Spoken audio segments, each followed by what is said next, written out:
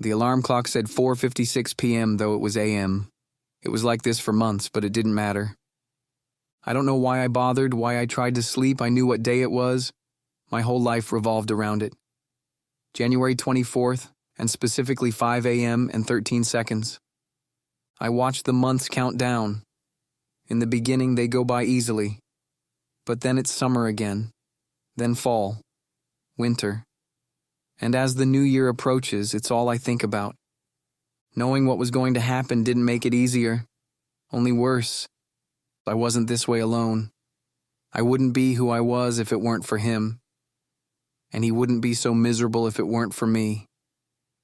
I hated him the most, and I liked him just as much. It wasn't my fault, and neither was it his.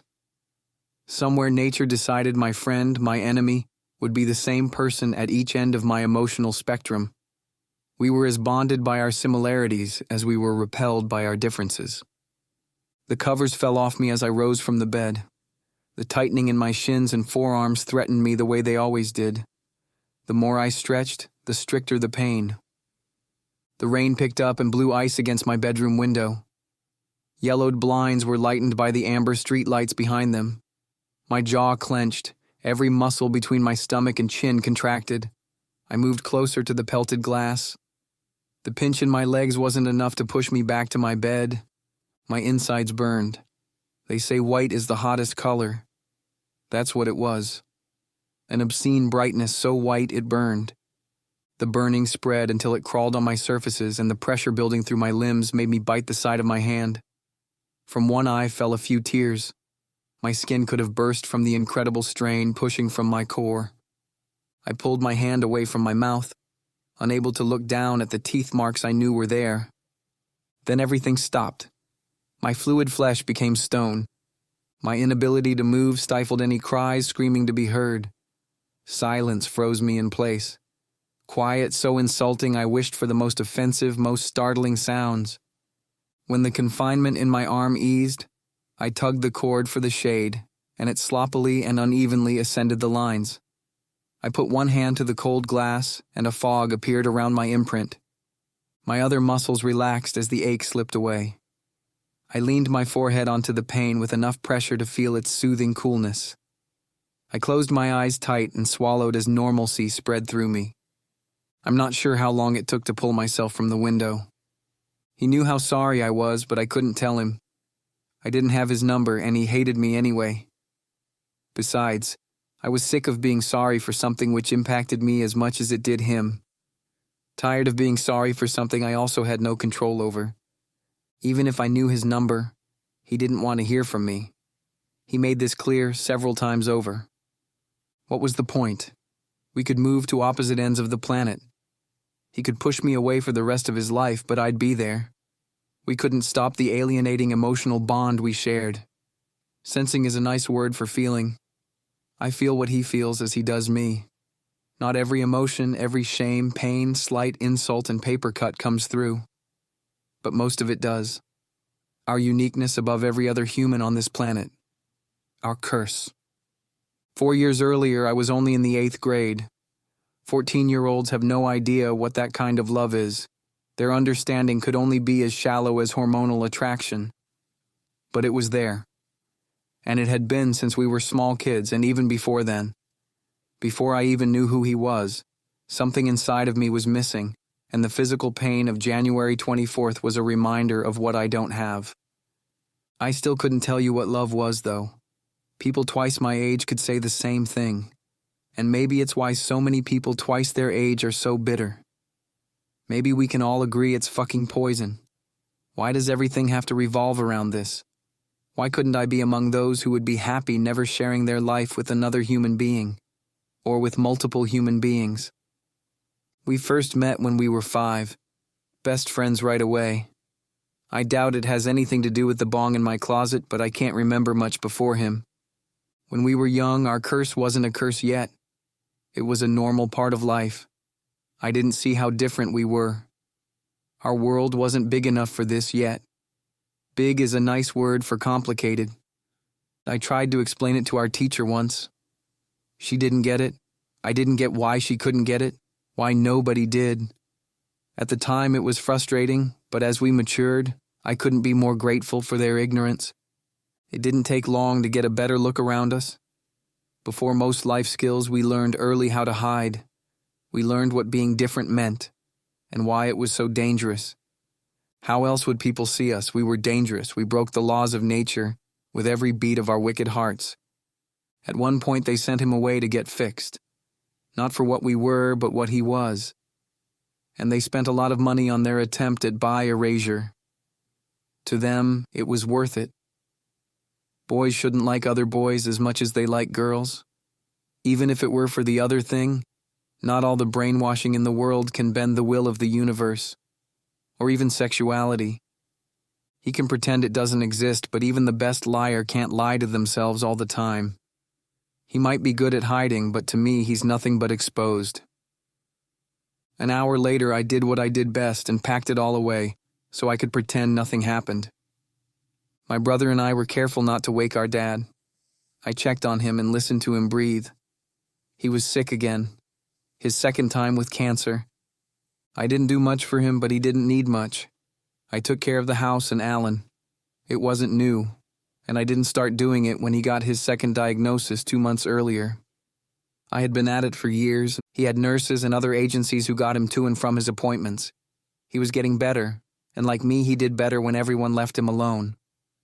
It was a trait both my brother and I inherited from him. The ability to ignore things until they went away. My brother had no problem with silence. He hadn't spoken a word since he was 8. At 13, he still struggled with communication, even with writing and text. I have hundreds of messages from him, which aren't more than 6 words long. He's capable of long, drawn-out thoughts. He has ideas which can be more complicated than I can understand. He just doesn't care for them. Over the years, I've learned to read his face. We're all born with this skill, but with my brother, I learned it as a second language. We put our shoes and coats on. A rush of cold air flooded the foyer with the dull morning light. It stopped raining, but clouds continued to cover the sky. Gray days are more common during the lingering death of winter. We were born and raised in the small windy town of Elkhorn, Wisconsin. We should have been used to the harsh environment, but we weren't. He tightened his scarf at the same time I dipped my chin beneath mine, and we shared a quick gaze of our miserable neighborhood. It'll be spring in a few months. In response, his shoe hit the front step and I followed. My car was 15 years old. For most cars, this isn't an issue, but mine was on the other end of what they call mint condition. Don't forget you have to take the bus home. Concern crossed his eyes before he even looked at me. It's Monday, you know I have practice. He faced back to the street ahead. Nobody else would have noticed it, but from my non-verbal brother, it was a major tell. He may as well ring a bell which has the word anxiety engraved into it. I glanced at him. What? When he purposefully tried to avoid me, it was more obvious he was avoiding me. Are those little assholes messing with you again? He looked out his window. You can tell me if they are. His silent chuckle as he rolled his head back to me made me smile. Sorry. His face said it didn't bother him. He was used to people using common sayings incorrectly around him.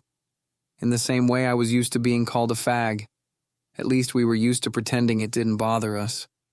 You know I can skip it today? Not like I'd be quitting or anything. He shook his head one single time as we pulled in front of his middle school. Or I can ask Laura to pick you up. Laura Garcia was my closest friend. I've known her the second longest. Alan's cheeks became flush when you mentioned her. He shook his head twice before he got out of the car. He shut the door without looking at me. Have a good day, I said to no one. 2 blocks later, I was stuck at a light. In my rear view, I saw only one other car behind me. When the light turned green, and I pulled away, I looked again. This time I admired how nice it was. The Mercedes emblem on the front told me it was also expensive. The Illinois plates told me all I needed to know, as I'd never seen the car in town before. I wouldn't have paid much attention, but a small pull attracted me to it through the mirror before I even knew it was there. It was so tiny, but was it a warning? Maybe it was nothing at all. It didn't help they stuck behind me for 3 turns. I held the steering wheel tight each time I looked at it through the mirror. The sunglasses blocked my eyes, so I was able to steal glances at its reflection without moving my head. But this didn't stop me from being obvious. At the entrance to my school's parking lot, it went around me impatiently as I turned in. Obviously not after me. Keep it together today, I said to myself. I couldn't afford paranoia. I reminded myself distortion of reality was one of the lingering effects. Reminded myself how much this life crushed me. I needed to stop finding weight to add to it. I should have stayed home. In the student parking, I searched for his newer Jeep Wrangler. The lot wasn't more than 5 lanes wide, so it's not like I could have respected any real distance from him. I didn't want to. Shouldn't have to. Which is exactly why I parked as far away as I could. Past the front doors are a large open common where we all eat lunch. Within seconds and over the voices of 100 people, his eyes found mine. They stuck for a moment before darting back to his conversation with Mia Feenberg, his girlfriend of 1 year. He smiled at her and it appeared normal. But our connection told me he was anxious. He was so good at pretending, so good at manipulating everyone around him. But he did it to stay safe. I was glad he was safe. What are we all if not made up mostly of lies? At least he didn't have to go through what I did. Live the life I tolerated. One thing I couldn't protect him from was what harmed him the most. I knew him better than anyone else. We were different people. His family was small-town rich, mine wasn't. His family was religious, mine wasn't. Our eyes were the same dark brown, as was our hair, but where his was styled straight, mine was an organized mess of wavy curls. Oliver Russell was popular, cute, confident, always smiling. Compared to him, others would say I was an outcast, but I didn't feel this way. I was never depressed, but they would say I was. Never went through an emo stage, but they'd say I did. My only loneliness ever came from not having him around, but others would say I was a loser with no friends. This isn't true either. I have 2 close friends, they're great. I'm glad he's safe, but I traded security for reality a long time ago. I get to be myself. It doesn't matter how dangerous this is. And it doesn't matter I have no idea who I am yet. The endless possibility of what I could be, as opposed to scripting my life for acceptance and preservation, was enough. My looks were overshadowed by a constant brooding. What others called brooding, I called thinking. My swimmer's build pulled my small muscles to the surface of my skin, but I wasn't strong like him. He was 5 inches taller than my 5'8". Of course he was on the football team. Of course he was the star player, or whatever they call it. Of course he was a local celebrity because of it. Of course he competed in everything he could and did exceptionally well. However, on the swim team he settled for 2nd place. He strived for 1st, but he could never be better than me. I was a natural-born swimmer, thinly built for it. For him, wide shoulders and coming in 2nd place to me was as good as losing. I loved to swim. My earliest memories include swimming in lakes and rivers when we'd go up north and see my mom's family. It was a skill which was easy me. It was also the only after-school activity I ever joined. Everyone thought of me as an introvert. It surprised most of them. It was the one part of me which clashed with the rest of the character they built in their heads. What none of them knew was though he might be the captain of the team, it was offered to me first. But I'm not a leader. Another unknown fact is I was the one who taught him how to swim. We were 8. It seemed innocent to us, but we decided to do it without telling anyone. When my parents caught us in the pool, and they told his parents, it was to their horror. Something unthinkable could have happened. I cried when they scolded us with this. I cried when they told me I could have killed us both. It was from then on, his parents saw me differently, as if they knew something about me I didn't yet know. I was darkness to his light. Laura and Corey sat at the usual commons table, but they didn't see me. I took the opportunity to hide behind a pillar. The day went to shit, and it hadn't even started yet. Like my dad, like my brother, I did better when everyone left me alone. I would have to face them eventually, but I didn't think I'd be so overwhelmed walking into the same room as him. I didn't need to watch him to know when he looked at me. They were stolen glances, but long enough to alter the waves which flowed from him. His confusion shone through in long, lighter streams. He worked out why I avoided my friends, but it didn't take him long to broadcast that ego when he figured it out. 6 minutes before the bell, he left Mia and his own much larger group. His obvious path was toward the bathroom. I pushed off from the pillar and followed. This would be the only opportunity I would have to catch him alone. Inside, he leaned with his arms supporting him at a sink, and his head hung. The water running and the drain eating it up echoed throughout the tiled room. He looked up, but not at me. He didn't need to see me to know I was there, and I didn't need to check to make sure we were alone. Hey, I wish I had more words. He pulled the handle and the water stopped flowing. After the last of it drained, he looked at me through the mirror. What? His voice was soft, but I knew where it originated from. I looked into his reflected eyes, his brows turned up toward the center. I didn't miss the signal beating out of him, but I didn't need to have this clairvoyance to see him. Ollie, don't call me that. I looked away and swallowed his sharper, more rapid waves. My first strike, and I still didn't know what I was doing there. I didn't think beyond confronting him. I didn't think beyond it, and I didn't know what I would say to him.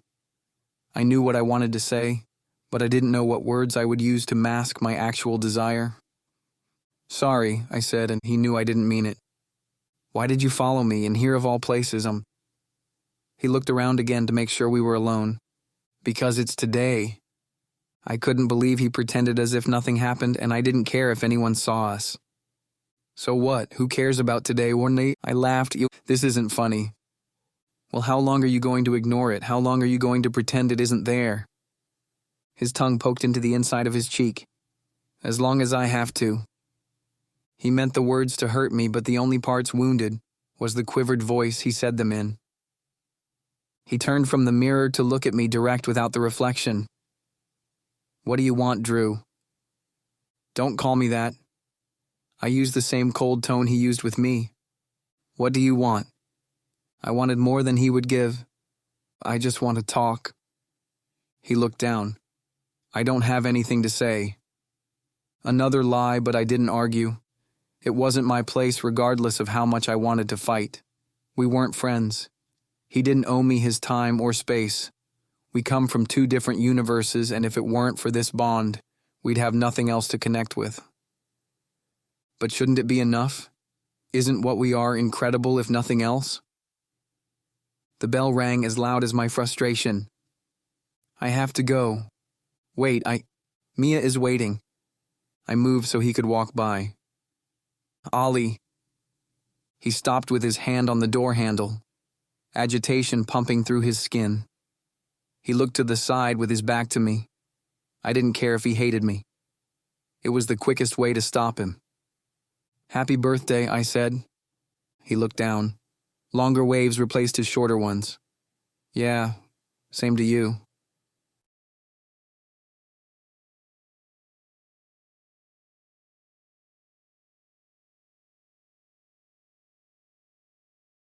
I arrived late to lunch.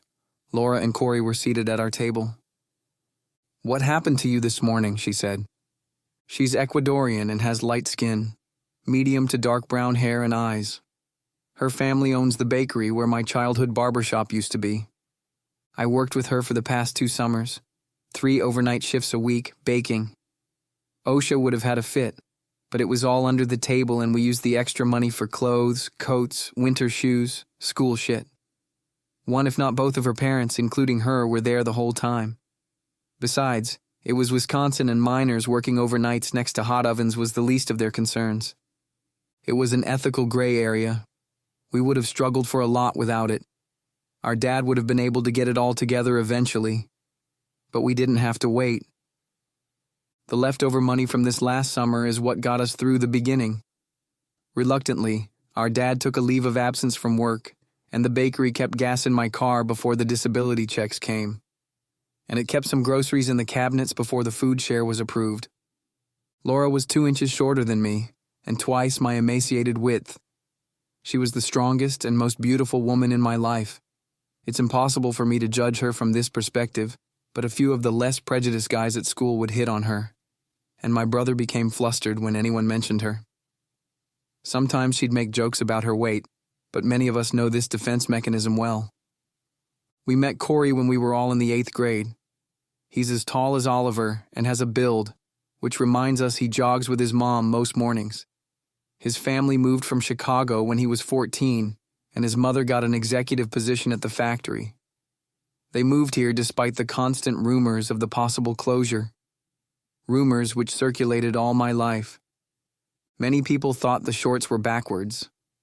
Corey's mother made a lot of money, and his father left his job when they moved and took care of their home. I'm avoiding the obvious, though. Before anyone knew who they were, the landscape was already shaped. What people saw was a black family. They weren't the only ones, but they were from out of town. Elkhorn is decent, but it's a place where whispers related to the KKK can still be heard. People would say they weren't that way, but we're all a little something, whether or not we know it. The nicer ones patronized his race and height more subtly. Corey Short should have been named Corey Tall. Then they'd ask him if he was going to play basketball. The only way they knew how to try to connect to him caused more damage than good, until they stopped trying altogether. I admired Corey for sticking with us through the rough times. Being my friend gave him the same label as myself. Although he was straight, and Laura also sat with us, it didn't matter. I didn't blame him when he told us he got accepted to Loyola. I always knew he'd go home someday, but what an asshole. I'm 1/4 ho-chunk because of my mom, but no one is quarter or half anything. It comes through as odd percentages and never as equal portions. Corey calls himself mixed. Says his parents are mixed, but when I look in the mirror, this doesn't describe me either. I didn't deal with being different from my mom's side as much as I did from my dad's. Heirs were scarce on both. Alan and I were among the ends of long lines. Nobody cared. I used to dream of running away with my brother to where our mom was from. I used to think of finding an uncle, a niece, a cousin, anyone who would take pity on us and let us in until I could figure how to make it work. But would they let us pass with nothing more than a forgotten name? Would they be as unwelcoming as my dad's side? You could barely tell we were part native.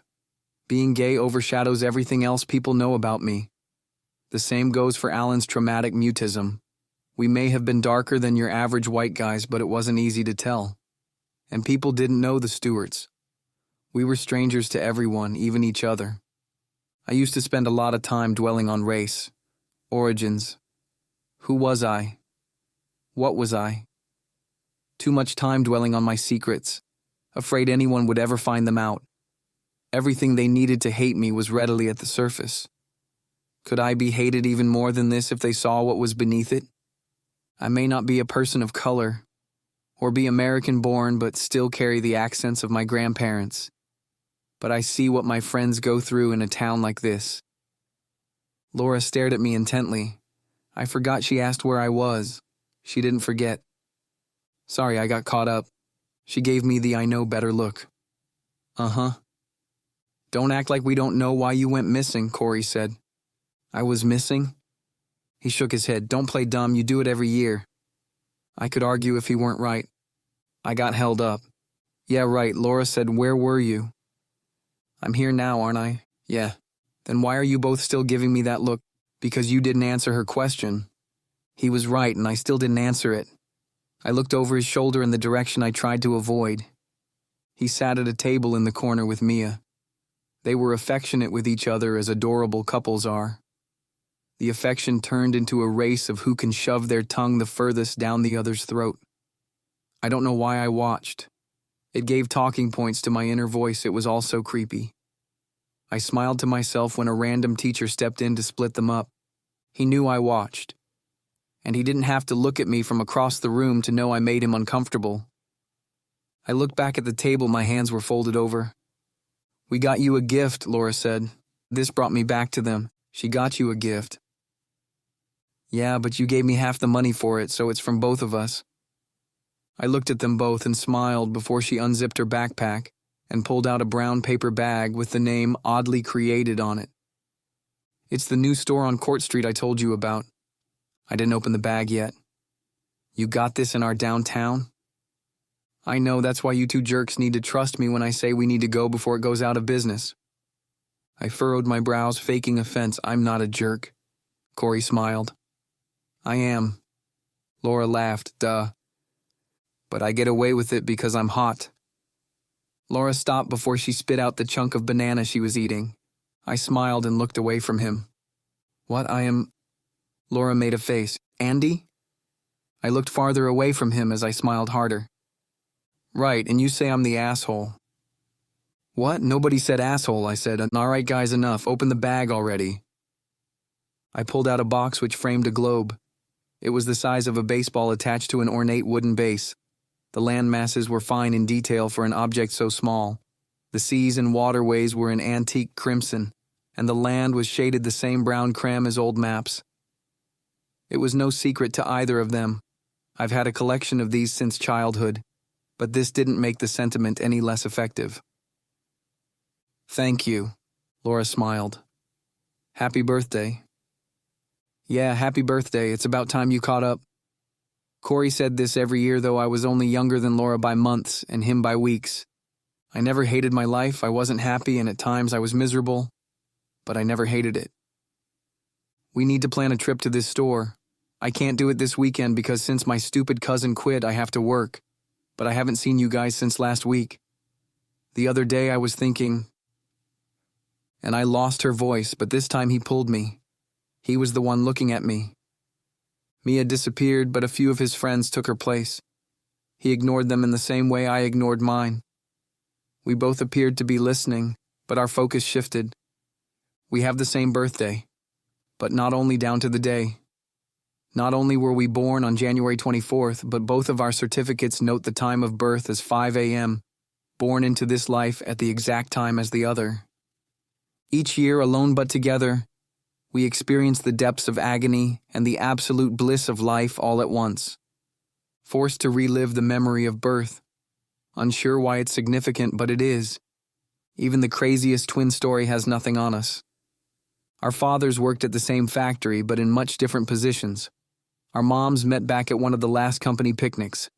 At first, they recognized each other because Ollie and I were in the same kindergarten class. After a few minutes of simple conversation, their connection was tied by the realization they were both giving birth at the exact moment in time as the other. Our extremely different mothers quickly found common ground over this. The only difference was he was born in Janesville, although they lived here all their lives. The first year knowing him was easy. I'm sure he could say the same about me. First grade brought the first challenges to our friendship, usually when others were involved. We made more friends outside each other, and this is also when I met Laura. Our shared birth dates lost its charm with our moms, and it was up to us to remain friends. He changed when others were around. I'm sure the same is true with most people, and I can't claim immunity from it either.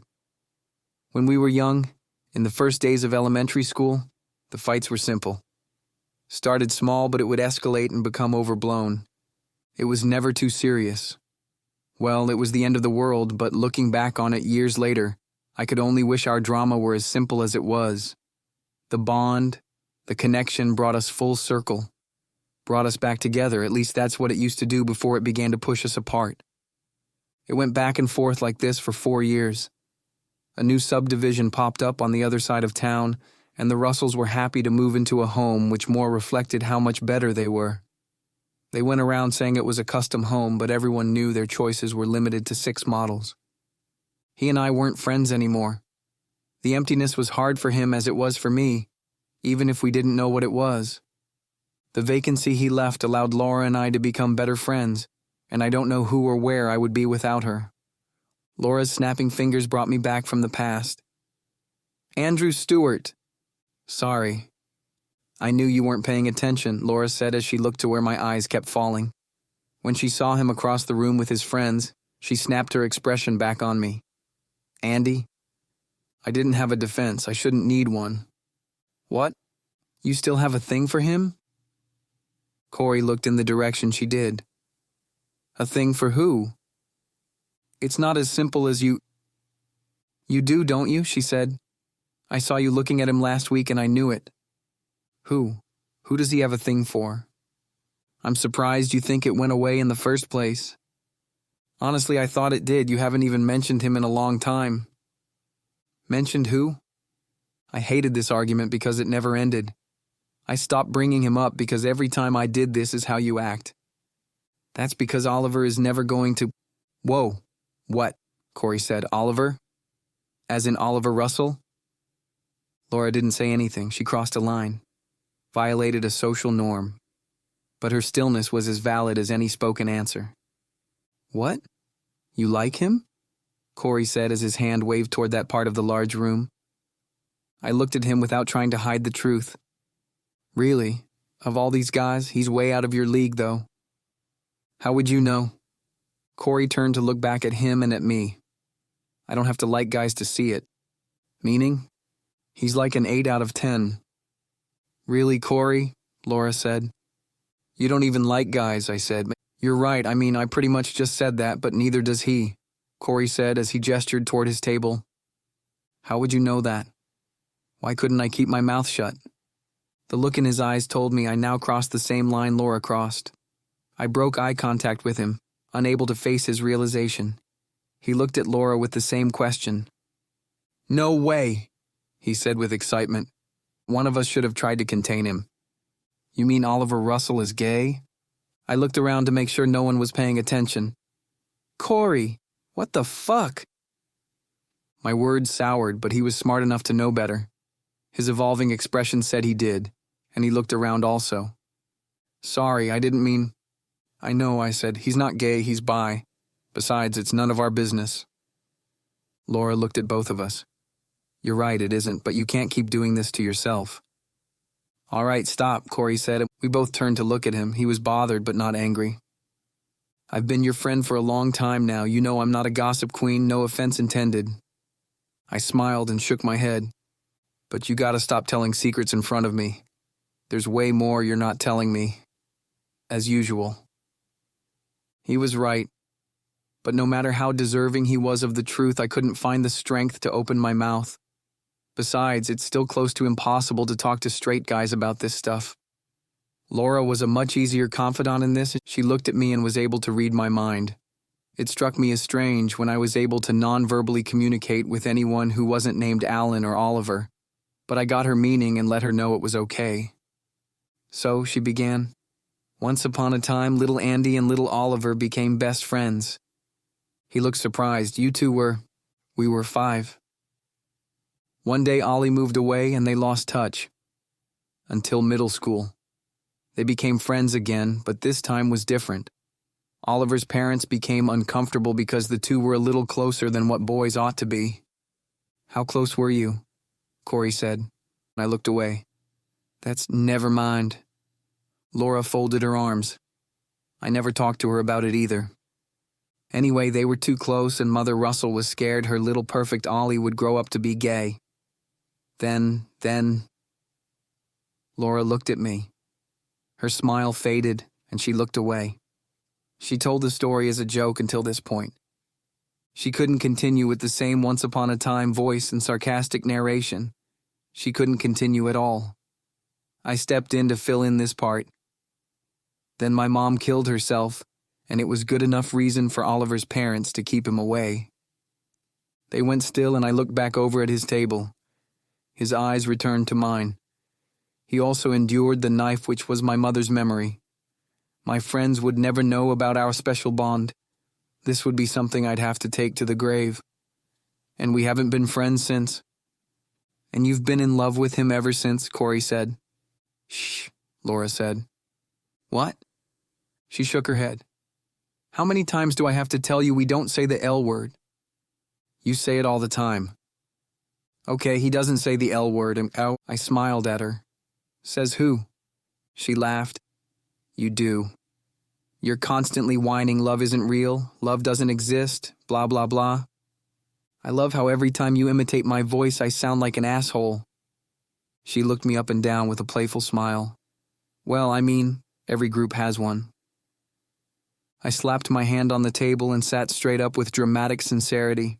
What? No way. I held out my palm toward Corey. Have you met my friend? Don't bring me into this. But before any of us could laugh away the awkwardness of talking about death, sit down, homo. It cut from behind. I turned to see Nick Bailey walking with Mia. She didn't look at me, didn't acknowledge he said anything at all. I turned away, too embarrassed to make eye contact with either of my friends and too humiliated to look across the room at him. The slice was deep enough for him to feel it also. How can you even like someone like that? Corey's face was stapled by complication. Laura curled her lips in as she had the same question, and it wasn't a new one. Even more sickening to her was the answer she knew I'd give. He's not like the rest of his friends. Before she could protest, Corey leaned forward. Are you sure? I know how it sounds. He looked at the jock table, because he doesn't look different to me. True to my cliché life, I said, but he's different. Laura sighed. It's different. She shook her head, and there it is. My only response was to shut my eyes for a few seconds. Her and I argued over this too many times. How is it different? Corey said. Don't bother, I've asked him the same question since we were kids. I looked at her with stern eyes. She knew how sensitive of a subject this was for me, without even knowing what the actual subject was. Well, she said, Corey's not asking a lot, it's a valid question. How? I laughed. I meant it to be nervous, but it didn't come out this way. You wouldn't understand. Damn, Corey said. Wow, Laura said. When I looked at her, she looked away. You know that's pretty insulting, right? She avoided me by looking up. What do you want me to say? What you're thinking? I don't even know what I'm thinking. She smiled sarcastically, and that's supposed to make it better?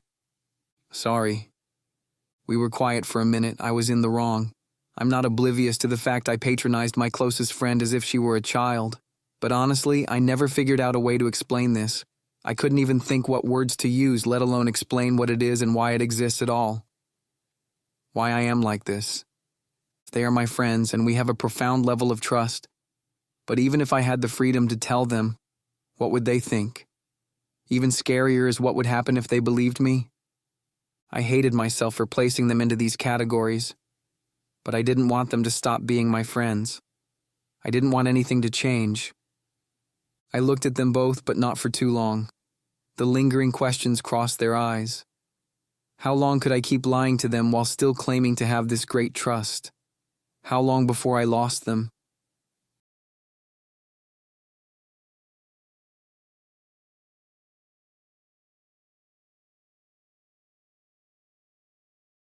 The last 4 classes of the school day were easier than the first 4.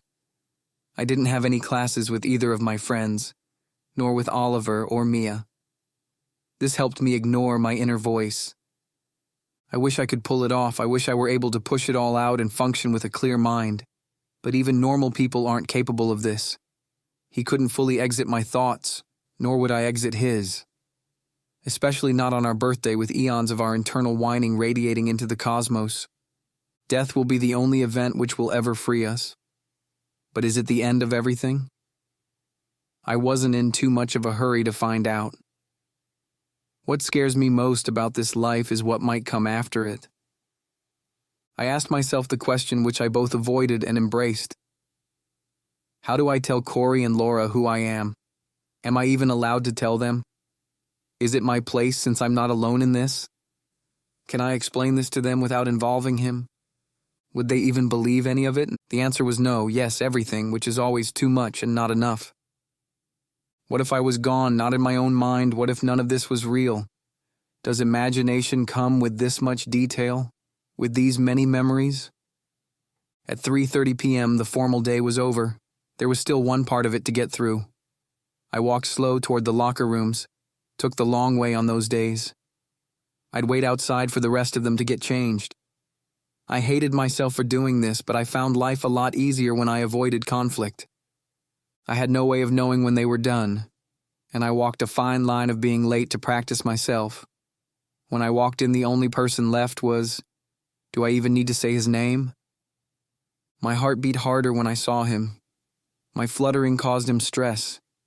He was done getting dressed, and he was able to close his locker and leave the room before I arrived at mine. Good. Despite the large swimming pool laced with chlorine, the room still held on to generations of body odor. Out on deck, we all formed up and went through our normal stretches. I worked extra hard to be conscious of where my eyes landed in a room full of bigoted teenage boys wearing brief-styled swimwear. I wasn't interested in any of them. Maybe a few used to catch my eyes, but knowing them forced them away. I tried not to think about sex too much, especially not there. Most porn saddened me, and my imagination ran too wild. I know how it all works, the mechanics, but I wouldn't know what to do. I was still a virgin. I've never even kissed anyone before. All right, pay attention. Today we're going to do one-on-ones, Coach Williams said. A collective groan arose. A protest failed from the start. Hey, all eyes on me. Everyone straightened, and when he was satisfied with the team's obedience, he walked down the line. Johnson, you got Smith. Bailey, you're with Nelson. Walker, you got Davis. Before he was halfway, I ran the pattern through my head and closed my eyes. The order which he picked pairs in would most likely name the birthday boy as my opponent. I could have been wrong, but I'm sure this is what he intended from the first blow of his whistle. He and I were the best swimmers on the team, and it wouldn't be fair to pair either of us with anyone else. But Coach didn't know what the pairing meant and how immersed it was, what it did to either of us. Russell, you're with Stewart. The words hung heavy for both of us, though I sensed he expected it also. We both could feel it coming. As easily as we both sensed each other's apprehension for the 100th time this day. I wished it were only anger. Wished anger were the only thing he was. It never was. He was afraid of me. His anger was a mask for it. I preferred the mask. I'd rather live in a world where he hated me. The one where he feared me hurt me more than anything else. It's better to be an asshole than a monster. As most groupings found seats on the bleachers together, he and I walked to opposite ends. Johnson, Smith, take your positions. More eye aversion as they took their marks on the platforms, and the guy sitting closest to me watched my eyes without shame. Regularly policed to make sure I didn't step out of line and disobey their rules, especially by guys like Nick Bailey. The whistle startled my attention involuntarily back to the podium, and I caught them in mid-dive. Craig Smith was the faster of the two, but he was still a month from a sprained ankle, so I was interested to see if Steve Johnson would take him this time. See something you like? Nick's smirk washed over the splashing and other boys cheering. I didn't look at him, but I did look away from the unfolding competition. I didn't need to watch to know the sprained ankle was healed enough. I was happy for Steve. He never went along with the others. Luckily for me, my seatmate was in the next race. I hoped he would lose, though the guy he was against wasn't a person I rooted for either. Maybe lightning would strike through the window, and neither of them would win. A good, healthy tragedy would also get me out of the reason I bit my lip red. Soon I would be in the water next to him, and for the billionth time in our lives we would be pitted against each other. Nick won his race and found his seat back near me. Did you like that? He said. I didn't know what to do, stay seated and deal with this guy or move away from him and closer to Oliver. I didn't move. I took the abuse.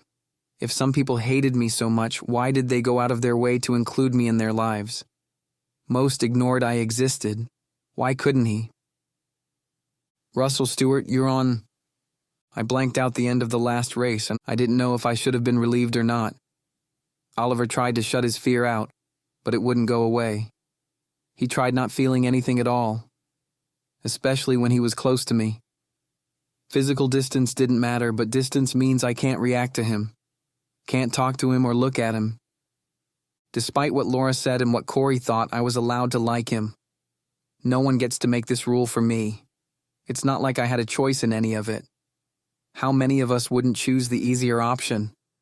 He wasn't going to win any Person of the Year awards, and even his physical form came with scars and moles, and wasn't always the stuff poetry is made of. But he was never mean to me. He never called me names. He was never cruel like the others were. He never participated in their taunts and didn't deserve the same titles they all earned. I am more self-respecting and couldn't care for an abuser. Even with the bond, I couldn't care for him this way if he raised a hand to me or ever spat on me. He was never like them. He didn't defend me either, but I didn't need a hero. All right, boys, on your marks. I stepped on the platform and his dismay was gone. At least it wasn't strong enough to feel. Either way, it wasn't there. Ready? We both leaned over, knees bent and fingertips touching the space in front of our feet. The whistle blew and we both flew headfirst into the water. I didn't waste time on comparing our positions. It took away from my concentration on speed to look where the other person was at. His emotions were replaced by waves of determination. It wasn't so much something he wanted. He needed to beat me. It didn't matter how much he wished for it. I knew I'd win. His waves of determination were weaker than my loud broadcasts of ego and confidence. At the opposite wall, I somersaulted and pushed off with my feet and every muscle in my legs. I was sure his stronger, longer legs would propel him into the lead. With each stroke and head turn, my hearing shifted between muffled water and the other boys cheering. They cheered his name, but I didn't need their encouragement to succeed at this. Before long, I was holding onto the board I dove from, catching my breath. He was right next to me, and it wasn't clear to either of us who the winner was. "Stuart," the coach said to no one's excitement. Oliver splashed his fist into the water. "Again." I looked at him and he allowed himself to look at me before looking at the coach. "I want to go again." Coach Williams looked at me. Though the decision was his to make, he wanted to make sure I was okay before agreeing to it. "All right," I said before I pulled myself out of the pool. As the water cascaded over his skin, I forced my eyes away, at least before anyone else caught me looking. My internal jumps of embarrassment made him glance at me. "All right, boys," the coach said. He looked at Oliver. "I want friendly competition between two gentlemen. On your marks." We both climbed to the platforms at the same time. He looked at me again, and even through his goggles, his eyes distracted me. He got a leap ahead at the whistle, but I was only a fraction behind him. His determination wasn't enough to best my ego, and I beat him again. I couldn't help myself, and he didn't need to see my smile to know how smug I was about it. Again. Coach Williams looked at him. "All right now. I can beat him." A third race was out of the question, but for his sake I didn't climb out of the water yet. Everyone looked on. Most of them had the same resolved looks, but a few looked on in discomfort. "Come on." His raised voice came as a challenge. "All right, enough now," Coach Williams said. "I know I can fucking—" "Hey, I said that's enough out of you, Russell. Out of the water and on the bench now." The sad splashes of water were the only sounds echoed off the far walls. At least no one looked at me. All eyes were on his scowl. I resigned to return near where Nick sat. To my relief, he became too enthralled in a stupid conversation to bother me. After practice, everyone filed back to the locker room and I remained behind. Coach Williams looked at me with a frown born of frustration. This action wasn't new to him, but he still looked at me the same each time. I didn't make him uncomfortable as much as he didn't know what to say. He couldn't relate, and his loss of words turned into an awkward smile while I waited for my teammates to change. I wanted to tell him it was okay. I was okay with him not saying anything at all, but I wasn't sure if this would make it better or worse. As a teacher, it was his job to fix these kinds of problems, but as a person, he just didn't know how. It's easier to have all the answers than it is to put anything into practice. After 20 minutes, the last of the voices trailed the hall toward the front commons. My hair dried. My wavy locks were gritty and frizzy. I didn't take full showers at school, but at least washed the chemicals out of my hair. Even after all the time I took, I still heard shuffling in the row of lockers as I left the showers. I don't know why I didn't expect it to be him, except he was dressed, shoes, coat, and all. He held his hat and scarf, and his gym bag was draped over his shoulder. He sat on the wooden bench and looked forward. He didn't physically acknowledge my arrival, but I could feel him reflecting my presence. like holding two mirrors facing each other and watching the images reflect through an endless hall. This is when my psyche turned off the switch to my filter. I no longer wanted to be reasonable. "What are you still doing here?" He was slow to look away from his locker and up at me. He gave me the same angry look I could never become familiar with. "Why is it any of your business?" He looked back toward his locker. "You know I wait on purpose. You knew I would be here, so why are you still here? What are you afraid they're going to see your dick? You know those white Speedos don't really hide. Don't act stupid." He looked back at his locker and ran a hand over his bag's shoulder strap a few times. He remained seated with the same stoic look. Whatever went through his mind wasn't strong enough to sense. I got dressed fast, but it still took time. He sat there while I did. I wanted to say I didn't care. I wanted to say it didn't matter, but I couldn't ignore it as well as he could. I knew what bothered him. It was much harder for him to face his family on this day than it was for me to face my friends. But there were still other places he could hide. I didn't know what else to say. It's hard to find the words to embrace a stranger you know well. "Are you okay?" "I'm fine." But his tongue poked into the inside of his cheek. If I were a normal person, I would have left it alone. But when he spoke, a wave of sadness rushed through me. And I'm not a normal person. "Do you want to talk about it?" I was stupid for even asking. He didn't answer right away. He looked back at me and the glare was gone. It wasn't replaced by a smile or anything warm, but at least the normal hatred wasn't there. "No." He looked back at his locker, and he can't pretend forever. He knows how far I can see. If he didn't want to face this, didn't want to face me, he didn't have to. A rush of courage fell over me. "How long are you going to deny this?" "Deny what?" I scoffed at him. "You know what I'm talking about." He didn't say anything for several seconds, and "I don't deny anything. You deny me." The words were loud in the locker room. The poorly painted walls knew the taboo of them being spoken. I wished I didn't let them out easily. He knew, but he didn't need to know. "You don't even—" He didn't finish his thought, but he really didn't have one to begin with. "Why are you afraid of me?" He stood. "I'm not." We both know that's not true. He faced me and held out his hands. "What do you want me to say?" "Anything, anything. I'm not like you. You're exactly like me." "I have a girlfriend." I laughed, and I laughed again. A maniacal shiver hit me in front of the last person I wanted to be hysterical in front of. "This isn't funny." "Sorry, that's not even what I was talking about." "What were you talking about?" He looked around and I could tell he was paranoid, scared of being caught with me. "That right there," he looked away from me. "We have a power which can barely be understood, and you're afraid what people might think if they see you with me?" "You know that's not it. I'm not afraid." "Yes, you are." He shook his head, and "I know what scares you the most." He folded his arms with an ugly smirk. "And what is that?" "You're afraid of being a freak." I gestured to myself.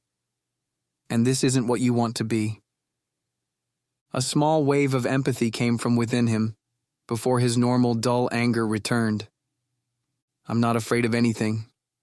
He let his arms drop to his sides and tried to break his eyes from mine. He was right. Except for one thing, he was the bravest person I've known. But I knew how to scare him.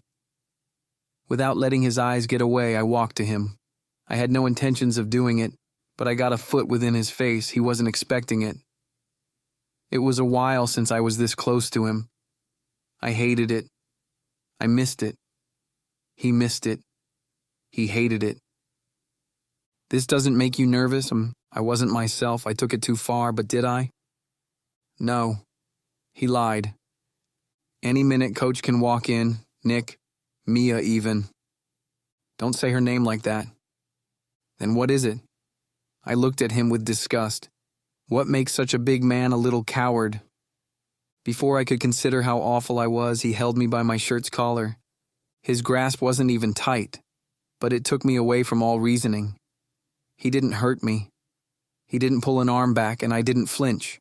Instead, we both stared at each other, switching between anger and regret, both emotions tearing us into two different resolutions. He only held on because letting me go would be an admission he was very wrong in the first place. With wide eyes and rounded brows, he released his fists of shirt. "I'm sorry." I glared at him as I straightened myself and made sure it wasn't stretched. He wanted to speak, but only fast breaths passed his lips.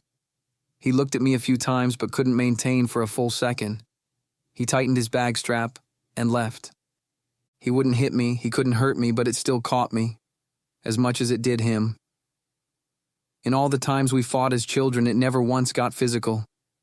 But I never said anything this low to him before. I also never tried to hurt him this much before.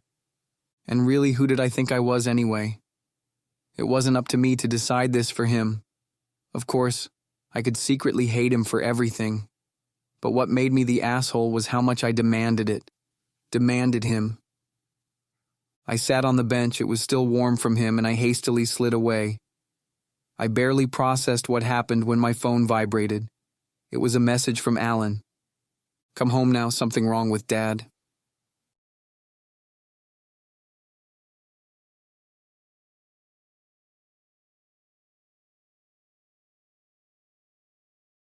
I carelessly stuffed the remaining damp clothes into my bag, zipped it, and slammed the locker door. I ran through the empty halls.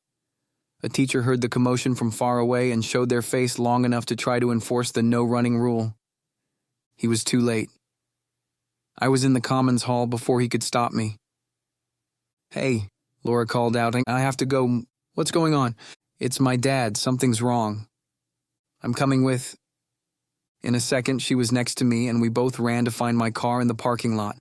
Most everyone was gone, so it was a direct run across the empty spaces. I fought through my keys. The remote battery died a long time before. He hadn't driven off yet.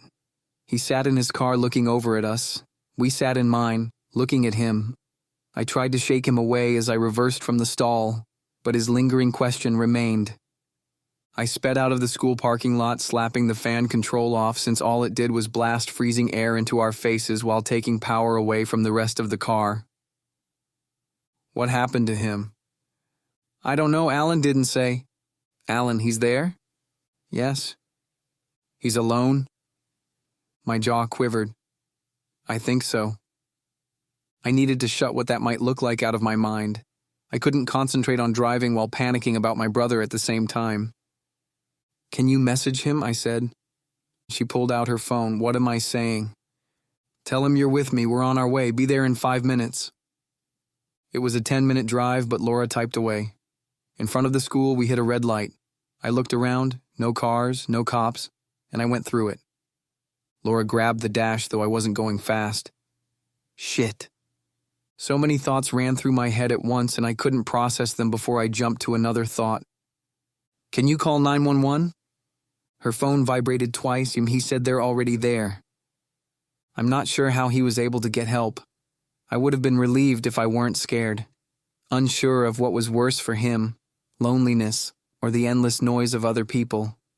I slowed at a 4-way stop, but only long enough to make sure no other cars were present before pushing through. Laura looked at me again, but she didn't voice her concern this time. We came behind a car which did the speed limit at the end of the side street. This wasn't fast enough. I pulled around it, careful not to hit the parked cars on the other side. The other driver surprised by my offensive maneuver. Laura held onto the dashboard with one hand. "We're almost there. Can you slow down?" I shook my head. I don't think she saw it. 2 more blocks and I could see the flashing lights sounding in front of the house. Knowing there was a problem and seeing the street clogged with emergency vehicles are at 2 different levels. Oliver was with me the whole way. The last block filled me with his concern, as I'm sure he could feel my absolute panic. Did he need the link, though? He saw us frantic in the parking lot. Usually I would try my best to block these emotions, but I didn't have the capacity to do anything other than drive. We came to a halt behind a fire truck, and before I could count to 3, I was across the street and in the front yard. A few of the neighbors gathered and watched the spectacle, but I couldn't see them. I couldn't even see Laura wherever she was behind me. My dash was only broken when a cop came out my front door and body checked me to stop me from running into my own home. "Excuse me," I yelled out. "Whoa." He held a stiff hand to my chest. "I live here." I wasn't sure if the cop moved aside or not, but I ran by him and into the foyer. Alan sat on the couch as a different cop tried to talk to him. "Hey." He jumped and ran to me. I was startled when he wrapped his arms around me. I had not hugged my brother in 5 years, but I held on to him. "Who are you?" his interrogator said. "Where's Dad?" I ignored the cop and looked into Alan's eyes. He turned to the kitchen and back at me. I walked in and I wasn't prepared for the scene laid out. He was on the floor, broken glass and water all around him. His eyes were open and staring right at me. "Dad." He didn't answer. "He's unconscious," a paramedic said. "He's looking right at me." She closed his eyes with 2 gloved fingers. I wanted to yell at him again, but I knew he wasn't there. The word was strange given I haven't called him Dad in years. I didn't call him anything. Communication broke down and healthy relationships died out in this house a long time ago. The word Dad was as foreign as hugging my own brother. "Has your father had any medical issues or taken any drugs recently?" "He has cancer." She was better collected than the collected people around her. "He's stable and has a strong pulse." I let the door frame out of its tense hold. "What's wrong with him?" "I don't know." I remembered Alan. I walked back into the living room and Laura was seated on the couch with an arm on his back, and he didn't seem bothered by it. The look in her eyes was flooded with tears which hadn't fallen yet. I was glad to avoid her with an interruption by the cop who tried stopping my entrance. "You're sure he wasn't taking any drug?" I inappropriately laughed. "He hates drugs. He doesn't take his pain meds unless he has to." The cop looked at me with a raised eyebrow. Like a lot of small Midwestern towns, ours was plagued with a prescription nightmare. "Can you think of anything else which could have caused this?" I said he has cancer. But this was unexpected. It wasn't supposed to happen. He was seeing the doctor every 3 days, and for the first time they gave us a reason to hope. "But he's getting better," I said softly. "We're not sure when this happened. We tried asking your brother if he found him like this, but he hasn't been much help." "He doesn't speak," I said. I didn't need to look at anyone's face to know what was going through their minds. I couldn't look at my brother when I said what needed to be said. "He's mute." Saying it soft didn't lessen it. The cop didn't get it, or maybe the answer wasn't good enough for him. He eyed my brother with suspicion and resentment. I was sick of grown adults looking at him this way. A fireman came in from the kitchen. "They're going to move him now, clear the way." I walked to where he and Laura sat, and they rose as the stretcher was pulled into the room. 2 firemen moved the couch over, so we barely had room to get out. Alan hugged Laura's side as silent tears fell over his cheeks. I should have been the one to give him comfort. I wasn't. At least he was in the care of a real human being, and not a chaotically screwed-up creature science has not yet discovered. The stretcher was such an unnatural sight. I've seen them before, but seeing one in the context of the living room with my dad lying on it was an image which was too foreign to process. We haven't been close since my mom, but this doesn't make it easy, and it doesn't take anything away. Alan had his coat on. He didn't even have the chance to take it off. He must have found him like this right when he got home. He walked into this. He saw our dad's haunting half-opened eyes, and he was by himself. I let my own tears fall. I should have been here. No one responded, and it didn't matter if they heard me or not. My guilt was strong enough for one other person to know. He didn't only know it, he lived with my anguish as much as I lived with his. But he didn't matter, at least he shouldn't have mattered. We didn't wait for the cops and firemen to clear the house. We were in my car before the paramedics closed the ambulance's rear doors. In hindsight, we could have taken the time to kick everyone out and lock up as my car warmed and 5 more minutes passed. What is taking them so long? Why haven't they left yet? Laura didn't answer, and Alan couldn't. This was the 5th or 6th time I asked this question. We stared at the back of the vehicle for so long, its license plate, and the pattern of its strobing lights became engraved in my memory. After several minutes, the vehicle shifted and pulled away. Its strange horn and siren made me flinch, and I saw Alan do the same in the mirror. The drive was slow. too slow for a vehicle which blows all red lights and forces every other car off the road. The sun was gone, and all the clouds from earlier in the day eroded.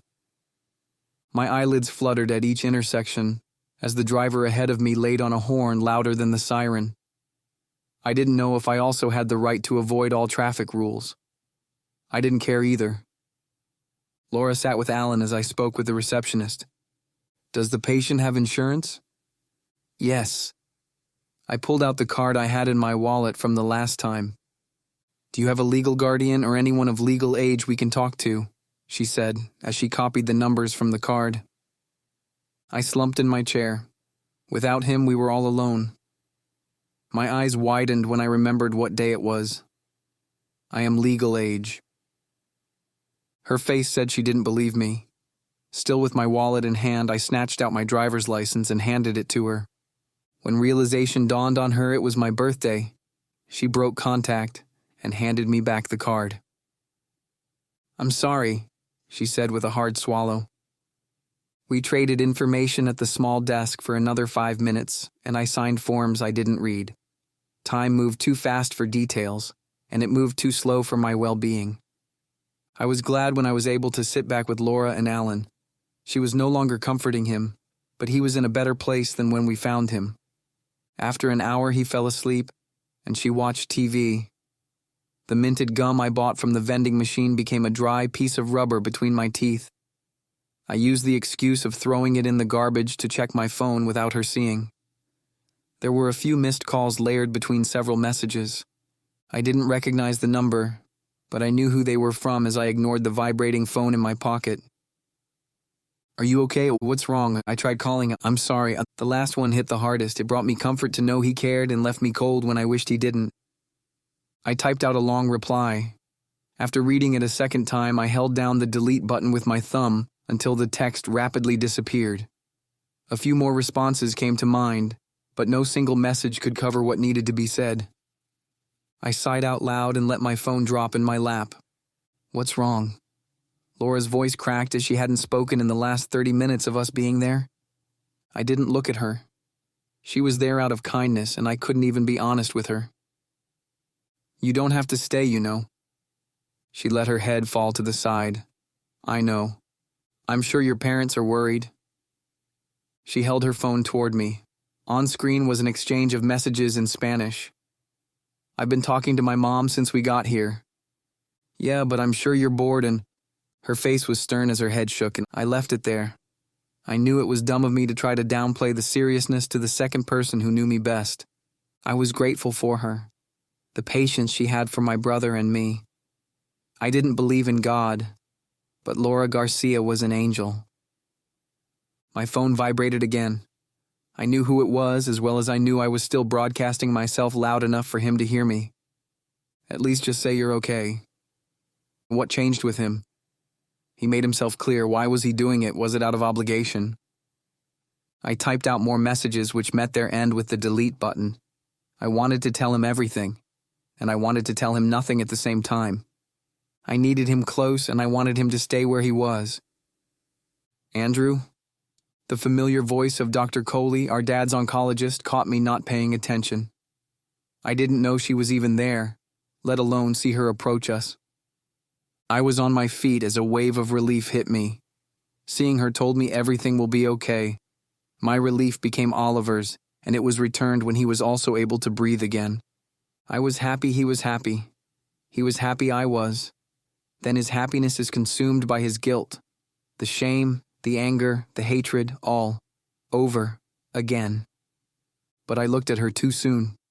My early assessment crumbled as her smile faded and her seriousness highlighted her expression. Alan rubbed the sleep from his eyes and sat at attention when he recognized her.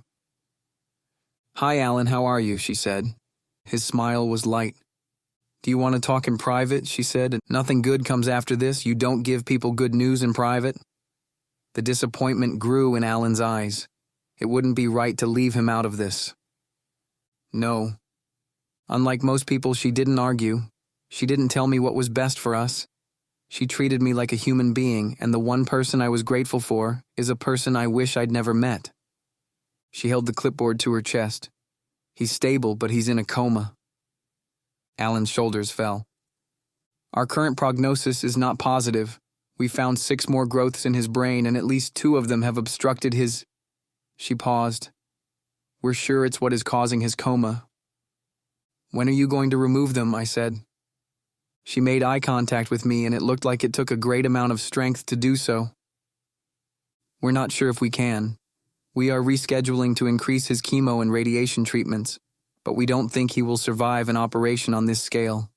It could be too much to undergo, even for a healthy person." I stepped back. I couldn't look at Laura. I couldn't face Alan. This was when I knew we were lost. When the time came for us to face the inevitable. Our lives would change again for the worst, never for the better. He wasn't going to leave the hospital alive. Dr. Coley knew it, and she knew I knew it as well. When I looked at Alan, though, I broke a little on the inside, because he didn't know it. Within him still burned a small flame of hope. He still thought this could get better, which meant it was going to be a lot worse when it didn't. I couldn't face him for too long. My phone was still in my hand and it vibrated again. I declined his call. "Can we see him?" "Of course." Alan rose, but Laura remained seated. I looked at her and I could tell she didn't know what to do. "It's probably better if I wait here." I shook my head and held out my hand. It was an abnormal gesture, especially from me, but she held it long enough to get up. We walked behind Dr. Coley in an environment no person should be used to. The looks at the nurses' station told me everyone knew what was happening. I hoped Alan didn't notice the faces of everyone around him.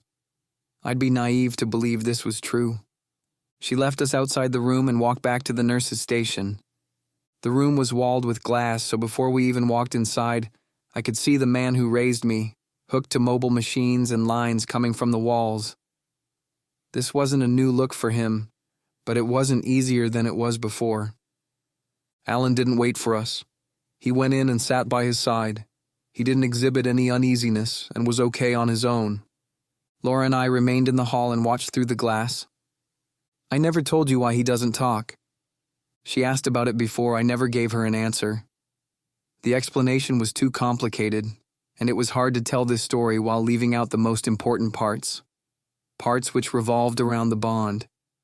I would always have to lie to her to tell her the truth. We watched through the glass, arms folded as Alan looked with no expression at our dad's face. He was 8 and I was 13. My mom was sick, but she was getting better. They didn't know what it was. I looked down. They said she had delusions, hallucinations. Laura shifted from one foot to the other. My mom is a subject I didn't much discuss, even with those I was closest to. The only people who knew all the details were my dad, my brother, and me. "I killed her," I said. Laura didn't respond. "Not with my hands, but she killed herself because of me. Her mind told her I was special. She tried to convince my dad and her doctors I wasn't human. She thought Alan knew it too. She thought he could see it too. What did she think you were?" I didn't know how to answer the question without saying more than I could explain. "I don't know." I lied. I hated the lie. She was right, but it took her. It overwhelmed her. Maybe if I told her she was right, she wouldn't have done it. She could have handled it better. But what if she didn't? The question which haunts me the most about my mom's death was whether she thought I was dangerous. Did she take her own life instead of taking mine? I will never know. I will never want to know. I don't know how she knew. I could no easier explain how she knew than I can explain why he and I have this bond to begin with. Each day, as the suspicion increased in her eyes, I knew she could see right through to the secret. One day my dad took me to the store. We left Alan alone with her. She wasn't violent, never had suicidal thoughts, and her meds were working. They controlled her hallucinations. She was back to work for 2 weeks and everything was fine. It was the first time he left either of us alone with her. I paused as we watched Alan shift in his seat. I knew he couldn't hear us, but I spoke soft anyway. We came home. Tears welled in my eyes. Alan was still on the floor. He saw it all. She still held the trigger on the gun, and she was still alive. Alan, Laura said at a whisper before holding both hands over her mouth. Her body died before help arrived, though we all knew she was gone before then. Andy, you know statistically women usually slit their wrists or overdose in private. Andy. Tears formed in my eyes and a choke became tangled with my words. They don't blow their fucking heads off in front of their kids. Her face froze in its position for a long time. It wasn't a secret my mom shot herself, but the truth was worse than the rumors. I wiped the tears from falling from my eyes. It was a long time ago, so... No. She shook her head slow. Doesn't matter. She hugged me and I let her. She probably needed it more than I did. Or is this what I needed to believe to hold myself together? I looked over her shoulder and through the glass to check on him. I had to put it all away.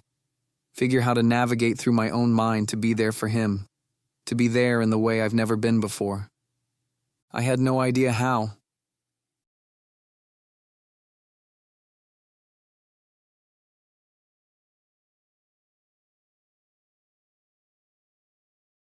An hour later, I talked Laura into having her parents pick her up. It was late and nothing changed. Nothing we could do but wait. After she said her goodbyes, we sat alone. I didn't know what to say to Alan, which is okay, because he deals with silence better than he does with noise. Dr. Coley came back one final time. I'm going to leave for the night. We both stood. Are you two going to be okay? I checked him and looked back at her as she half leaned on the doorframe. Yeah, we'll be fine. I could see a sense of loss in her as well. She was the person who told me the treatments yielded positive results. She was the one who said he was getting better, but it wasn't her fault. She was among the best in the state line area, but no one can stop death. I didn't doubt whether he was in the best care. Are you sure you'll be all right? Yes. Alan looked at her and in his own way he told her it was okay. She returned the same look. Maybe it was Oliver, or maybe it was Alan. Maybe it was a life lived with both which helped me see the meaning in other people's expressions. I'm better than most at reading faces. They're going to move him soon to a room in intensive care. You won't be able to see him there since visiting hours are over. It's fine, I said. She pulled out her card. I recognized it because we had 10 of them at home. The hospital doesn't like us giving this number out, but if you need anything, it's okay, we'll be anything. I took the card. Okay. I agreed, but I wouldn't need it. She walked out of the room and I took the opportunity to catch her in the hall alone. Dr. Coley. She turned and stopped clicking the pen in her hands. I walked closer so no one could hear me. I know what's going to happen. We should try to remain optimistic. I crossed my arms, not in defiance but in defense. I know how this ends. She didn't speak. I want to say thank you for trying, for everything you did. She bit her lip. Take care of your brother, get home, get some sleep. I'll see you tomorrow, okay? Thank you. Again, she didn't respond, didn't say you're welcome, which was okay. I knew the guilt of giving us false hope hit her and I didn't know what to do to stop it. She was losing a long-term patient. She knew my dad for years. She was losing him when even she thought this would turn around. When only weeks earlier she was confident enough to give us good news. She faked a smile and so did I. She walked away and I returned to the room. Not long after, a man appeared I'd never seen before. It was obvious by his clothes he wasn't a hospital employee, but he still had a name tag clipped to his shirt with a picture on it. Andrew Stewart? Yes. My name is Mark Todd. I'm with Wisconsin DCF. What's DCF? Department of Children and Families? I was on my feet. On instinct, I closed the empty space between he and Alan. And what can I help you with?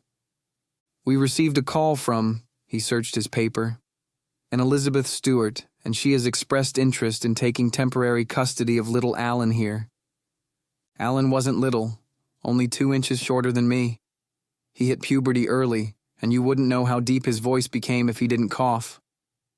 No, she has expressed concerns about your ability to manage. Where is she if she's so concerned? My grandma knew what happened and she hadn't even tried to contact us. She was able to find the number for state agencies, but not one to get a hold of us. Our numbers haven't changed since middle school. She said she'll be down from Nina in the morning. Great, the answer is still no. I didn't need to look at Alan to know the sentiment was shared by him as well.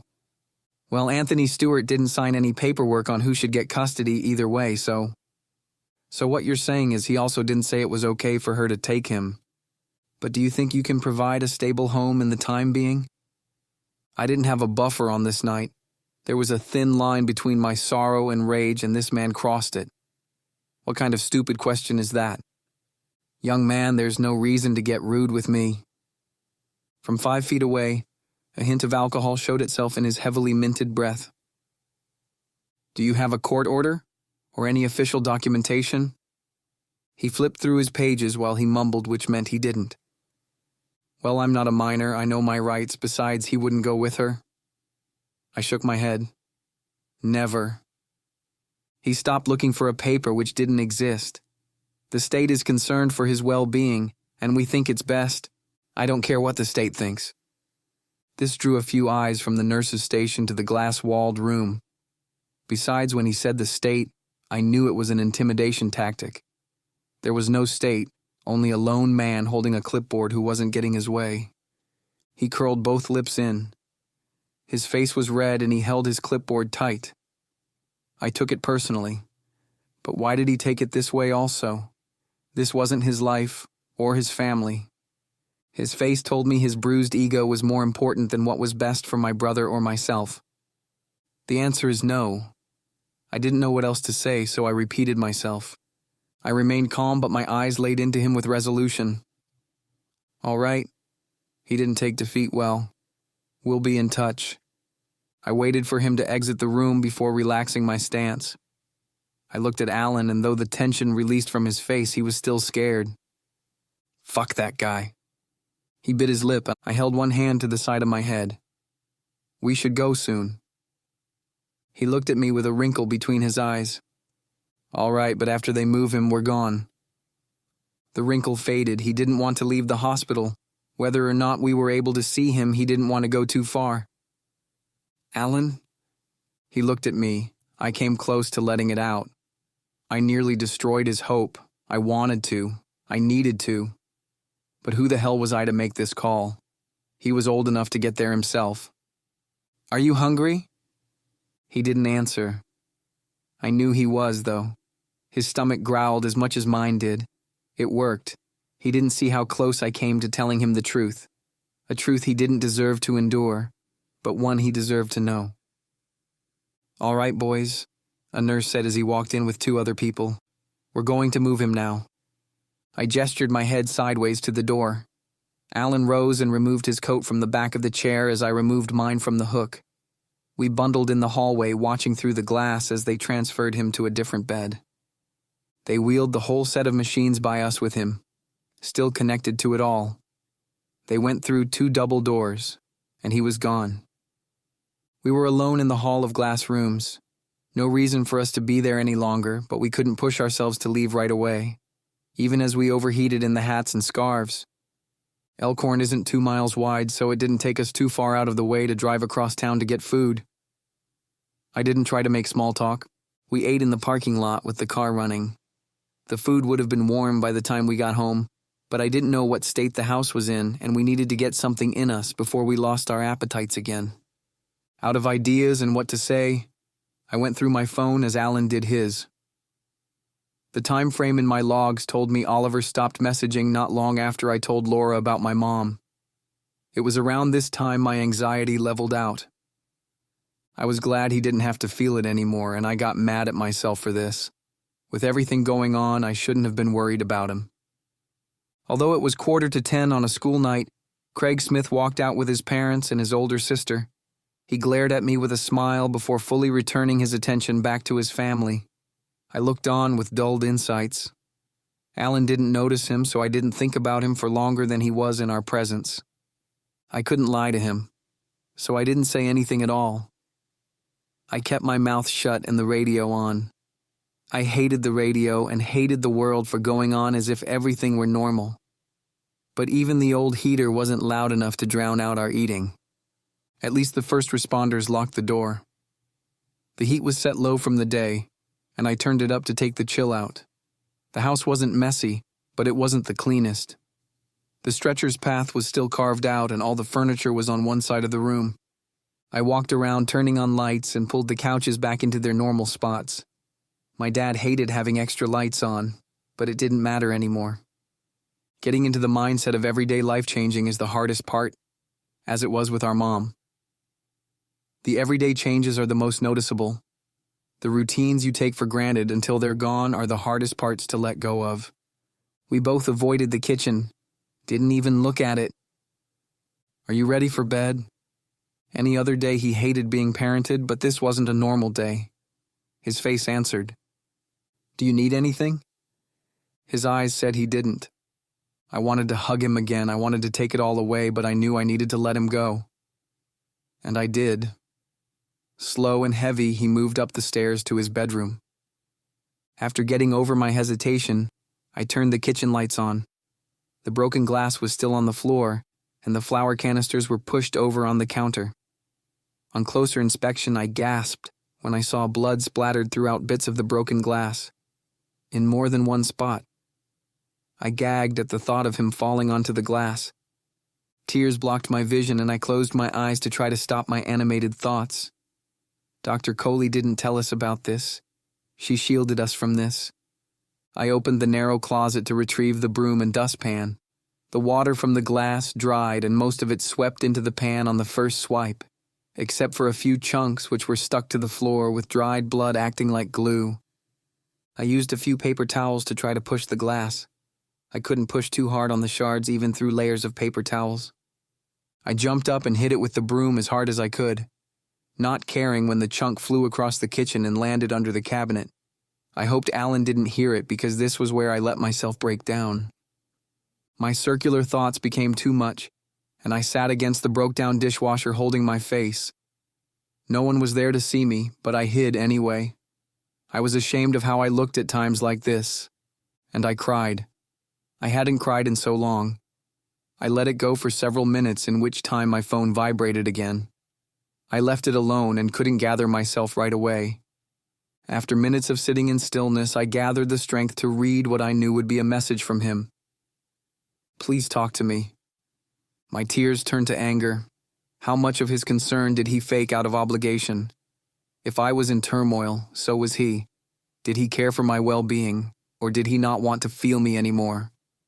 I'm fine. He knew I wasn't fine. I knew he wouldn't believe me. My phone vibrated again. Will you be at school tomorrow?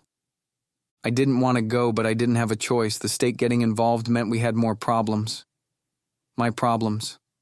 Besides, I knew it would get him to leave me alone. At least for the night. Yes.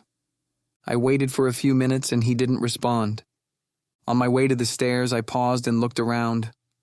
I left the lights on and double-checked the deadbolt. The house was safer with every room illuminated. In my bedroom, the covers were still half on the floor from the morning before. From the 5 a.m. January 24th rush we got each year.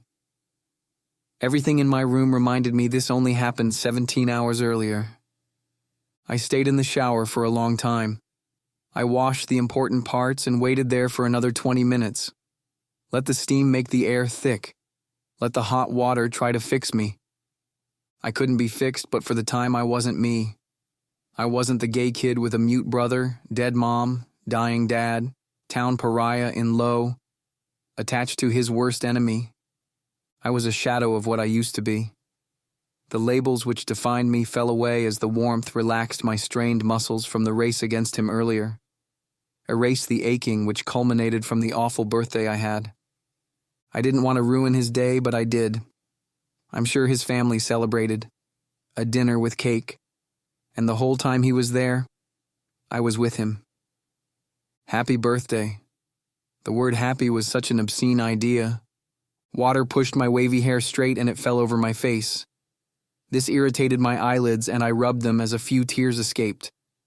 I held it together long enough to get out and back to the privacy of my bedroom. I held it together so Alan wouldn't hear me. I didn't want anyone to see me this way. I didn't want him to know how weak I was. I laid in bed with my eyes open for another hour. My silent tears stopped eventually, and I flipped my pillow to the dry side. The day screamed in my head. I couldn't stop replaying my interaction with the guy from social services. I gave him the idea I wasn't stable. I showed him how easily I can get riled. It didn't look good in his eyes. I'd do anything to make sure it didn't happen. Our family is broken, but it's all we have.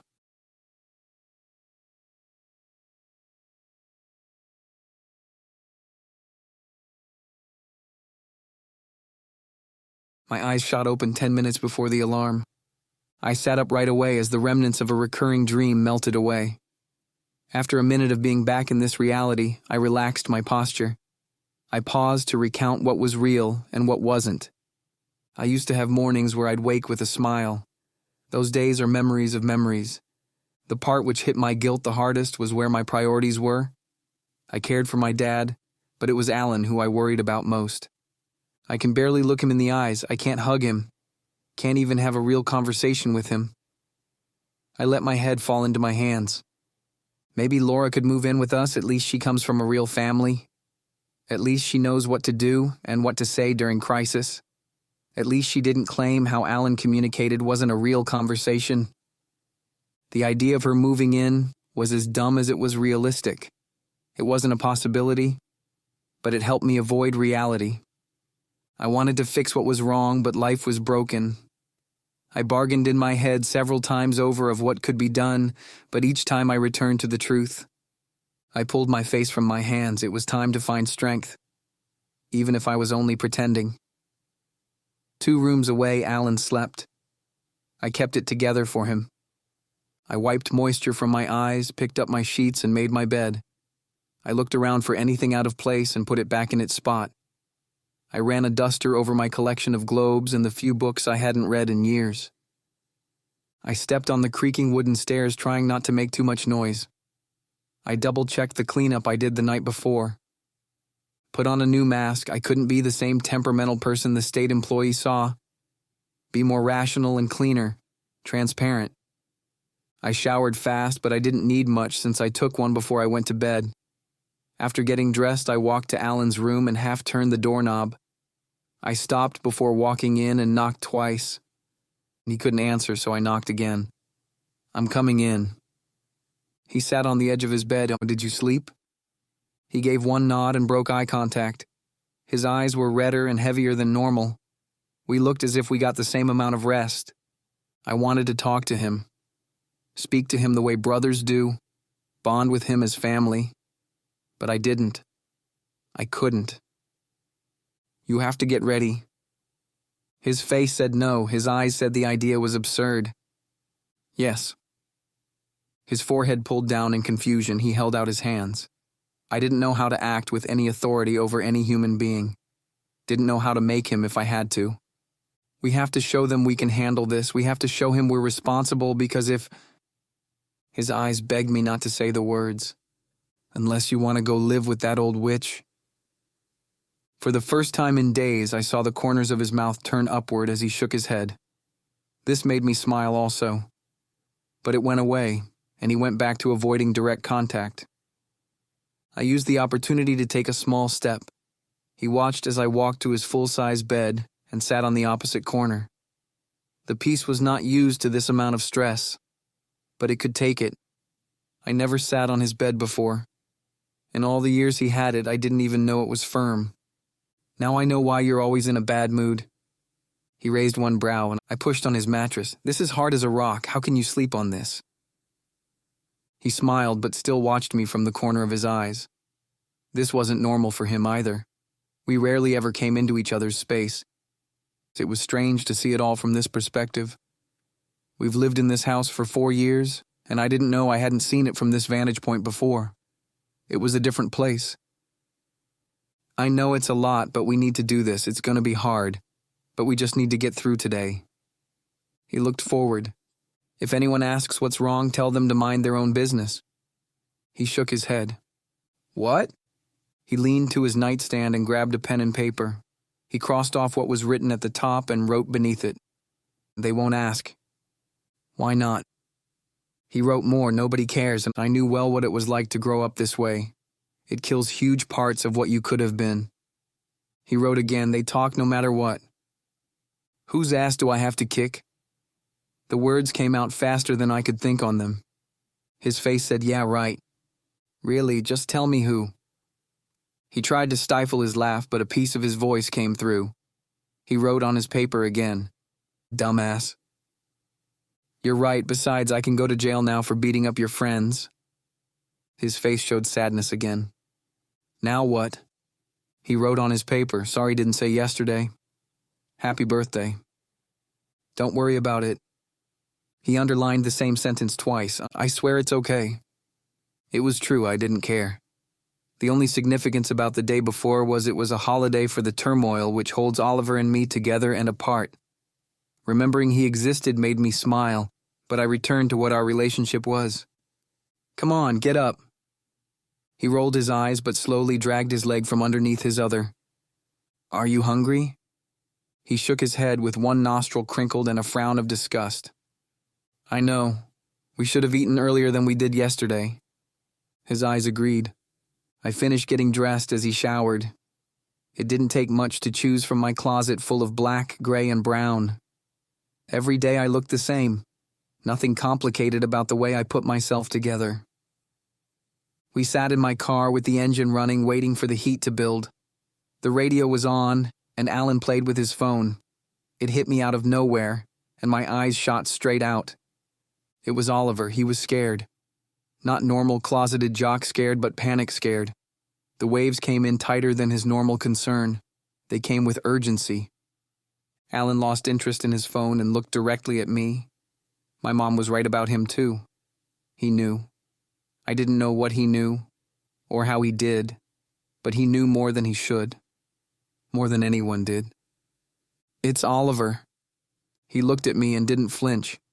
He didn't react or think what I said was strange, the way most people would. It faded as fast as it came. He was no longer scared. You know what? I threw my hands in the air. I don't have time for him today. Alan smiled, but secretly I was relieved when he was okay again. He was safe again. Put your seatbelt on. We never talked about it, which was good because I didn't know how to. I'd feel easier talking to him about our mom's death. His insight was small, but it was too much. The idea of him knowing anything scared me at times. I'd rather he was as oblivious to our condition as the rest of the world, but he wasn't. Half of me was okay with it. It comforted me. It was good knowing at least one other person on this planet didn't think I was a freak, but like everything else, we packed it away and didn't discuss it. At least he took it well. He wasn't put off by it or scared of it. It was normal to him, and he understood it wasn't normal to others. If he could, he wouldn't tell anyone about it. Besides, the Stewart boys were crazy enough and didn't need any more labels. I imagined in this town, the revelation of my deepest secret would be as damaging to my family as it would be to me. The same way being gay was. No one would believe it anyway. The ability we have isn't supposed to exist, and if it did, most people wouldn't believe I was unique. We arrived at his school in less than 10 minutes. He got out, but I didn't pull off right away. I wanted to at least make sure he made it to the door. I looked around at his classmates. They all looked nice enough. They looked innocent. A few I knew because they looked like their parents. They were perfect replicas of the jerks who supplied the slime which birthed them. But within the sea of faces were the ones who hurt my brother. I couldn't imagine how anyone could be this cruel, but kids are small people. And people suck. A woman crossed in front of my car with a girl my brother's age while giving me a stern look. I looked back at her for a moment before noticing what I must have looked like. There I was, a strange grown man in a beat-up car staring at kids I didn't know. I shook it all away and let my foot off the brake after they passed. I didn't know how to fix his problems. He didn't want me to. But I couldn't let him grow up this way. I couldn't let him grow up like me. I didn't want this for him. When I'm 23 and he's my age, I'd rather him be anything but me. But was it too late? With everything he's seen, how could he come back? How do you fix it? Maybe it couldn't be fixed. Maybe he'd never talk again. Even alone in my car, I reminded myself to stay strong, remain vigilant in my quest to not break down. This thought alone made me want to cry. Hold it together. I held the wheel tight. I was distracted at the next red light. At first I was happy for it, but right away the distraction made me uneasy. It was the same car from the day before. I didn't get a good look at its side profile, but in a town like ours it shined too bright among a backdrop of beat-up pickup trucks and used cars. It was on the cross street, and it moved slow through the intersection. Slower than it should as the driver behind him looked impatient through their windshield. I couldn't see inside because the tint was too dark. So dark it couldn't be legal. A part of me said the car drove slowly because whoever was inside watched me. Another part said this didn't make any sense at all. I only noticed it because of how out of place it looked. Maybe other cars passed me repeatedly, and I never saw them because they weren't foreign luxury cars with out-of-state plates. I wasn't worthy of being followed. I wasn't important enough to have anything anyone wanted. I arrived at the Commons table 10 minutes before the morning bell. He watched from his usual morning nest with Mia.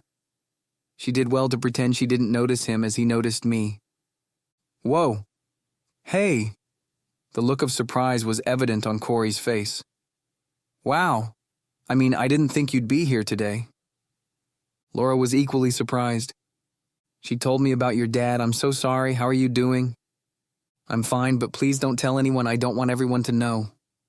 By everyone they knew of one person who I didn't want in my head. They didn't know how much he was already there. Corey stood and wrapped his arms around me. I stiffened and didn't know what to do. Why didn't you message me? Corey, everyone is watching. He hugged tighter. And so what? I didn't do contact well. I've never so much as accidentally brushed Corey's arm before. I didn't even know what he smelled like, or how hard other guys' muscles could be. Corey, Laura said, and he let go, just showing my friend some love. Thanks, I said, not knowing what else to say. What complicated me further were the waves of jealousy coming across the room. Not only the jealousy, but the ego which came after it. A mental pissing contest. It wasn't even followed by embarrassment or shame. Laura watched me with intent eyes as I sat. You could have called yourself in today. I don't think you'd get in trouble. I piffed. She didn't say anything funny, but the idea of getting in trouble for missing school wasn't as big as it once was. I can handle it. Besides, something happened last night right after you left. They looked on without asking. Social services wants to take Alan to live with my dad's mom. You have a grandmother, Corey said. Why do I not know this about you? Laura shook her head as she looked at him from the corners of her eyes. And, she said, I told him no. You told him no? Yeah, but... He might think I'm... crazy. She took a drink from her water bottle. Wonder how he got that idea. Good, Corey said. You have every right to be crazy right now.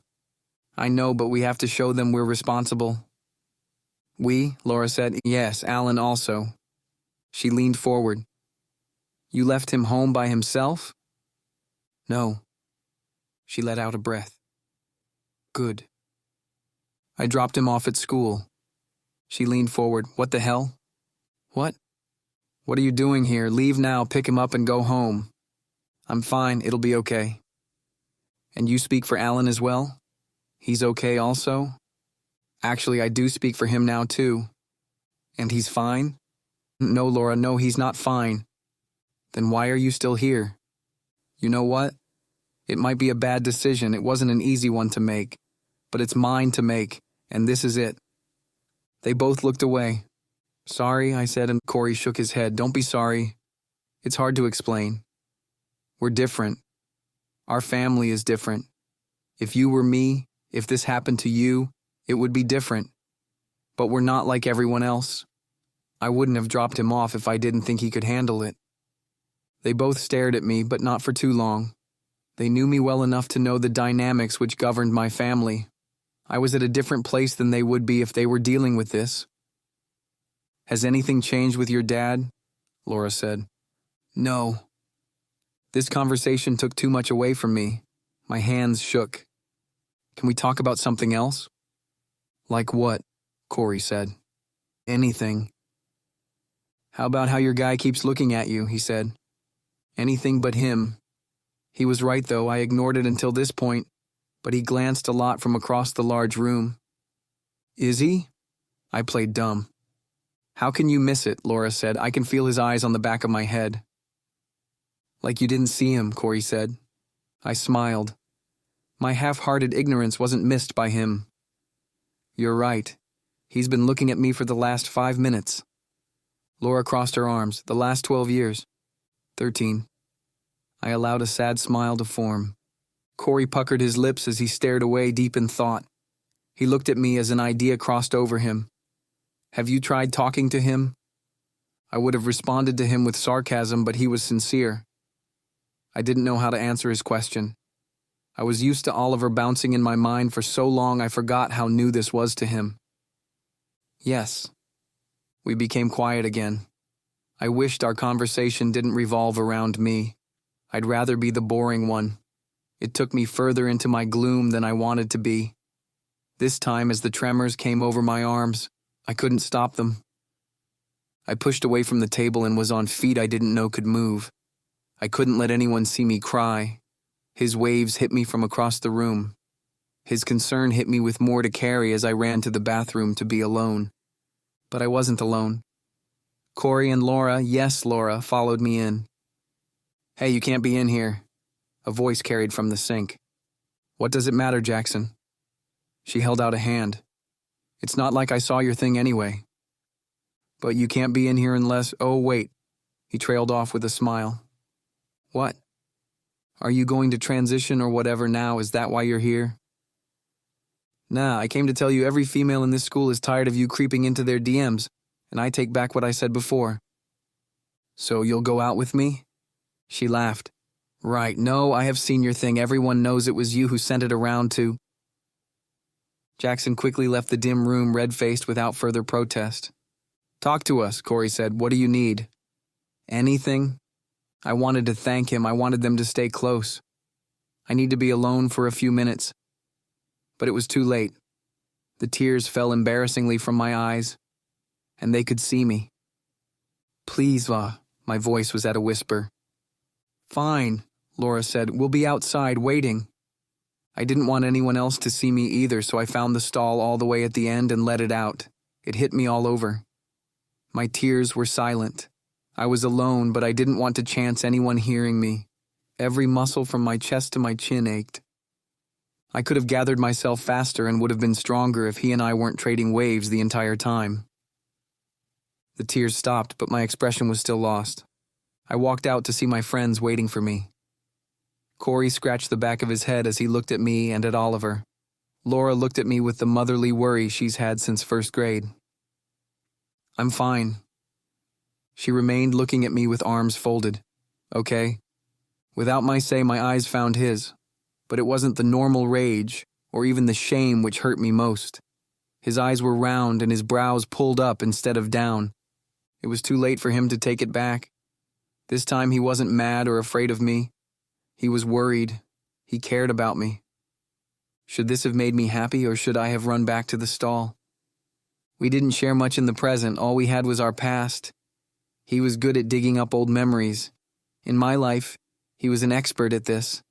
I was glad for it because without my remembrance, I wouldn't have much of him left. The first time he ever gave me this look was when we were 10, when he first told me about their move. I heard my parents talking about it, but I didn't consider it also meant he'd go to a different school. He told me we'd still be friends, he promised, but we lost touch immediately. I couldn't blame a little boy for broken commitments, but I can resent the grown man who pretended they never existed. Time and distance didn't matter. Even when he was 1,000 miles away, he was as loud as if he were next to me. I could feel him over the years as we walked through time together, but never seeing each other. Even in a small town where the grocery aisles are clogged with neighbors recanting pointless experiences, I rarely heard about him. Or his family. But the day he told me about their move was the first time he gave me this look. In the Commons, he looked at me with those same eyes. 10 years later, they were the eyes of a man and not a boy, but it was still the same person, the same being. How did we get stuck? It wasn't right. The first bell rang and collectively 100 people rose at the same time. I lost him in the crowd, but the waves were still there. Our connection, despite constant interference, was unchanged. Our bond grew stronger over the years, and I didn't know how others couldn't feel it. With sensations this powerful, how am I the only person who receives it? Why did it skip 100 souls to get to mine? I knew the answer to this question easy enough. They couldn't sense us as much as we couldn't sense them. He was the only other being from outside my own light I ever knew. A rogue dark cloud, wired only for each other. All alone except for me. All alone except for him. So, all alone. Was it physical like sound waves, like radio waves, or were our minds held with a psychic bond science couldn't explain? Did it travel through people, through space and time? Or did it only exist within the two of us? I did a lot of reading when I still hoped I could figure this out. I used to think I was an empath, but I'm not. Neither of us knew what we were. We didn't know if it was good or not. We didn't know what purpose it served. I read everything. Everything from Gilgamesh to Stephen Hawking, and was left blank. Neither religion nor science could explain what it was. Even in folklore, we didn't exist. Not one hieroglyph, not one generational tale. Not one helicopter trinket from Mesopotamia, or even a spaceship over Mona Lisa's shoulder. Sometimes I'd come across a distant tribe's legend I never heard of before. Sometimes it seemed familiar. It inspired hope, made the hair on my arms stand, but every time it ended in disappointment. Neither of us were shape-shifting monsters nor soul-eating demons. Well, at least I wasn't. And the recurring dream I've had since middle school. The one where I'm sculpting a clay flower with a penknife, and out of nowhere a hand plucks it out of my palm and smashes it. In my dream, I never look at his face, but it didn't take a therapist to reveal who it was. He was there with me, but not. He's a part of my voice, a part of my silence, a part of my dreams, and the monster in my nightmares. He has fulfilled me as much as he has left me empty.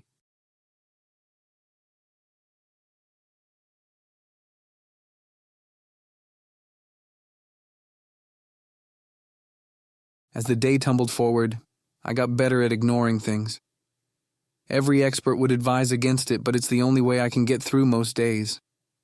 My imagination made up nice words like pretender. I wasn't ready to admit I was a liar.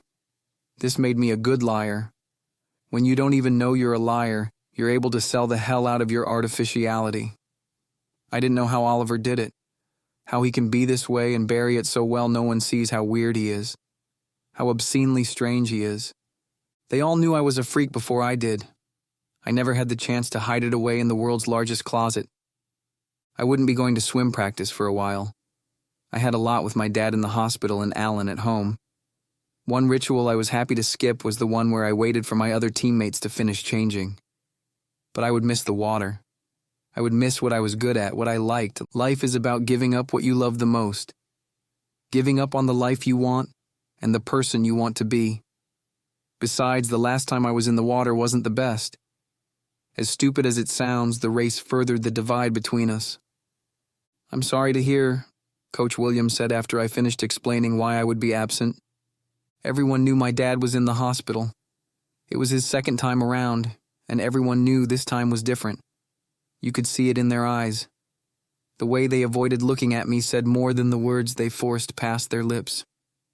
"I don't want to quit or anything, I have a lot." Oliver walked in dressed for practice. The half-dozen small moles aligned diagonal from his left shoulder to his right side matched the one on his back, each mark making him more desirable than the last. He wasn't like all the others we grew up with. They lived in terror at the chance I might see them. He didn't care when I did, even when he knew what I thought. I looked away each time, too embarrassed to imagine what waves I broadcasted. Of all the things he hated about me, this wasn't one of them, though I always thought it should be the biggest one. It assured him, it made him comfortable. He couldn't hide it even with an unchanged face, but he was relieved when I looked at him. When he sensed me like this, it brought him a familiar comfort. Didn't this make him sick? He didn't want me, but he needed me to desire him. Or was I the one who wasn't right for letting it continue for so long? He searched my face after he heard what I said.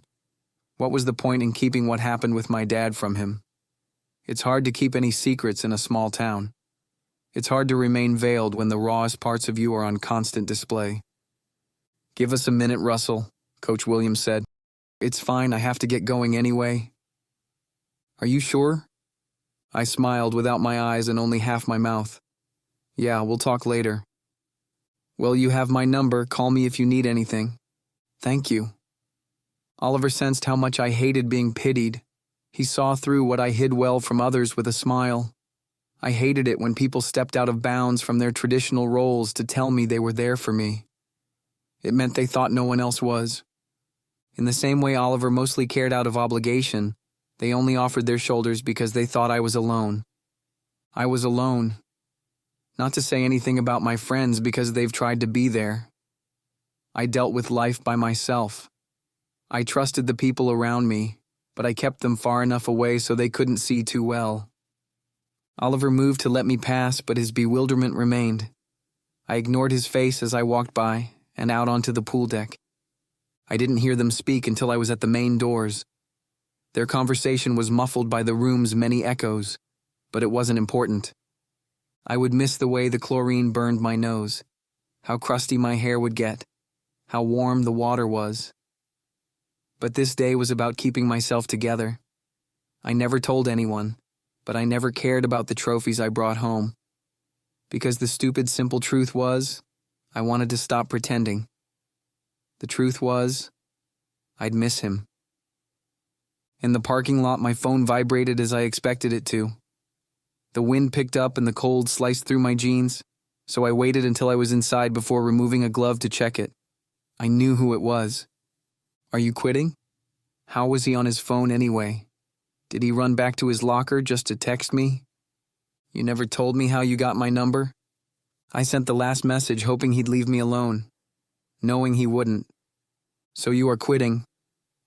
Neither of us wanted to answer the other's questions, but we had no problem putting our own out there. I started my car to let it warm up. It was at its loudest after it sat in freezing temperatures. The parking lot was still half busy with students taking their time. I flipped through the stations, but I turned it off after recognizing I wasn't paying attention to any of them. "Sounds like you are. Why do you care?" But I didn't hit send. It was a stupid question and I didn't want to be such a prick. It wasn't his fault I wanted to lash out at everything. But I wasn't paying attention. My finger fell on the button before I could change my mind and delete it like many before. Shit. I stepped on the brake and yanked the shifter into reverse. My phone vibrated in the cup holder on a small pile of change. I let it sit until I was stopped at a long light. I don't. The message was direct and to the point. I didn't reply and he didn't follow up. The light turned and I didn't see it right away. The second car behind me honked, forcing my attention back to driving. But why didn't the driver behind me complain? I took a second look and it hit me right away. The same car. It was the same person who followed me. Was it? The tint was still too dark and the sun not bright enough to shine enough light on their face. This still didn't make sense. I have nothing worth being followed for. Or did I? I couldn't make up my mind. I had 3 precise turns to make to get to Alan's school. If he stayed behind me each time, I'd know for sure. It only took 2 turns for my mind to be made up. After the 3rd turn, I had a solid plan. When I got there, I'd look for Alan and run for the front door. Was running even necessary? I looked in the mirror. Real concern manifested, but was I being chased? We weren't speeding or running red lights. He didn't try to approach me when we were stopped. But this wasn't normal. I wasn't safe. I came to a quick stop across the street from the middle school. The car drove around me, and I watched the windows but still couldn't see beyond the tint. He continued, but my heart rate didn't slow. I was half out of my car. I didn't think to write the license plate number. I didn't look at the tag at all. I froze, unable to do anything useful. The car turned at the end of the block and I still couldn't move. What was I supposed to do, get back in my car and chase him? This idea was more ridiculous than grabbing Alan and running into his school. I allowed my breathing to return to normal and heard my phone shake the change in my cup holder again. If he reacted every time my anxiety ticked, we'd talk in circles for the rest of our lives. And so much for him not caring. Why did we still lie to each other? Words and intentions could never hide the raw honesty which existed between us. I looked around and didn't see Alan. He read my earlier message reminding him I would pick him up, but he wasn't there yet. Out of nowhere. Shannon, here he is!" A woman yelled next to me. "It's the gay kid, the one I told you about." "What the hell?" I said to the screeching woman next to me. "Don't act all innocent now." Before Shannon marched from across the street, I recognized the first woman as the one who watched me after I dropped him off in the morning. "What is this about?" "You. This morning, I recognized this car right away," she said, as she slapped my hood with a ringed hand. The metal on metal scratching an already ruined surface. "You're right," Shannon said. "He's the boy from the swim team. Makes you wonder, doesn't it?" "Excuse me," I said. "Officer," the first woman called to the crossing guard who looked around. "Yes, you. Don't just stand there. Come here." She had an immediate distaste for the way she was spoken to. She kept skeptical eye contact with me as she walked over. She was a black woman, most likely in her late 60s. Over the past many months, we saw each other whenever I came to pick up and drop off Alan. Didn't know who she was, but there was a mutual recognition. "He's trying to pick up little boys." What? The idea was insane. I couldn't believe I was there. My heart pounded when I remembered how much this town hated me, when I remembered how easily this state convicted the innocent. Yeah, she saw him do it this morning and now he's back. What? I hated myself for being unable to verbalize anything beyond shock. "You saw him do this?" the guard said. She looked at me, unconvinced, but it didn't make me feel better. "What do you think, I'm stupid?" She looked at me.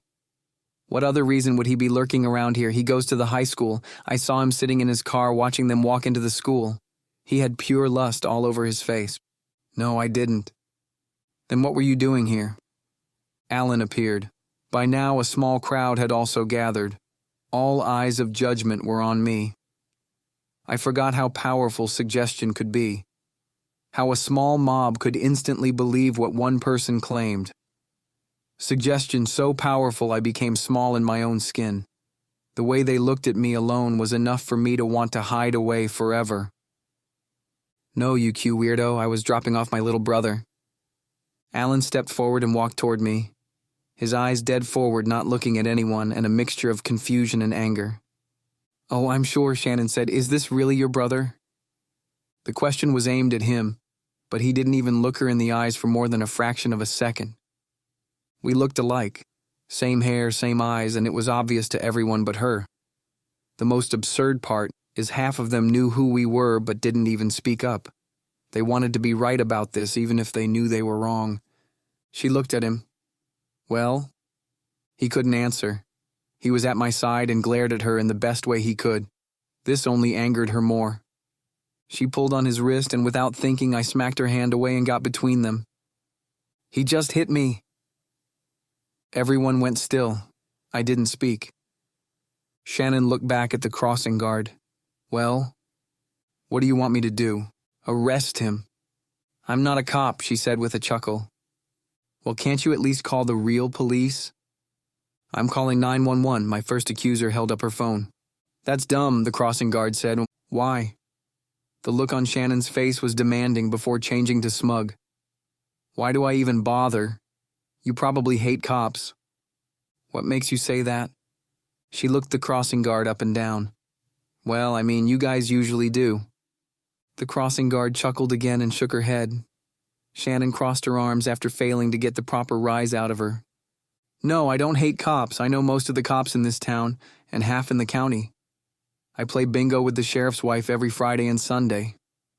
But I did just witness you assault a minor," she said while holding out her hand toward Alan.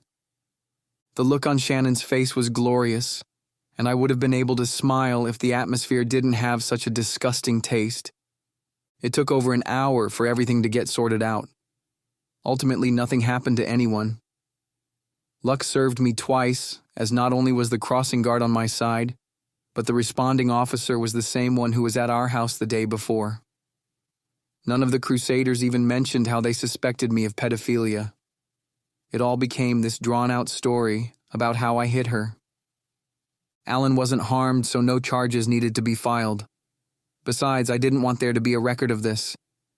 It was me versus my grandma, and so far in the state's eyes, he would be better off with her.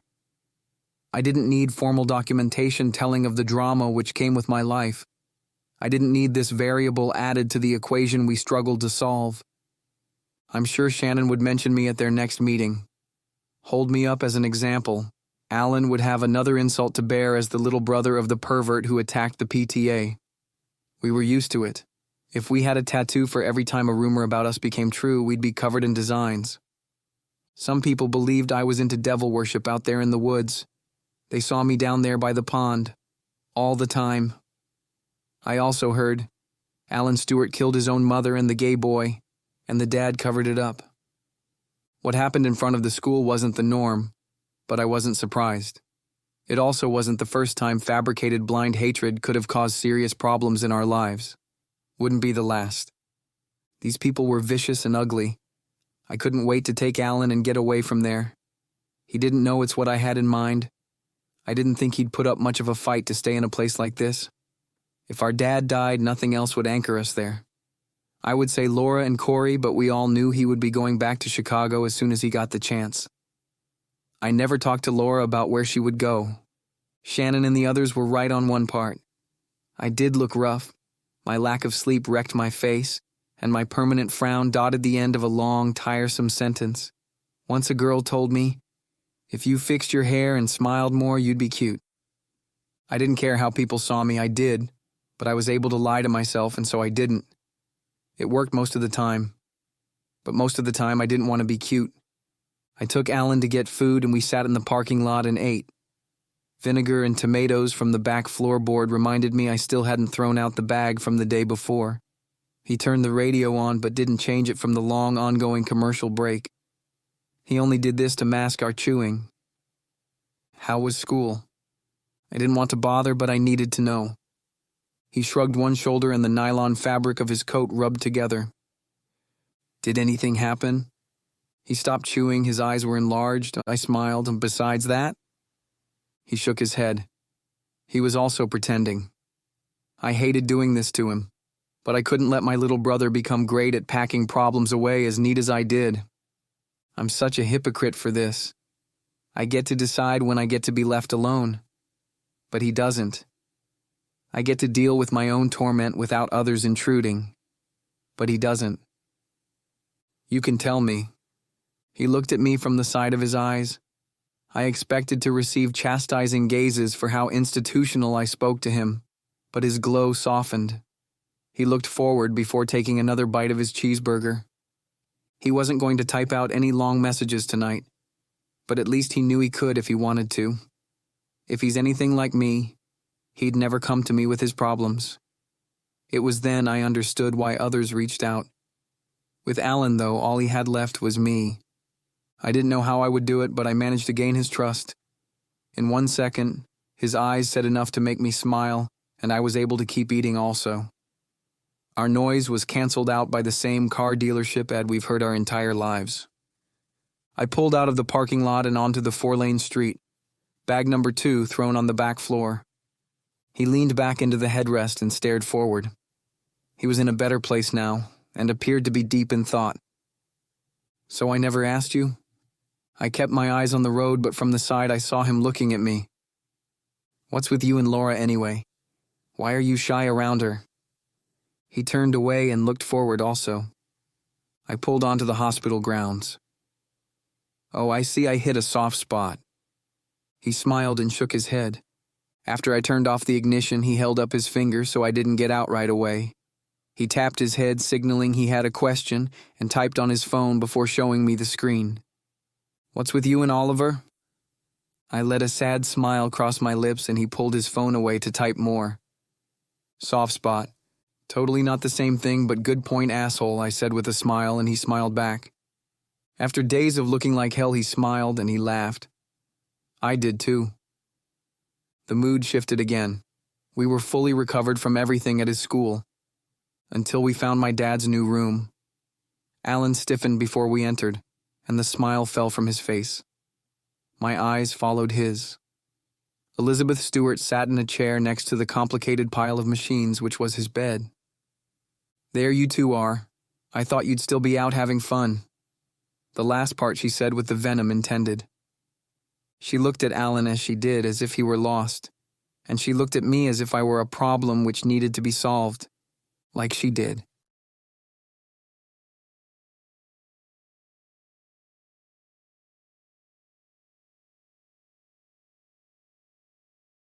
Beth Stewart gave Alan the tightest hug she could. She used the opportunity to awkwardly pat me on the arm. As she pretended for 2 seconds, she was happy to see me. I would have moved away from her if I would have thought about it in time. She leaned away from Alan to get a better look at him. You remember me? She said with surprise, and her manner of speaking was loud and slow. My eyes were squinted. Why wouldn't he? She looked at me long enough to remind me how much of a nuisance I've always been. In fairness, those last 2 years I wasn't nice, but I was justified. She rubbed her hands over Alan's upper arms. You're getting so big. Soon you'll be as tall as your father. I took more after my mom, where Alan looked more like our dad than I did. He and I looked alike, but if you knew what our parents looked like, you could easily see the differences. He was much younger than me, but his broad shoulders were already wider than my thin frame. She still spoke loud and slow to Alan. How old are you now? Still 13, I said. I couldn't hide the annoyance in my voice if I wanted to.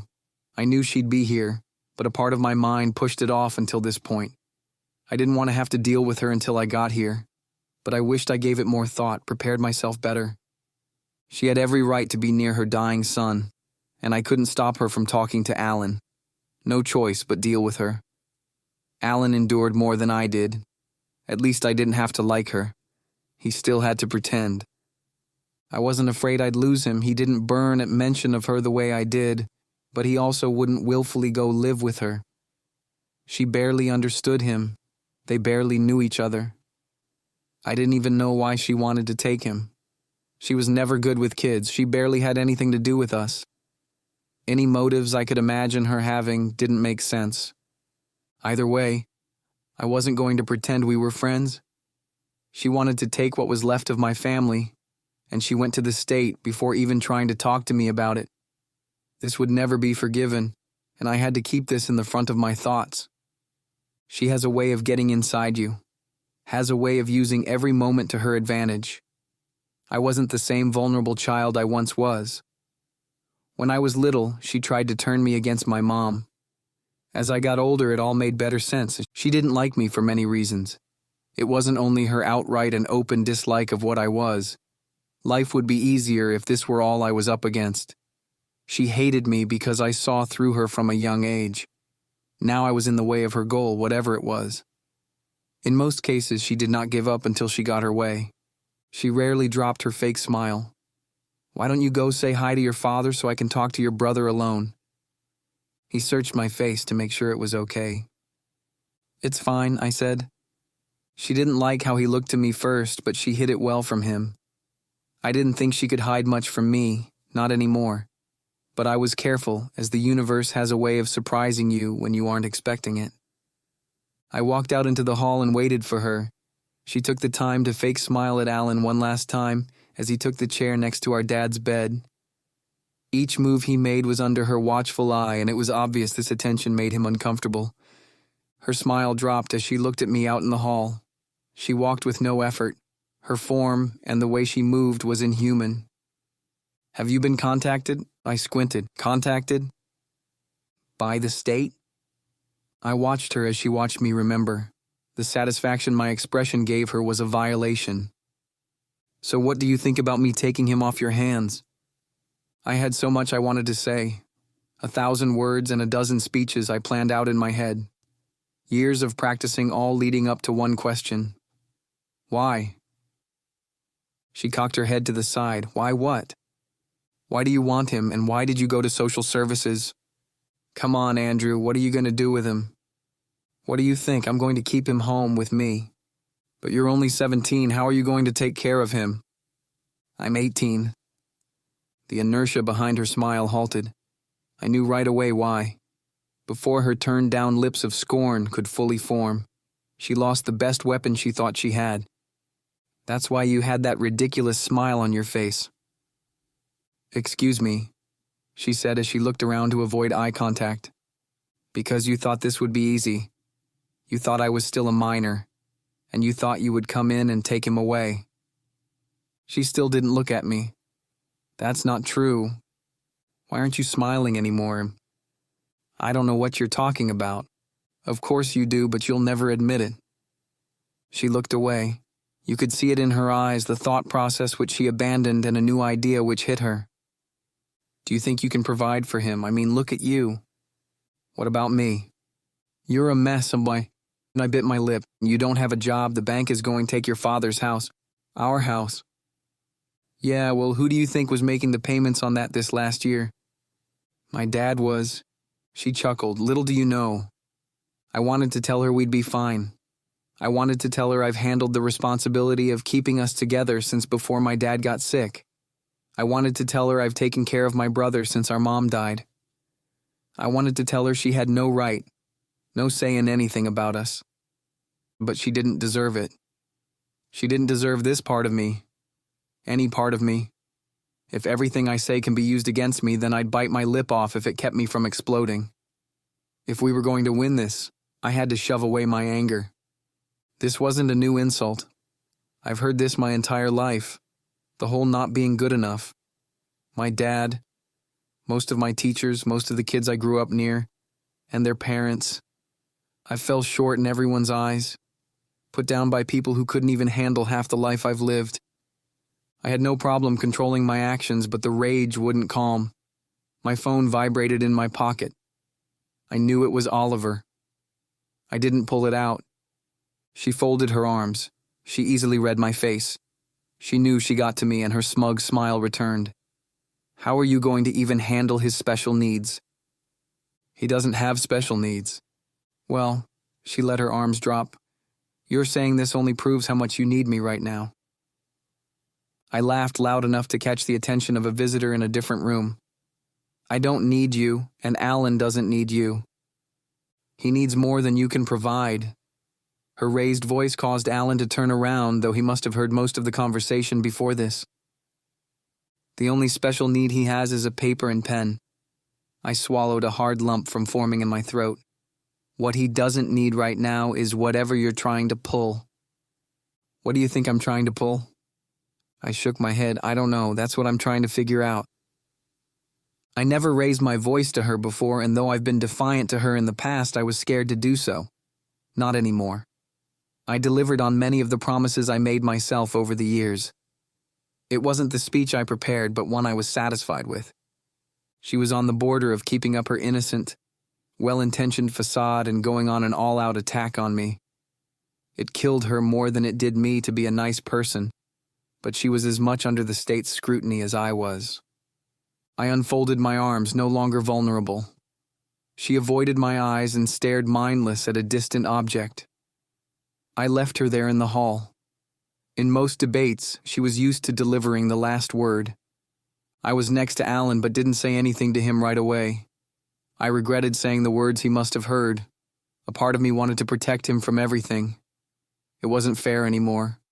He was getting older, and I couldn't make these decisions for him. Alan's a smart kid. I forgot how grown up he was and how much he understood. Smarter than I was at his age. How is he? I didn't know what else to say. He acknowledged my question without looking at me. I looked at my dad for a while. With everything else going on, I forgot why we were all there. I was guilty of the tears I shed the night before. They weren't for him. Death also inspires other ideas. Nothing scares us more. It reminds us how short life is, how we all eventually find ourselves at the end of our story, Will this be my fate? Will I be left alone in a coma surrounded by people who only care for themselves? Will there even be anyone there at all? Gay people don't have children, and I might leave this world all alone. Tears flooded my vision again, and I was glad for the distraction of my phone vibrating a second time. I forgot about the first message and needed to pull myself from those thoughts. Emerge from my loneliness by any means. Why did I count on my phone? Why did I keep tricking myself into believing it would distract me from anything? Are you okay? Please talk to me.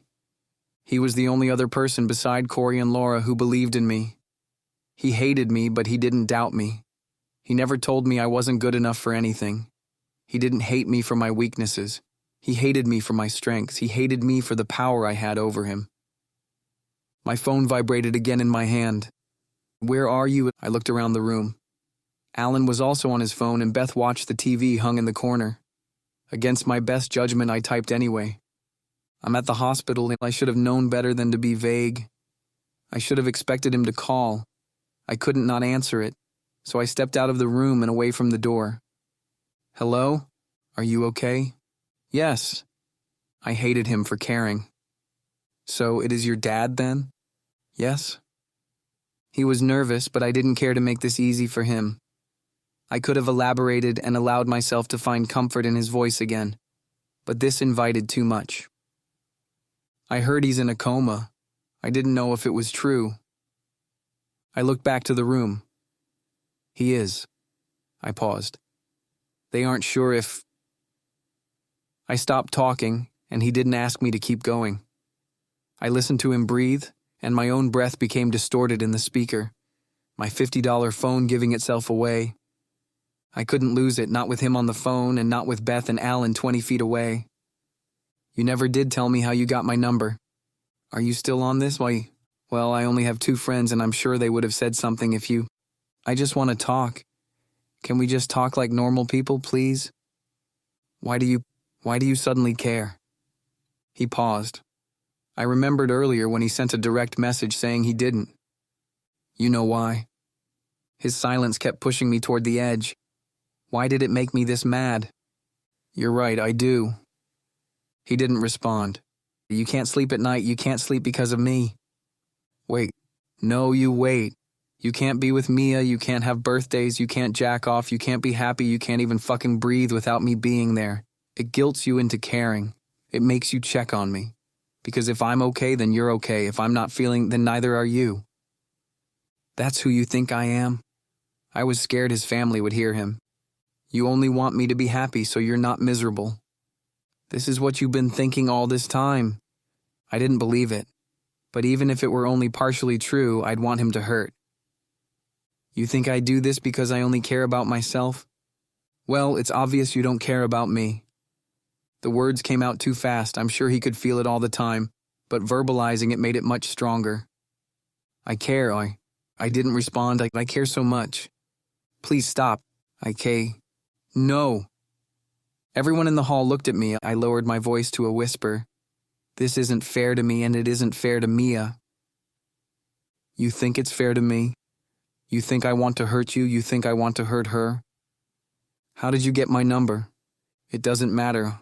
I had to think before speaking again. You know what's not fair? I don't want... He trailed off.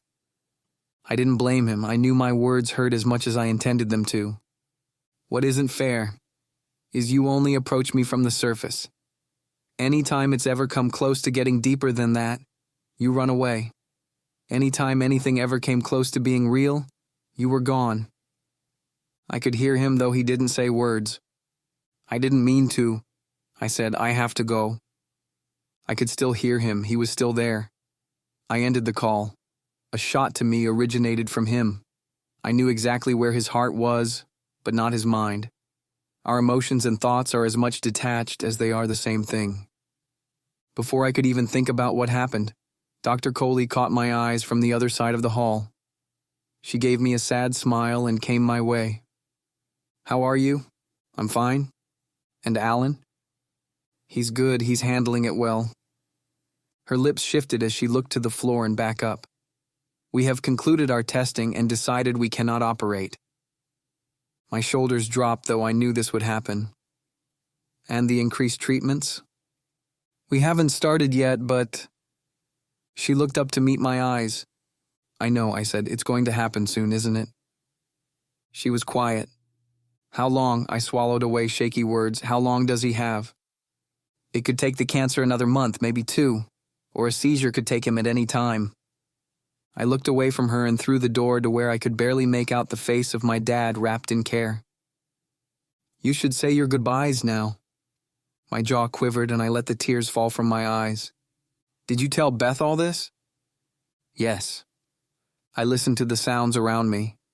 From this vantage point, you could hear 4 different TVs. Well, mostly only 3, since 2 of them were on the same game show. Is he in pain? Yes, he is. We are managing it with morphine, but it could get worse. It's impossible for him to tell us what level of pain he is at. But we also cannot cross a certain threshold with how much we can give him. Maybe giving him too much wouldn't be such a bad thing. She looked at me emotionless. I don't think the TVs were as loud to her as they were to me. Have you and Alan talked to anyone yet? I shook my head. You need to. I know what you've been through and what you're going through. Nobody can do that alone. I bit my lip but couldn't look in any direction which didn't have sick and dying people. I know I sound like an after-school special, but if you try to do this without help, that feeling you get, it's only going to get worse. If only she knew. Or did she?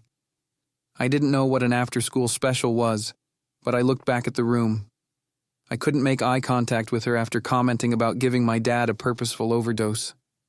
Thank you again. She shifted from one foot to the other and clicked her pen once. I knew she wanted to push harder on the whole therapy thing, but she didn't. I'll let you know if anything changes. I have your number saved in my phone, so make sure to answer if I call. I will. She held her clipboard tighter. You guys take care, okay? We will, I half smiled. We always do. Hours later, I let silence sit with us for a long time. All we were doing was waiting for him to die. Each time there was movement, I thought could be it. Every time there was an extra breath, I thought it was coming. 10 minutes before they'd kick us out and I couldn't take it anymore. Are you ready? His eyes said yes, but Beth protested. Shouldn't you stay until at least visiting hours are over? Why? They practically are. Because he's your father, don't get all dramatic. Well, how can you leave him? He's your son, and that didn't stop you from getting a good night's sleep before coming down. It's not like it's too far to drive. Besides, we have homework to do and Alan has to eat something.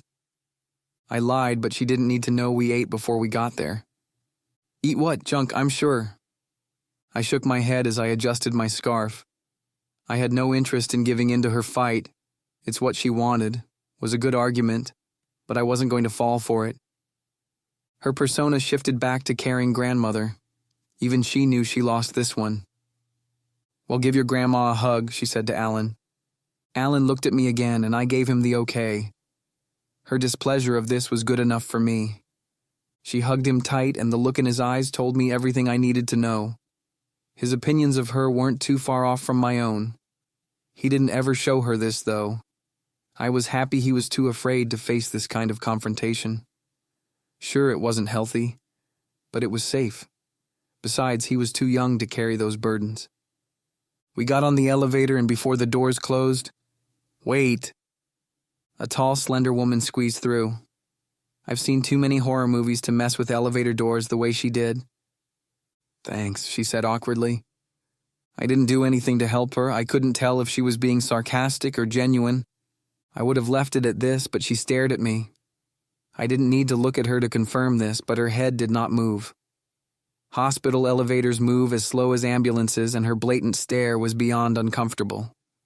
Alan was on my other side and didn't notice her.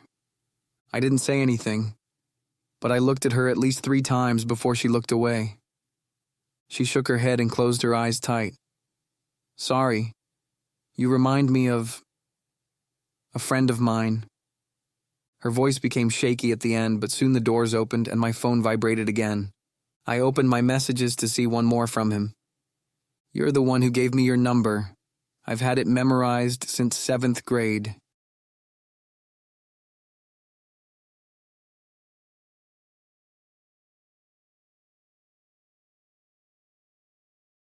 An hour after midnight and I couldn't find the right side to lay on.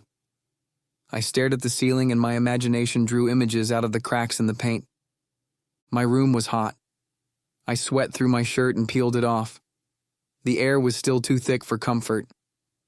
I sat up at the end of my bed. The streetlights from outside were enough to light up my room, but this isn't what kept me awake. Before I left the room, I hesitated to put more clothes on. I couldn't remember a time Alan was out of his room after he went to bed, but I wasn't a person who took many risks. It's much easier to creep down our old wooden staircase when you're barefoot. In shoes, you have no choice but to stomp all over the old house. But barefoot, I could creep around without making a lot of noise. I knew where the weakest boards were and how to maneuver over them. I didn't have to go far as the thermostat was at the bottom of the stairs. I turned it down a few degrees. I remembered my dad talking once about how sensitive it was, and I didn't want to overcompensate and freeze us out. My hair was damp from the tossing and turning, as well as a film developed over my chest and arms. The bathroom was between mine and my dad's room, and the water pressure rushing the pipes wouldn't be loud enough to wake Alan up. After I rinsed off from my scrub down, I was better. I allowed the hot water to massage my neck and shoulders. The last few days unwound from my thoughts. I wished I could have stayed in the shower for the rest of my life. I'm sure everyone has had daydreams about this. After elementary school, after the Russells moved across town, I became better friends with Laura. Best friends. We knew what middle school we'd go to, but we were both surprised when we saw Oliver there. This is a part of me I'm not proud of. The part where I replaced one friend with another. I didn't cast Laura aside entirely, but I did blow her off often. They were civil to each other, but in all those years, never friends. Still, what I did to her, how I treated her, it wasn't fair. We were all 13. 7th grade was scary enough, but this was the first time our hormones would test the bonds and bounds of friendship. He spotted me before I saw him, on the first day of school. Laura and I walked to the front stairs when a deeper voice than I remembered called from behind. He was taller. Different, but our inner beings traded excitement, which told us both we were the same people we always were. Despite how much we grew, I knew it was him right away. His eyes barely changed. I wanted to hug him, but I didn't. The other kids were making fun of me, and I didn't want him to know it yet. We didn't need to trade waves to know what it meant to see each other again. The anxiety from starting a whole new school instantly faded when he was near. I was a stronger person around him. I'm not sure if I stole his strength or if he inspired me to acquire my own. I was able to fight harder when I was face to face with him. I had more confidence in how I spoke to him. Did he ever know the real me? Since every time I was around him, everything was much more intense. I let my head fall and water cascaded over my hair, straightening it over my face. I jerked my head back and pushed the hair out of my eyes. If love were real, it wouldn't be such a disaster. If we animals were meant to fall in love, it wouldn't be so hard. An urgent knock on the door snapped my attention. Alan? A single knock meant yes, and I shut the water off. Give me a minute. I dried my hair as fast as I could, but another knock told me it was urgent. Hold on. More knocking and scratching. What the hell, are you, a cat? One loud knock. All right, I'm almost done. I wrapped the towel around my waist and climbed over the tub side. The door flew open with him covering his direct vision with a hand. I'm covered. He removed his hand and motioned behind him to get out, which I did. At least he was more comfortable around me. A line I never wanted to cross, but one which told me he lowered his defenses. I tried not to put too much thought into it, but couldn't avoid it. When after the toilet flushed, I didn't hear the pipes in the wall behind the sink run. He didn't wash his hands. As I got dressed for bed, I made a mental note to go on a disinfecting spree as soon as I had time. We were both too awkward to have this conversation. I didn't notice how welcomed Alan's interruption was before the house was still again, and I was back with my thoughts. I sat on the edge of my bed looking at the window. The light outside projected the silhouette of a naked tree branch on the shades. It rocked whenever the wind blew. I watched it do this for several minutes too long as I got the bong out and filled it up with bottled water. In middle school, we became best friends again. We didn't fight as much as we used to, but we also didn't get along all the time. We kept our friends separate. He had a lot of them, and I had Laura. The other difference was in our mothers. Mine showed signs of instability, and our family went broke immediately after she took her leave from work. Melinda Russell was more restrictive on how and when he and I were together. He wasn't allowed to come to my house much, and I was restricted on times and dates I could go to his. Besides, both of our mothers looked at us with eyes which were less inviting than when we were little boys. I'm sure both our mothers hated us, but for different reasons. Despite it all, we got away together as much as we could. Our options were limited to fast food restaurants, the library, or the woods. We could only eat so much Taco Bell, couldn't afford to sit around Culver's, and the library meant no talking. We usually hung out at a pond not far off from a popular marked trail, which looped around for a short third of a mile. We spent most of our time near the pond, looking up at the trees from their bases. He saw the long branches as the end of things. For me, it reminded me of the roots beneath us which gave life to the tall, hibernating beasts. We'd sit on 2 large rocks if it weren't wet out, or we'd go walking into the woods which weren't covered by the trail. He taught me how to navigate using the sun. He taught me enough to know which direction the trail was in and which direction led to a large cornfield. We spent a lot of time there, and we got to know the joggers and dog walkers. Not so much know them as they became familiar faces who kept familiar schedules. We got closer. And closer. But not ever in the way Laura suspected. We hugged, threw arms over shoulders, sat next to each other with bodies touching, but never anything more. After a few months, we ignored most of our other friends and spent time together. In the winter months, we were forced indoors to the other's house, but this accelerated the unease which existed in both our mothers' minds. We spent as much time outside as we could, but Walworth County is flat and bare. The wind blows through the open landscape without challenge, and we couldn't withstand negative temperatures for long. For Melinda Russell, she saw her boy getting too close to another boy. She also saw in me what everyone saw. The taller I got, the deeper my voice, the more it was obvious. This is when the rumors started. The slurs began, the shoving, further isolation. Besides his mother, he had a much older brother named Larry who also made me uncomfortable. He would chaperone us when I was at their house, although he was in his early 20s. For Darlene Stewart, her discomfort over our friendship was on a whole different level. My mom did what she did because she couldn't handle knowing what we were. She had problems before us, but this was too much. This was the final push for the Russells. They already mostly pulled him away, but my mom's suicide was the final justification for them to forbid him to see me. It was how she did it. The danger involved. Their fear had real roots and wasn't entirely an excuse. The next morning when I dropped Alan off at school, Shannon and her friend walked their daughters near my car again. They both looked at me with contempt.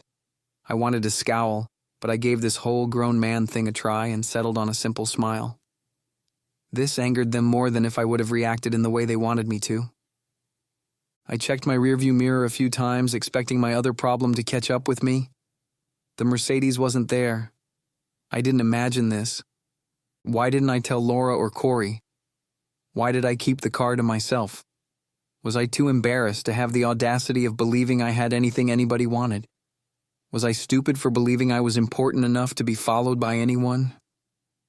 The 3 of us were silent at lunch, all looking in different directions. I had my reasons, and I'm sure they had theirs. None of us bothering the others, but isn't this what good friends do? Laura and I walked together to my locker after lunch. We continued until she was taken aback by who waited there. I wasn't surprised. I could sense his stress from anywhere. "I'll see you later," she said to me, though not removing her gaze from him. "Later," I said. I was tired of being mad. My face and chest hurt from carrying the animosity with me. I was tired of being mean to him. Tired of provoking parts of him which I knew would become parts of me. Tired of facing 2 mirrors at each other. Tired of digging into the past as if I could do anything about it. I gave him half a smile. "Hey. Hi." I spun the combination on the lock and looked at him a few times. He wasn't his normal self. Usually, if I were near, he'd look around for a life preserver, anything which could lead him to safety, or he'd look to make sure no one saw us. "How's your dad?" "He's still the same." He ran his thumbs under his backpack straps. "How's Alan doing?" I pulled 2 books out of my locker and shoved them into my bag. "He's doing okay, but the other kids are at him again. I saw him in the store a few weeks ago. He's gotten huge." "I know. So teach him how to fight." I smiled and shut my locker. "I don't even know how to fight." I looked at him and he did me. His confidence waned and he grew nervous. He didn't look around, though. We both came to the point of the conversation where we didn't have a solid reason to be near each other. "I gotta get going," I said. "Wait." Through the years, his eyes remained the same. "How are you?" I looked away. I wanted to hate him, but I couldn't. I wanted to push back. I wanted to lash out. I couldn't. I wanted to lie, and I couldn't do it either. All the anger inside me became sadness, and I looked him in the eyes, searching for more meaning than I already knew. "You know?" I said it with no malice, and he knew it wasn't intended to be an insult. He broke eye contact, swallowed his deepest remorse, and radiated sadness. He couldn't take it anymore, and he walked away. I was glad to let him go. Our conversation became too intense in front of my locker. Too much could be said in the worst environment. Too much flowed between us in such a public setting. I took Alan to eat before the hospital. I didn't want our dumb human needs to compete with what his grandma thinks we should be doing. I was getting sick of greasy food. We had better options, but those involved getting out of the car and being around people. At the hospital, I spoke with Dr. Coley. There were no new developments, but she still took the time to iterate the same information.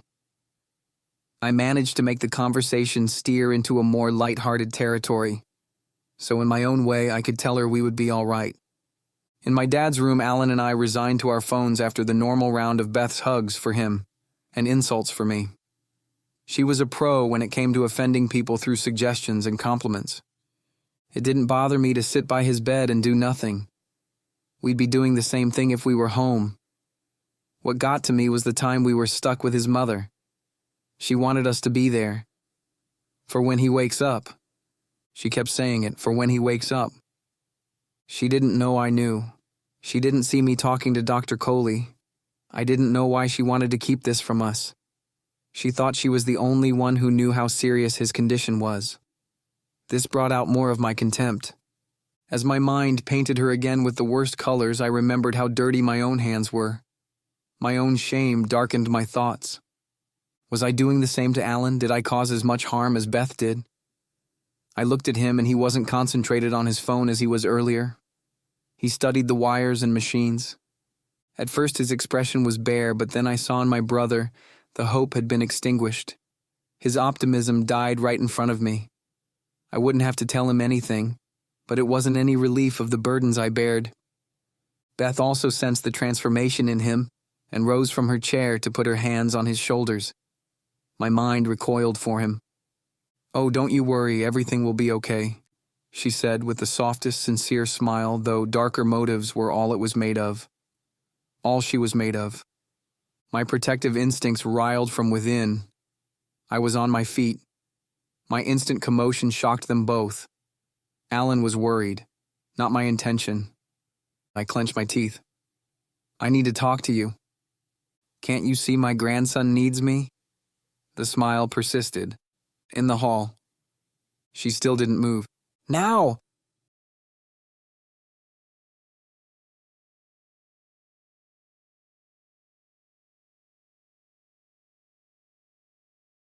I waited for her with no patience. She intentionally took her time, her way of downplaying whatever I had to say, her way of reminding me I'm unimportant. She approached with a dumb grin on her face, the same smile most people carry when they know they're in the wrong but could care less. "Please don't lie to him." I didn't waste time. Her smile dropped and you couldn't find a sincere wrinkle in her face. Only folds from years of frowning, years of nastiness. What lie? Her concern was transparent, she knew. "Everything will be all right." My tone was full of mockery, Not my intention, but not my concern either. Why is that bad? I stared her dead in the eyes, unwilling to play her childish game of circular questions, which will end up leaving me doubting myself. She knew what she was doing, and I wasn't going to let her off. I couldn't ignore how toxic her maneuvers were and create an atmosphere where she feels comfortable. Her lips gathered in a pucker at the side of her mouth. She was not used to being told what to do, especially not by me. You don't get to fill my brother's head with bullshit. He has to face this for what it is. How am I filling his head? Whatever you're trying to pull isn't going to work, and it's pretty sick too. Your brother needs me. She ignored the point I made. Easier to pursue an argument which didn't highlight her toxicity. You've been absent most of his life. He doesn't need you. You don't get to decide this, and you're right, it isn't my place because it's his decision to make, and he doesn't want to go anywhere with you. She folded her arms. Let's also not forget the state hasn't given you anything yet. And until they do, you have nothing to say about what's best for him. She looked around. Now isn't the time to get into this. She didn't have anything else to stand on. She lost the battle and retreated. We were way too far and too deep into this fight to pretend it wasn't happening. There isn't a right time. I only care about the harm you're causing my family. I am your family. You have never been my family. I am ashamed to be any part of you. Her mouth dropped and I knew it wasn't all part of her normal act. It hit her, if only a part of her. I wanted to relish it. I wanted to live in it forever. But why did it feel good at all? And I can't become this person, but there I was, sucking the negativity out of the air as if I couldn't get enough of it. Maybe I was already this person. Maybe both Alan and I were too far and too deep into our miserable existences to pretend we would ever find a way out. A loud buzzing and Alan's chair scraping across the floor took our attention back into the room. The heart monitor was no longer counting beats. Where there once was a series of squiggly lines was now a flat line accompanied by a long ringing. A light flashed above the entrance, and I was at Alan's side. I knew enough to know this meant his heart stopped. He stopped. "Oh my God, Anthony," she screamed from my other side.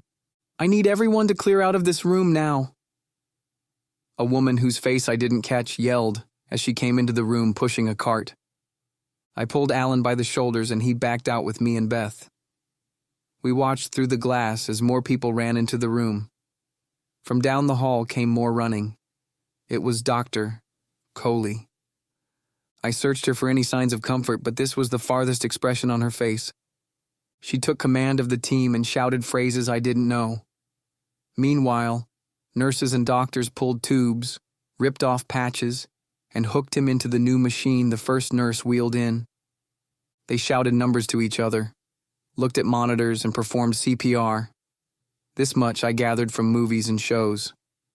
Dr. Coley held out 2 paddles. "Clear for shock." In unison, everyone stepped back. Though I wasn't in the room, I took a small step back with one foot on instinct. She pressed the paddles to his chest, and his body lifted in a manner so unnatural it left immediate scars in my memories. We know this scene well and how it looks, but when it's in person, it's surreal. I wanted to shield Alan. I wanted to save him from this, but I couldn't take him away. I didn't want this image to burn him as many of his wounds had, but it wasn't for me to decide. I don't know how long they spent compressing his chest and shocking him. It could have been 5 minutes, 10, 15. Time wasn't there. It skipped this part of the universe. One at a time, everyone except Doctor. Coley took a more relaxed posture. Another doctor put his hand on her wrist, and she stopped working as well.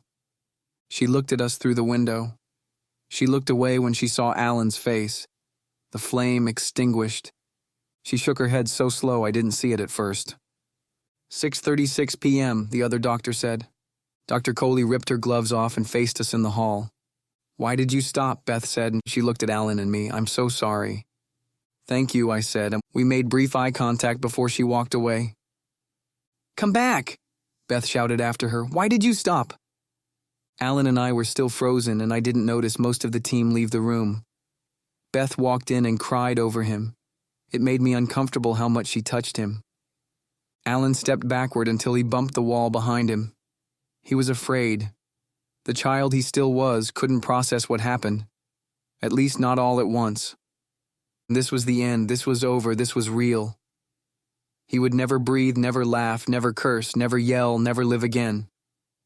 Never. There should be more than this. Despite what Dr. Coley said the day before, it should have taken longer. Tears fell from Alan's eyes and the worst sob escaped his lips. Even through his grief, he was embarrassed by the noise he made, and he covered his face. I rarely got to hear his voice through coughs and sneezes. His single cry was heartbreaking. Years of agony, shame, and anger suppressed by one single sound. What killed me most was how ashamed of himself he was. We were alike. I wrapped my arms around him and held him tight.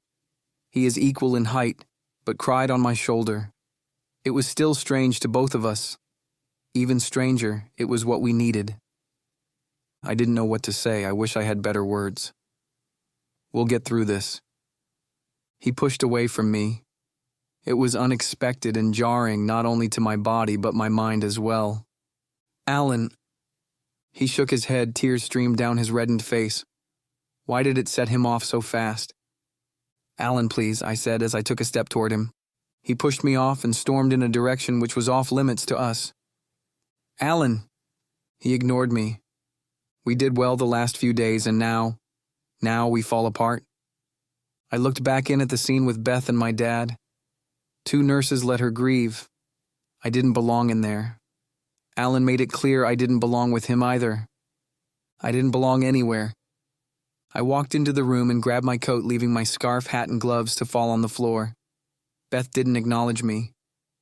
I was at the elevator before tears could manifest. In the main lobby, people looked at me. My tunnel vision focused only on my escape. The automatic revolving door moved too slow, and I shoved against its gears. The sky rained ice again. I was unaffected.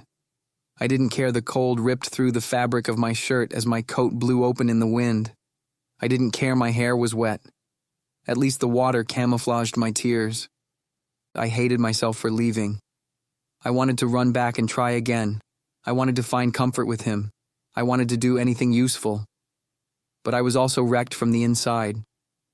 Why did I keep reminding myself this? Why was I still convinced I wasn't allowed to suffer? Why wasn't I allowed to lose it and break down? Why did I have to keep it together when everyone worked against me? I was done, but I wasn't. For sure I couldn't stay. The parking lot was half full and I could only hear one vehicle moving about. I tried my keys in the door, but I couldn't get them in the lock. My vision was too blurry and my hands were too shaky. The other car was only 2 rows away. I dropped the keys, and when I bent down to swipe them up, I accidentally slapped them under my car. I pulled my fist back and let it fly to the window. Once. Twice. And the 3rd time broke the skin on my knuckle. The glass didn't even crack. I turned away and toward the road. The other car came around the other end of the row of empty stalls marked by a dirt island with a leafless tree. At first it moved slow, but it accelerated when it got me in the headlights. I was at the main road when he caught up to me. I would have run except the whole time I knew who it was. The window rolled down. What are you doing? I kept walking. I didn't want to face him. I couldn't face him. Wait, he said as he got out of his Jeep and ran over to me. I didn't wait and he grabbed my arm. Please stop. I yanked it out of his grasp and continued. Please. I ignored him. Where are you going? Home. What about your car? I don't need it. He held onto my arm again only to receive the same result. Leave me alone. Wait, stop. He yanked me back in time. A car laid on his horn. A part of me forgot roads are deadly. I was in the way. Always in the way. He stopped walking as fast as I did. I didn't hear him from behind me before it was too late. His much stronger arms wrapped around mine. What the hell? He was restraining me. I'm not letting you do this. I'm going home. You're not well. There's that fast Russell thinking, figuring everything out after everyone else. I wanted it to hurt him, and it did. Not enough for him to let go. I fought against him and I didn't hold back. I hurt him, and not only on the surface, but I had never been handled like this before, and I would have punched him if he faced me. I would have hit him. What the hell is wrong with me? He held on. His strength was more than I could repel. My struggle was useless. I was empty. Please. The words were no longer loud, no longer angry. My position was no longer tense. I no longer fought back. He no longer gripped me, but he didn't release me. Why can't you just... The words were heavier than their original meaning. I was done giving him my tears, done displaying myself vulnerable to him. But would I ever be? I failed to hold myself up, but he caught me before I collapsed to the slushy asphalt. I can't. His voice vibrated through all the layers and across my back. The words waved from him with the same sadness I returned. 2 mirrors looking down the endless hall. Sitting in his Jeep, he turned the heat up. I stared forward. He grabbed my wrist and touched my hand between his palms. He guided my hand to the dash heat vent. You're ice. He was right, I was ice cold. His hand wasn't much warmer, but I let him. I was the one who was supposed to take care of others. I didn't know how much I missed these small gestures, even from him, especially from him. I was 13 again. Another parent gone, and the only person who ever brought me comfort was the same person who was responsible for so much anguish. After several minutes, I found the strength to look at him. He looked deeper into me than he had in a long time. I'm sorry, he said. I can't imagine. I shook my head and looked out the passenger window. Raindrops gathered in groups to roll faster down the glass. He didn't need to ask what happened. The moment the bell chimed next to my dad's bed, all my insides threw themselves at Oliver at once. What can I do? He said. I looked at him again. My answer was silent and came without movement or gestures. He knew he couldn't do anything. Alan hates me. No, he doesn't. I should have been there a long time ago, after our mom, even before. I should have been there. Don't do this to yourself. Why? You know I'm right. He looked forward and placed a hand on the steering wheel. Maybe, but now isn't the time to dwell on it. How do you handle it? Easy, he said. They never cared about me. And a lot of good that's done you. He looked away. I didn't mean for it to come out as an insult, and though he knew I didn't, it still stung him in a place few people get to go. I'm sorry, I said, and don't feel sorry for me. I was impressed by how eloquent he became, how grown up he was, and how much stronger he was. There were huge chunks of time where I didn't know him on the outside. I looked forward again. This wasn't good, it wasn't good for me, and it wasn't good for him. My wet clothes soaked into Mia's seat. We sat a while longer. The silence between us was not observed by the blaring heat fan or intermittent windshield wiper. Why did you come here? How couldn't I? I looked at him, my eyes sterner than I wanted them to be. You're risking a lot. Did you sneak out? He broke contact and looked straight forward. It's not that late. Yeah, but you're barely dressed. You look like you just got out of the shower. Where did you tell them you were going? I could see his tongue poke through the side of his cheek. I'm not even worried about them right now. It was a lie. The stress poured from him at the simple mention of his parents. But he tried to block it from me, tried to save me from it. It still doesn't explain why you came out here, Mom. Would you come if it were me? I don't know. More silence. I turned the heat fan down one setting. I'm glad you're here. He looked forward again. I was okay with the fact he couldn't face me head on. It's not like I gave him much assurance in the past. He may have set off a lot within me, but I didn't make it easier for him either. I've known you for... He did the math while looking at the cloth roof. 12. 13. The heat rose to my cheeks at how readily I had this answer. At least we both smiled for the first time since he pulled me from the rain. Okay, 13 years now. And I've known Alan since he was born. The ice rain picked up against the canvas roof and glass windows. At a whisper, he said, As much as they took it out of me, I still love you guys. And every day I think, I wish I could. I'm sorry I wasn't there. After your mom. I said earlier I can't imagine. But I can. I barely knew your parents. He looked at me with wet eyes. But everything you've lost became lost to me, too. All my teeth clamped around my tongue, but this didn't stop my jaw from quivering. I wanted to fly out and back into the rain. It would have been the best thing, which is why I didn't do it. I'm sorry, he said, and then it all hit me. Before he could see me, I shielded my eyes. I couldn't hold back anymore, and I didn't want him to see it. He held onto my arm, but I wouldn't remove my hands from my face. With waves of distress, his arms encircled around me, uncaring how wet I was. I leaned into him and squeezed handfuls of his coat and whatever clothes covered his chest. I needed for him to push me away like Alan. I needed him to be afraid of me again. I needed him to break away and tell me I was sick. But I needed him. He was a part of me. Although he may have hated me as much as he cared about me, we were one. Two different sides of the same thing. He held me tight for the first time in many years. And when a passing car pushed a wave of apprehension over him, he held on stronger instead of letting go. He let me stay like this for a few more minutes. It was his heart beating and his rhythmic rising and falling of his chest which calmed me and brought me back to my own strength, whatever was left of it. I leaned back and he let me go. My muscles stiffened from leaning into him in an awkward position. He cracked his neck from the discomfort as well. I'm sorry, I said. He shook his head as both of us were sick of hearing the other person apologize. I wasn't consumed by the details of the moment. This is where I wanted to be. Where he wanted to be. Where we could never be. Can I take you home? He said. No. Rejection resonated from him. Alan's still inside, and I'm sure I have to sign papers. Besides, my car. I let the last words hang in the air. He waited for me to continue. I didn't want to do it, but I knew this wasn't permanent. I wanted to hold on to his coat forever. I wanted to listen to his heartbeat forever, but this wasn't going to happen. The word of the day was never. Never will I ever find love. Never will I ever get to live this fantasy. Never would I be who I wanted to be.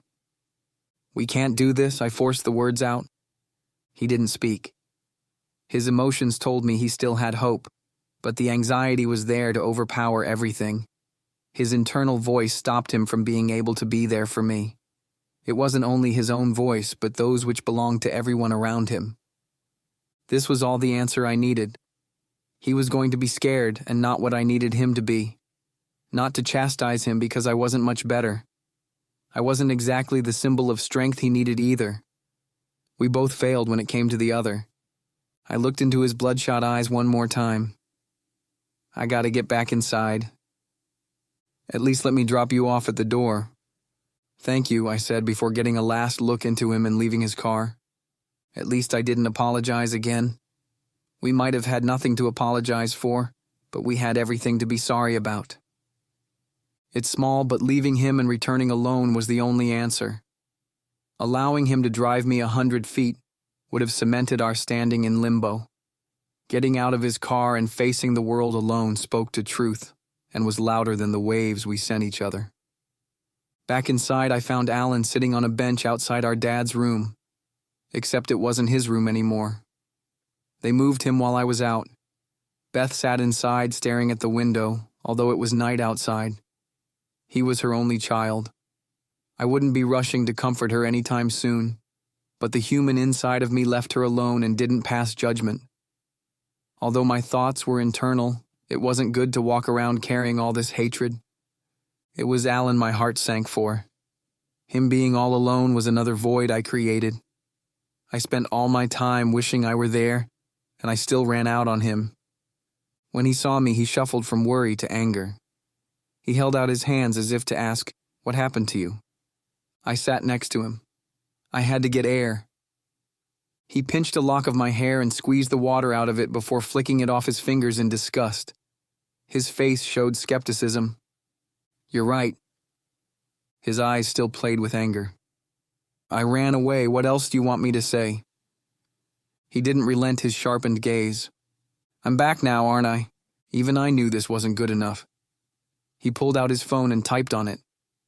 Why did you come back? Where else do I belong? I was tired, I had no interest in overcomplication, I was done, and this is where I belonged. The only family I had left was also the only one I began with. I wished I seen it before. So many years wasted. Promising him we'd get through this was the absolute wrong thing to say.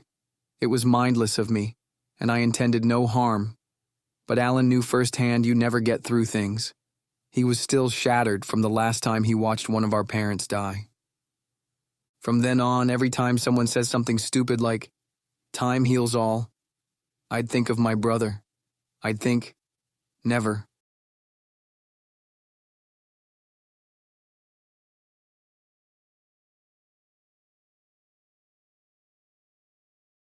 The following Saturday morning, I knocked on Alan's door.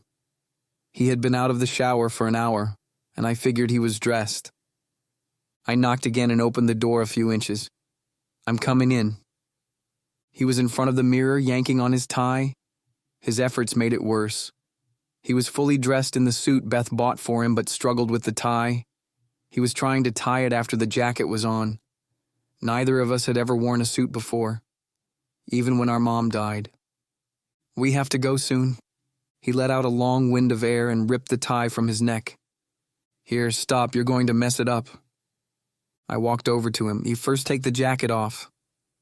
He threw it on the bed. I picked it up and folded it over his dresser so it wouldn't get wrinkled. I popped his collar around his neck and buttoned the top button. "Can you breathe?" He could. I tied it properly and fixed the tail before I straightened his collar. "Can you still breathe?" He nodded. "Damn." I looked away and pulled it tighter. He smiled at my lame try at a joke and I loosened it back up. "I see your point. I might need a kidney someday." He smiled again as I handed him his coat. "Now are you ready?" He held out a hand to act like he had been ready all along, and he gave me a half smile. He put the jacket on and looked at himself in the mirror. A real smile came on him. "You're right." He looked at me with confusion. "You're lucky you were born into such a good-looking family." He gave me a disapproving look. "Well, good-looking for a bunch of trolls anyway." He pointed at his face and shook his head. "Oh, you're definitely one too. Come on, get your shoes on." He dragged his feet the whole way, and I didn't blame him. I didn't want to go either. If I could be anywhere else in this tangent, it wouldn't be on my way to my dad's funeral. I wasn't thrilled when I imagined the people who would be there. Faces we haven't seen in years. Names forgotten. How busy could this day be? Laura and Corey had lots of cousins. Even Oliver has extended family. But outside Alan, me, and a couple generations of old people, there aren't many of us left. I never knew what it was like to have cousins or to see an aunt or uncle regularly. My dad was an only child, and we rarely talked to my mom's side even before she died. We arrived at the funeral home in time to witness Beth, in the throes of trying to control everything. She commanded the employees and nothing was good enough. I've heard of people acting like this at their weddings, but it's ghoulish to do this at a funeral. When she laid eyes on Alan, she walked over to us. "You look so handsome today. Just like your father." He gave her a half smile. A guest book was set up on a podium in a corner. On approach, I caught my reflection in a mirror to see myself dressed in a cheap dress shirt and tie, combo and black jeans I hadn't worn in over a year. It all still fit properly, but my brother and me contrasted each other. He with his shiny new shoes and me in my solid black Chucks. "Go on in, they have the casket open for viewing." Alan looked at me and I froze. Why was the coffin open? My dad made it clear, especially with his illness. It remained closed. Before I could say anything, she walked off. Which was good since I didn't have it in me to fight with Elizabeth Stewart. Besides, she lost interest in us when a flower arrangement arrived, which she didn't like. "Are you ready for this?" Alan shook his head. "If you want, we can run away." He gave me a disbelieving look and I stopped him from walking. "I'm not kidding, we don't have to do this if we don't want to." "Screw our friends and family," I said, making quotations with my fingers. He smiled but shook his head. "Let me know. A lot of it's going to be stupid, a lot of it's going to be hard. But if you really need to get away from it, I'll be right there with you." I put my hand on the double doors, and as soon as it was opened, we could see a white face sticking above the white lining of the coffin on the front table. I put a hand on Alan's shoulder and we both pushed forward. It was scary. It was him, undeniable. But what he would look like as a drag queen zombie. It was terrible what they did to him to try to make him look more alive. I wanted to slam the lid shut and sit on it, but this wasn't an option either. I've never seen him in a suit before. Alan looked at his own arms and shifted in his stance. I mean, outside his and Mom's wedding pictures, I never seen him wear anything like this. Alan looked him over, but not directly at his face. "This is sick." I looked away. Alan nodded once. A group of pictures caught his attention. We both walked over to them. They were nice. In the center was a large portrait of my dad, and surrounding him was a picture of he and my mom kissing at their wedding. Pictures of him as a little boy when both of his parents were alive and young. Pictures of him with Alan. I looked over all the pictures a second time. A third time, I wasn't there and I didn't appear in any of the pictures Beth chose, not even a baby picture. She erased me from these memories. The choke got stuck in my throat. I looked at Alan twice. He didn't see it. His face remained blank. I sat on a chair in the front row. Anger wasn't even close to the rage which was pouring from my fingertips. Why was she so evil? Before I had time to calm myself, people began to arrive. I swallowed my hurt, though it caught me. Surprised anything she did could still cause me to react.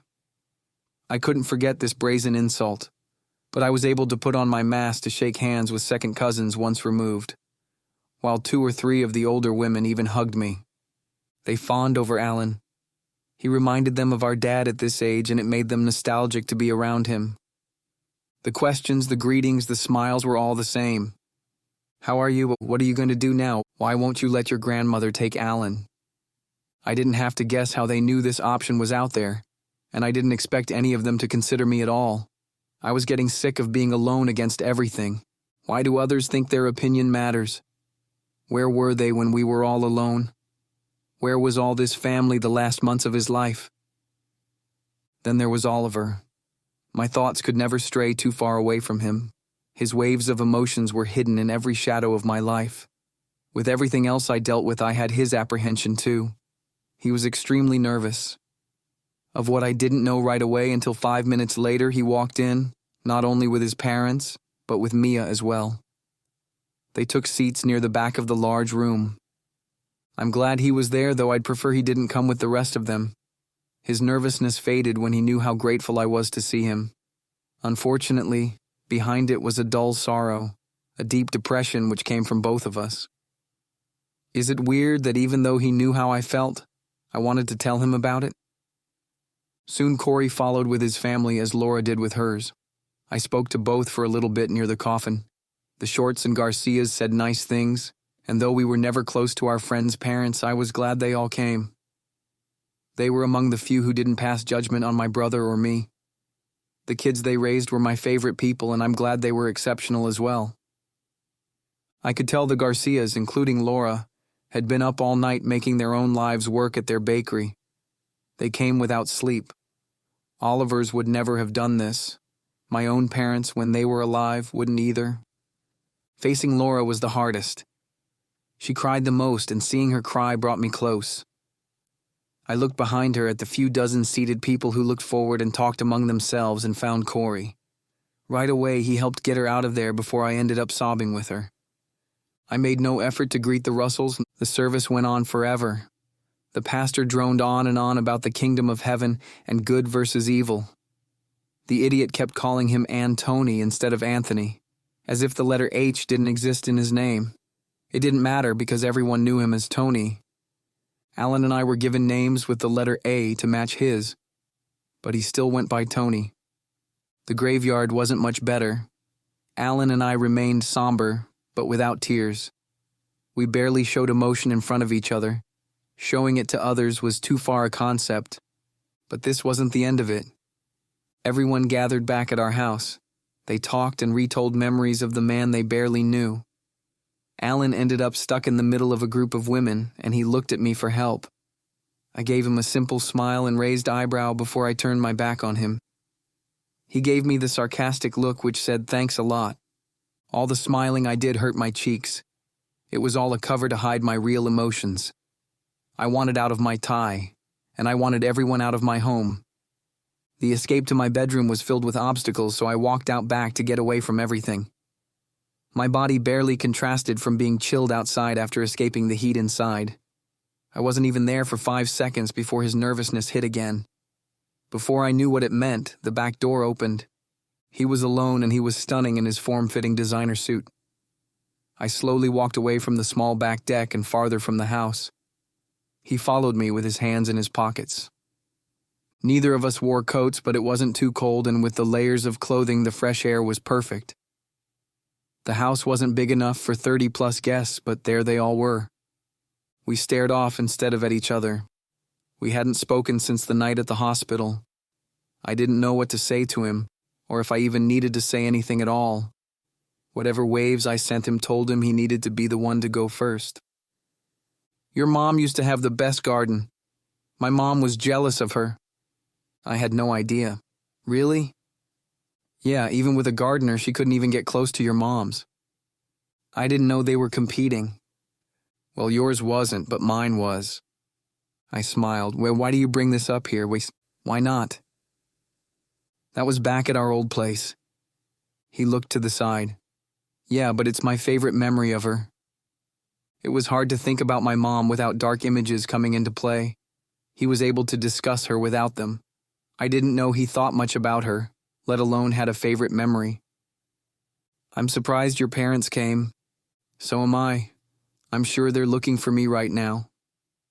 He looked around, and when he was satisfied no one saw him, he hid himself from the house by leaning against the garage. He thought I didn't notice this tactic. He thought I didn't see him hiding. He thought I wouldn't care. Because I never used to. But we were different. Everything was different now. He was scared to be seen with me at my dad's funeral at my own damn house. Why did they come anyway? The anger plucked all the comfort from my voice. He shuddered at the cold vibrations I sent through us both, but he didn't answer. I faced him.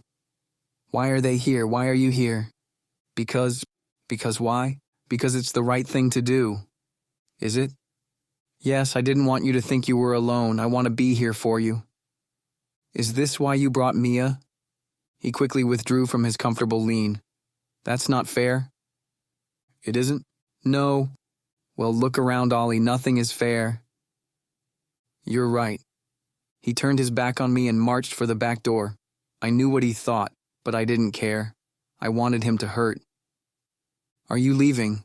Are you running away again? He kept walking. I decided I had to hurt him. Good, take your stupid family and your dumb girlfriend and get out of my house. Instant regret was heavy throughout me. My full-body apology didn't matter. Real fucking mature Drew. I couldn't believe how cruel I was to him, especially when his heart was breaking. I wanted to chase after him and tell him I was sorry. I wanted to stop him and plead with him for us to be normal. But I let him go.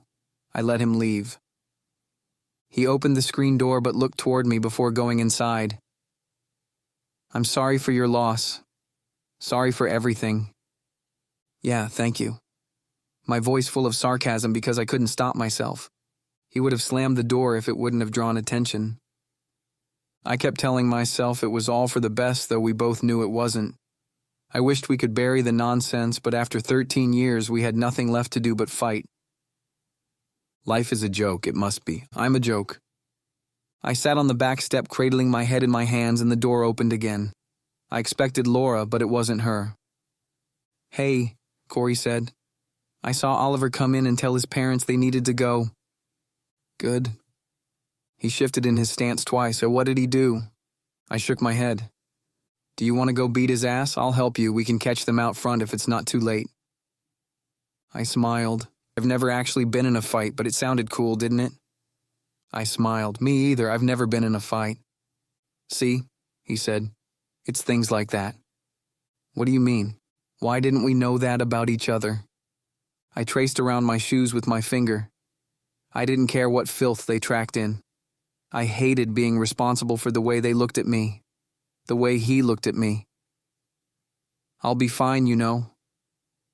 No, you won't, his tone firmer. You keep saying that, but you're not fine. I didn't face him. He sat on the step next to me. You don't understand, I said. What's to understand? Everything has to be fine. I have to be fine. I don't have a choice. You lost your last living parent. Your grandmother is screwing you over. You have no money. Your car is dying, and you can't be with the person you love.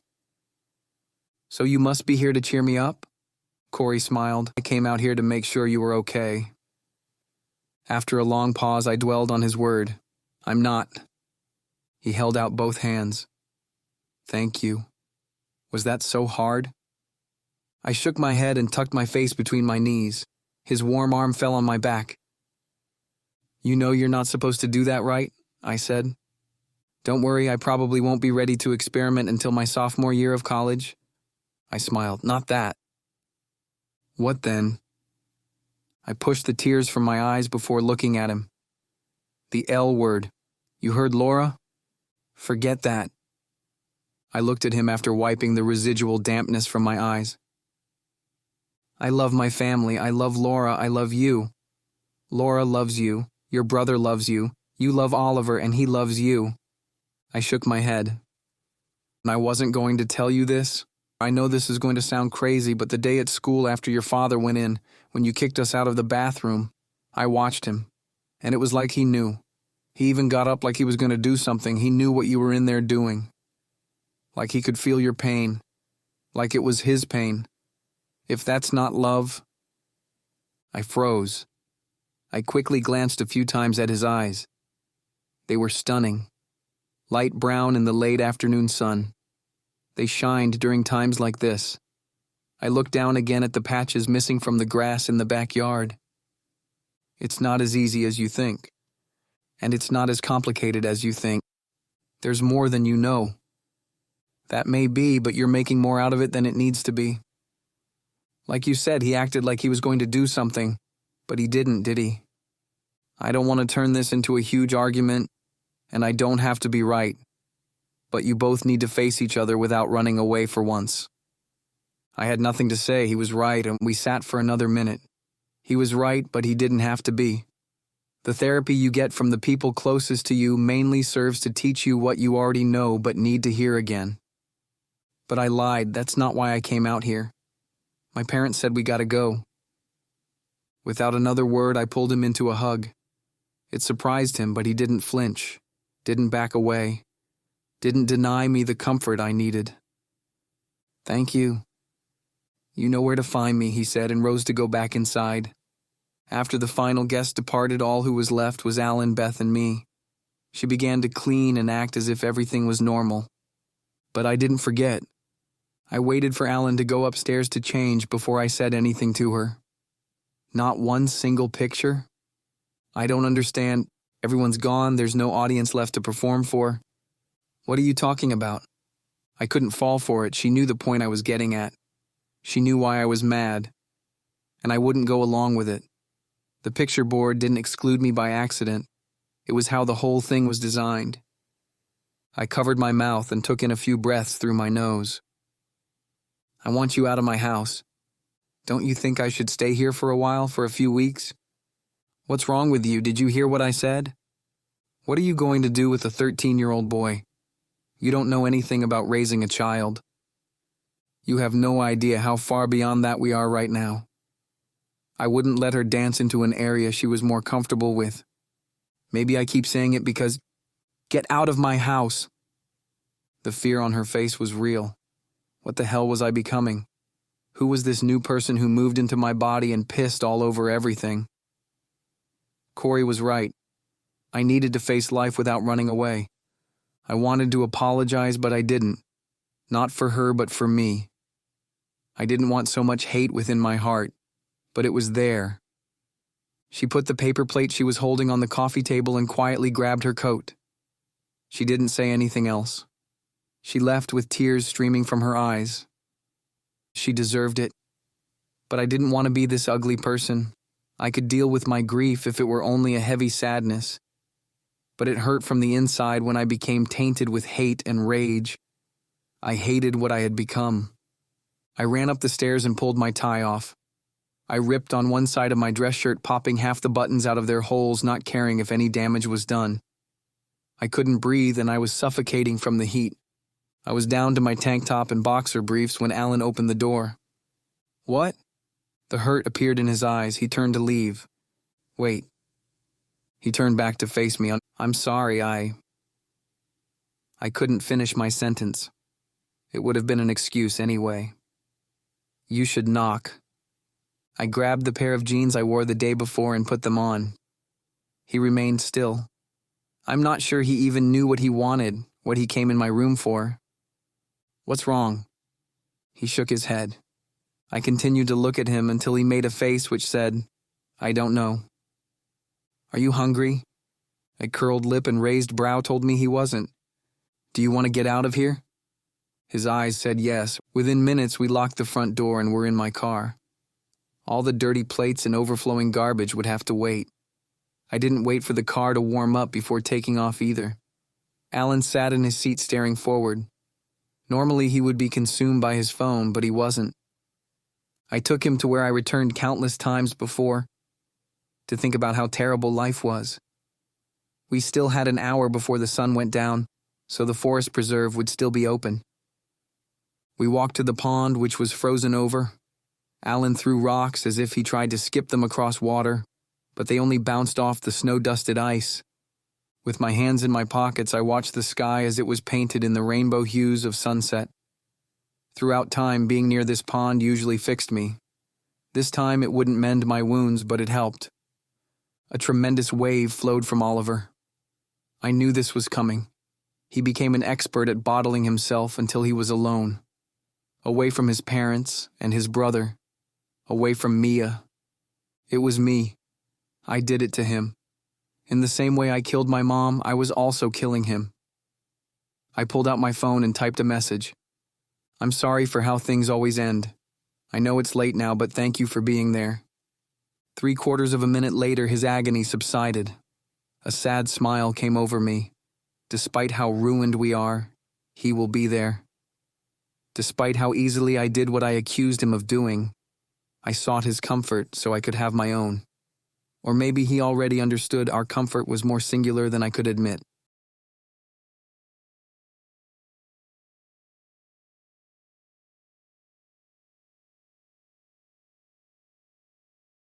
"I can wait here for a little bit if you want."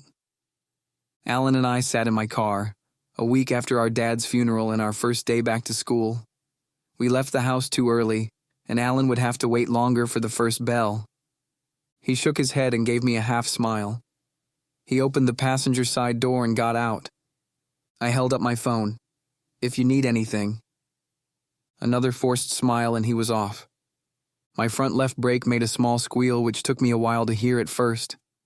But each time I stopped it became more obvious, which was great considering I didn't have the money to fix it. How was I going to do this? I only ever had the one part-time job. I understood applications, but I've never even filled one out before. I'd have to quit the swim team and I would have to give up a lot, pretty much all my free time. A few times I debated even dropping out of school, but I didn't get so far to quit.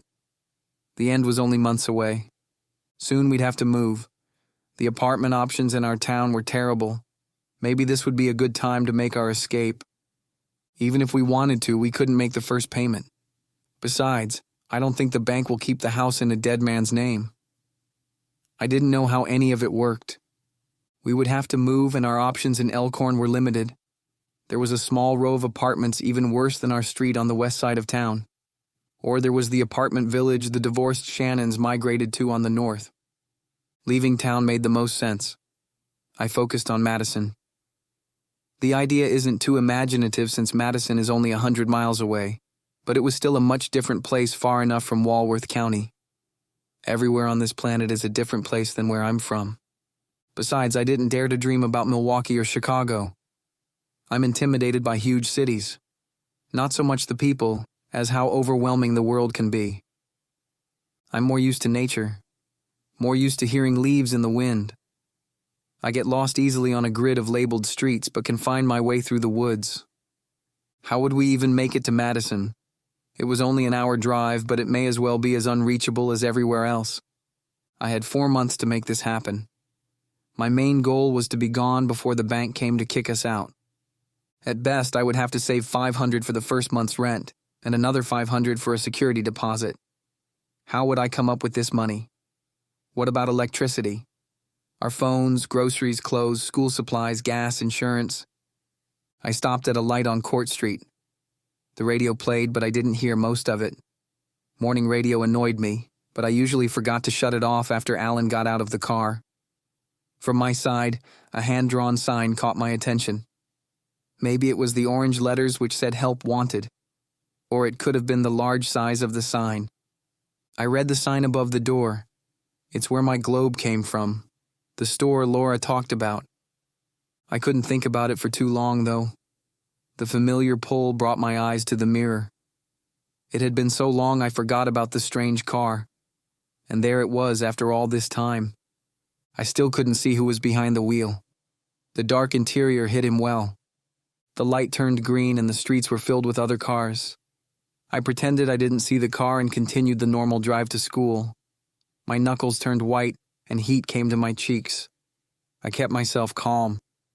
He came extremely close. Did he see me stealing glances through the mirrors? Did my silhouette give me away? Was it his intention to keep himself hidden? 3 blocks from school and he was with me the whole way. But what could he do to me? Everywhere I looked, I saw cars. I saw people. What was the point in all this? Was it intimidation? But why intimidate? Why threaten? Did I know who it was? Nick Bailey. Or maybe Larry, Oliver's brother. The Russells and Baileys weren't rich enough for a car like this. Besides, the Illinois plates made this idea unlikely. The plates? I yanked my phone out of the cup holder, but he was so close I couldn't see the tag. 2 blocks from school, and I accelerated to get a little distance. I caught the first letter and number backwards in the mirror. He was right behind me again. If he was smart, he knew what I was doing. I slowed to the proper limit, but hit it again and was able to catch the next 2. He was on me again, but this time it was different. He was much more aggressive than before. I sent myself a text with what I had. I held the wheel tight again, and the real danger I was in took over everything. I couldn't stop the waves which enshrouded me. Anxiety which Oliver returned. With my attention back on the road, I accelerated faster. He did also. I debated blowing the red light on the school corner because I didn't want to come to a full stop with him right behind me. But I didn't. We weren't the only cars around. I watched him through my mirrors as we sat. I didn't hide the fact I could see him. But I still actually couldn't see who it was.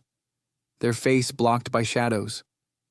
The light changed and I took off faster than intended. He was right there with me. My old Ford couldn't outrun a new Mercedes, so I didn't try. I was only a block from school. The parking lot was full of people, and I was relieved to see those who normally made my life hard. The car continued as I pulled off into the lot. I stopped to watch it disappear a block away and head back toward the main road. I couldn't make out the rest of the tag from the distance I was at, but I had enough. I found a parking spot and held my phone up. I should have called the police. This was real. But I looked around at the normal world surrounding me, and I didn't dial the number.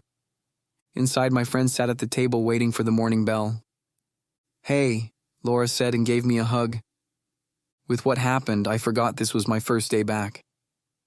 I looked over the crowd to the other side of the room, and though his waves died down, he still held concern. "Are you okay?" Laura said. Yes. She didn't believe me, and I sat. The looks on my friends' faces told me I still appeared distressed. I was. I'm not okay. "What did Oliver do now?" Corey said, and I didn't make eye contact. "It's not him." "Then what is it?" "I think I'm being followed." "You think?" Laura leaned forward and I caught her eyes. "I'm definitely being followed." "Seriously?" Corey said. Laura didn't need to ask to know I wasn't joking. "Did you call the police?" she said. "No." "When did this happen?" Just now." She leaned over the table again. What? Just now? I looked at her without speaking. Corey's eyes were also at the same level of disbelief. And you walk in like nothing happened, she said. And is that how I look? She sat back again. Well, what are you going to do? I don't know. Seriously? It was Corey this time, not Laura. You're sure you're being followed? Laura said. Yes, and they both looked at me. It's the same car. It's been going on for weeks. Laura's hand smacked down on the table. For weeks? Yeah, Abe got him, and you haven't said anything until now? Because I didn't know. How could you not? Because I wasn't sure until the day my dad died. They both broke eye contact and focused elsewhere. And I wasn't sure until just now this morning. It's different. What happened? Corey said. It was right behind me, all the way from Court and Broad. He followed me here. Laura closed her eyes in frustration before opening them again. You have to report it. I don't know if that's the best. No, you have to. I can't. That's the dumbest thing you've said all day, Corey said, and you don't understand. Laura jumped to her feet. You keep saying that. You treat us like assholes. The table next to us was enthralled with her display. Laura? She turned to the table behind her and locked eyes with its occupants. They smiled to themselves and went back to their own conversations. I'm sorry you're going through this. I can't imagine what you're dealing with.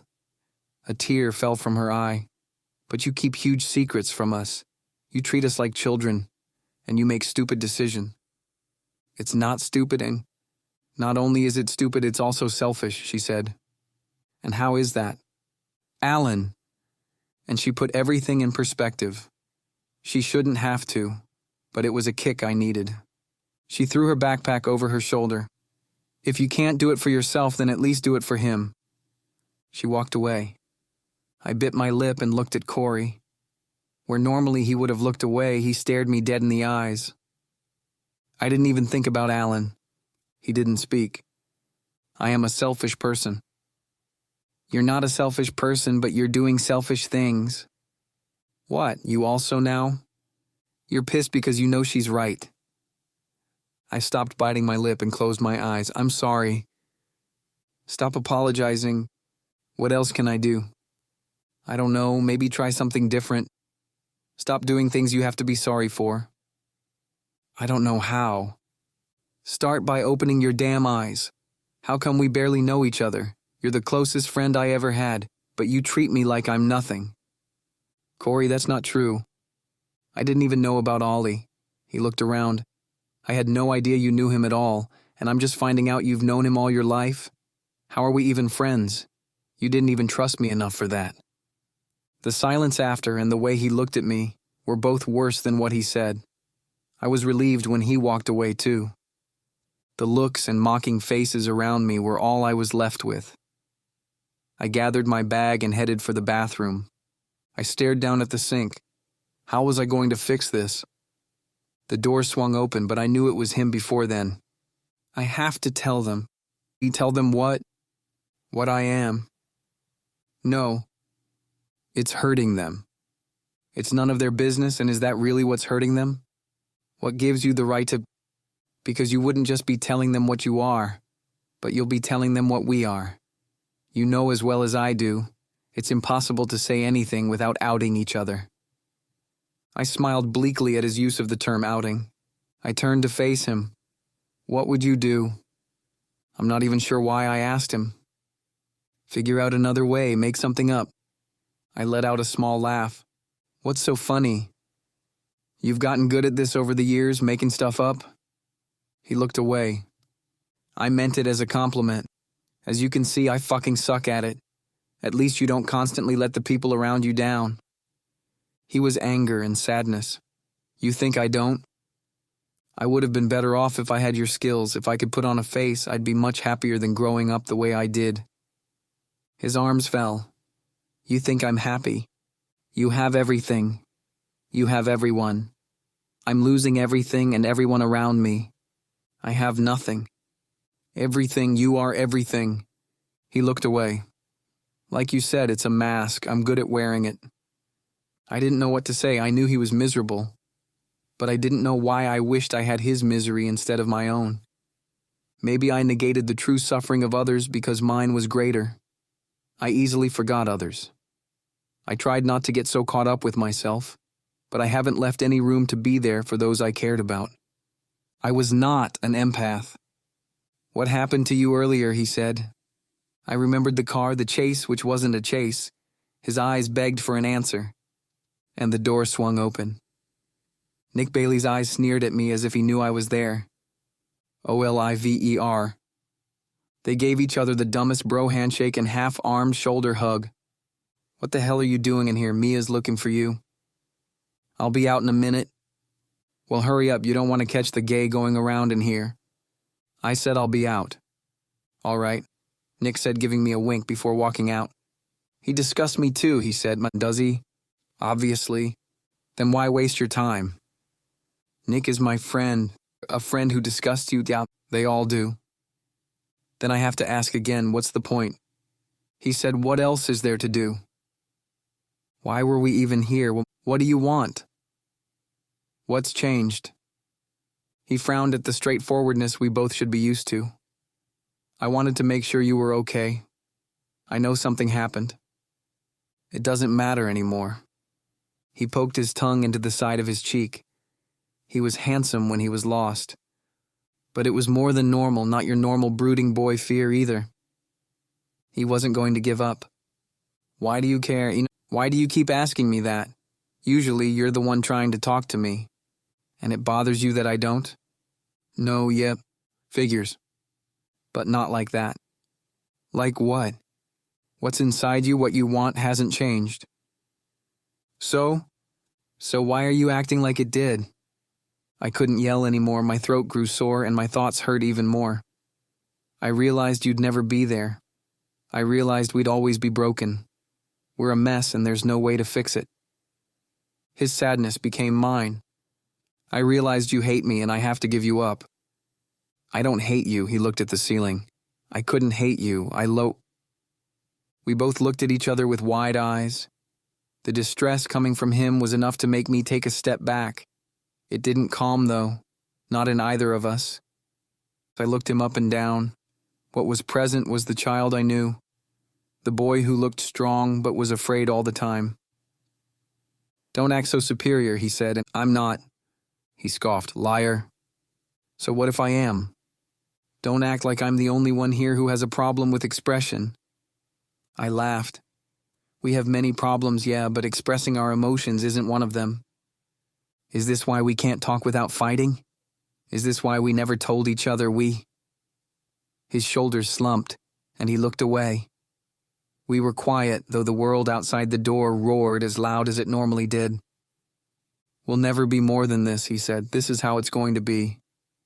Tears watered my vision. "It's better that way," he said. "Why?" "I don't know, but it is better for me, you, everyone." "Maybe you should leave now," I said at a whisper again. "If this is all we're ever going to be, you know what? I need you to go." I did it again, but I've already broken his heart dozens of times, only matched by the number of times he's broken mine. He did as I asked. I don't know how he found the strength to face the crowd at the first bell because I barely found the end stall in time.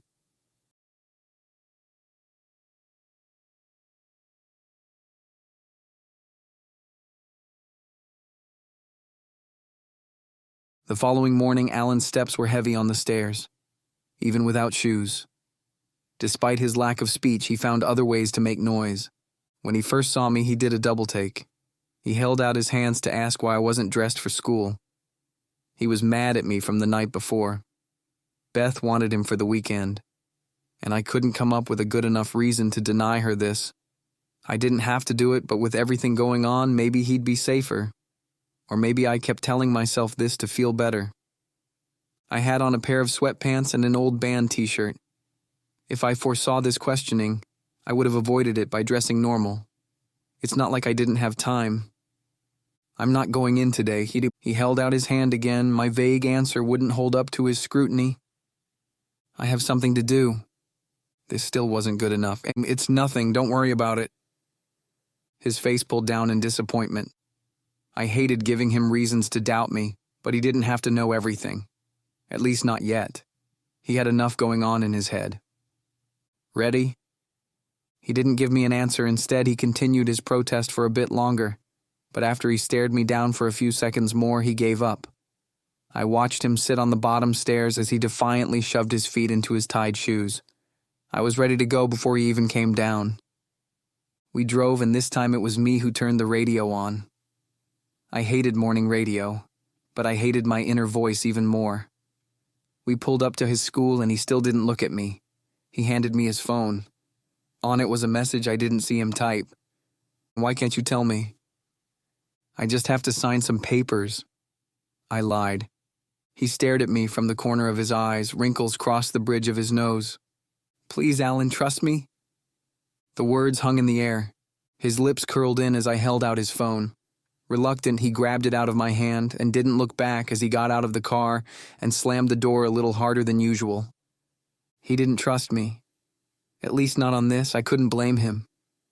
I wasn't confident enough to believe in myself either. From nowhere, panic passed through me. It wasn't my panic. It originated from him. I navigated through the school zone, and 2 blocks later I went faster. I wasn't sure how he knew how to locate the source. Locate the other. Maybe it was the same way normal people locate sounds, or how we know what direction a smell came from. I drove toward him. He was on the move, but still in his part of town. His anxiety grew more desperate. I didn't run any red lights, but I didn't waste any time either. I involuntarily reflected his panic. At least he knew he wasn't alone. I was near, but it peaked before taking a sharp fall. I was close enough to find him before it faded. He was parked next to a pump at a gas station. He only arrived seconds before me, not even out of his car yet. The station was full of people, and when I looked around, I didn't see anything out of the ordinary. I pulled up behind him as he got out and walked directly to my car. He knew I was coming and didn't question my presence. "Are you okay?" I said as I climbed out. He looked over my attire, avoiding my question. "Are you going to school today?" "No." He tried to figure why without asking. The question was there, but he didn't want to verbalize it. "I have an appointment later." He didn't press further. "I'm fine," so I shook my head. "You didn't feel fine?" "It's nothing. I'm just going insane. I usually only remember what he does to me. I forget how much this world has damaged him also." "That makes 2 of us," I said out loud but didn't intend to. "2 of us?" I put my hands in my pockets and watched as a man pumped gas into his large truck. "You're not the only one losing it." He smiled, I smiled, all fake for the other's sake, though we both learned long ago it was pointless to hide what was beneath our surface. We ignored the truth. We both knew he was avoiding it. I didn't drop everything to drive across town because he thought he was going insane. His fight or flight instincts were triggered, and it wasn't normal. But we were both okay with keeping up the charade. We were okay with lying to each other. My phone vibrated. A message from Laura. "Let me know when you get here. I'll meet you in the parking lot. I'm not coming today." Instead of responding, she called right away. "I gotta go," I said. I was relieved to turn away, happy for the excuse to exit this as we ran out of words to say. "Wait." He didn't talk right away. He looked away, poking his tongue into the inside of his cheek. A blast of wind ate through my thin gray pants and made me shiver. "Will you be there tomorrow?" It wasn't what he wanted to ask. "Yeah." "All right." I half smiled and turned for my car again. My phone stopped vibrating. "Andy?" His anticipation was becoming mine. "Thank you." I opened the door but stopped. "For what?" He looked at the gas pump and scratched his chin before making eye contact. "For checking on me." He was 1.5 times my size and was much better at everything than I was. Socially, mentally, physically, he was a stronger person. It's strange to think he needed checking on. I brushed a wavy strand from my brow. "You're welcome." I left him there to pump his gas, satisfied he was safe. Why was he so scared to begin with? a question I should have pursued instead of giving up so easily. I called Laura back as soon as I got home. I was able to catch her before the first bell and assure her everything was fine. The house was quiet. It was usually quiet, but knowing I was alone scared me. I ironed a polo shirt I hadn't worn in a while. I didn't want to overdress, but I didn't want to arrive in jeans and a t-shirt either. I had a 10 a.m. mediation with Beth at the courthouse. It wasn't a real hearing or anything official. It was us meeting with a third party to try to resolve our conflicts before dragging it through the court system in front of a judge.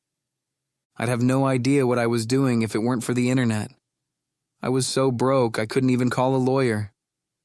This scared me more than anything, as I knew she had better resources than I did. My dad's mother wanted more than Alan or myself would be willing to give up. A part of me wanted to be inhuman about it. Another part of me was sorry for her. Not enough to let go. I wouldn't lose the only family I had left. I couldn't lose Alan. In our small town, the courthouse was right across the road from the hospital our dad died at. I hated this corner of the world, which wasn't entirely true. Right before the complex was the intersection at Bray Road, which ended at the forest preserve I loved. After the fake greetings were over and we signed third-party agreements, I was the first to go. She lives over 2 hours away in Neenah. I offered weekend visitation or even overnights if Alan is okay with it, but there's no way I'm giving up custody. 2 hours isn't too far of a drive. You can do it whenever you want to come see him, she said. There's no way my car would make it. How am I supposed to do overnights if you won't even let me stay at the house? A house you're going to be losing soon. I held up my hands. Get a hotel or take him back to your house like you're doing this weekend. How am I supposed to do all this driving? 2 hours isn't a far drive. I used her words against her. She scowled at me in frustration. What are you going to do about your living situation? You don't even have a job. She was right, but it didn't get to me. I'm figuring it out. I shook my head. Regardless of what you think about me, I've survived worse. Even worse than you. Don't speak to me that way. All right, let's all calm down here. The mediator stepped in. We're going to keep going in circles, I said. Let's say up front we're not going to agree and move forward with the court hearing. The look on Beth's face spoke of her pettiness. She figured once she got our case in front of a conservative judge, he'd side with her and rule against me. I did well to hide how afraid I was she might be right. We left the mediation and nothing was resolved. I walked into it without those expectations. On the walk back to my car, the hospital across the street caught my attention. I remembered the night he found me in the rain running away from Alan. Andrew, wait. I turned around to look at her. I knew the smile. My dad had it, and unfortunately so did Alan. Alan smiled this way when he was a kid and we caught him doing something he shouldn't. I crossed my arms. I thought we said what needed to be said for now. Maybe we approached this all wrong. If you let me have custody. I leaned forward, waiting for her to finish. I'll pay off the house and transfer it under your name. My arms fell to my side as my smile dropped. Of all the times she insulted me, this one was the hardest. You are unbelievable. What, you're not even going to think about it? My face burned. I wanted to yell, but I didn't. No. You'll have your own home. You still don't get it. You still don't know what home is. I shook my head. And you don't care. She didn't say anything. Her smile faded, but the sentiment was still there. You're not going to buy me off, and I can't believe you'd even try. You've never known anything about me.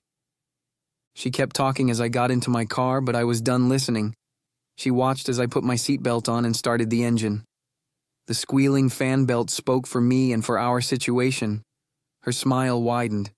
She walked off before I pulled away. With the complex behind me, I drove further north to the forest preserve. I walked around the loop twice, but didn't stop at the pond or look up at any trees. I walked around a third time and I was still the same. Or was I worse off?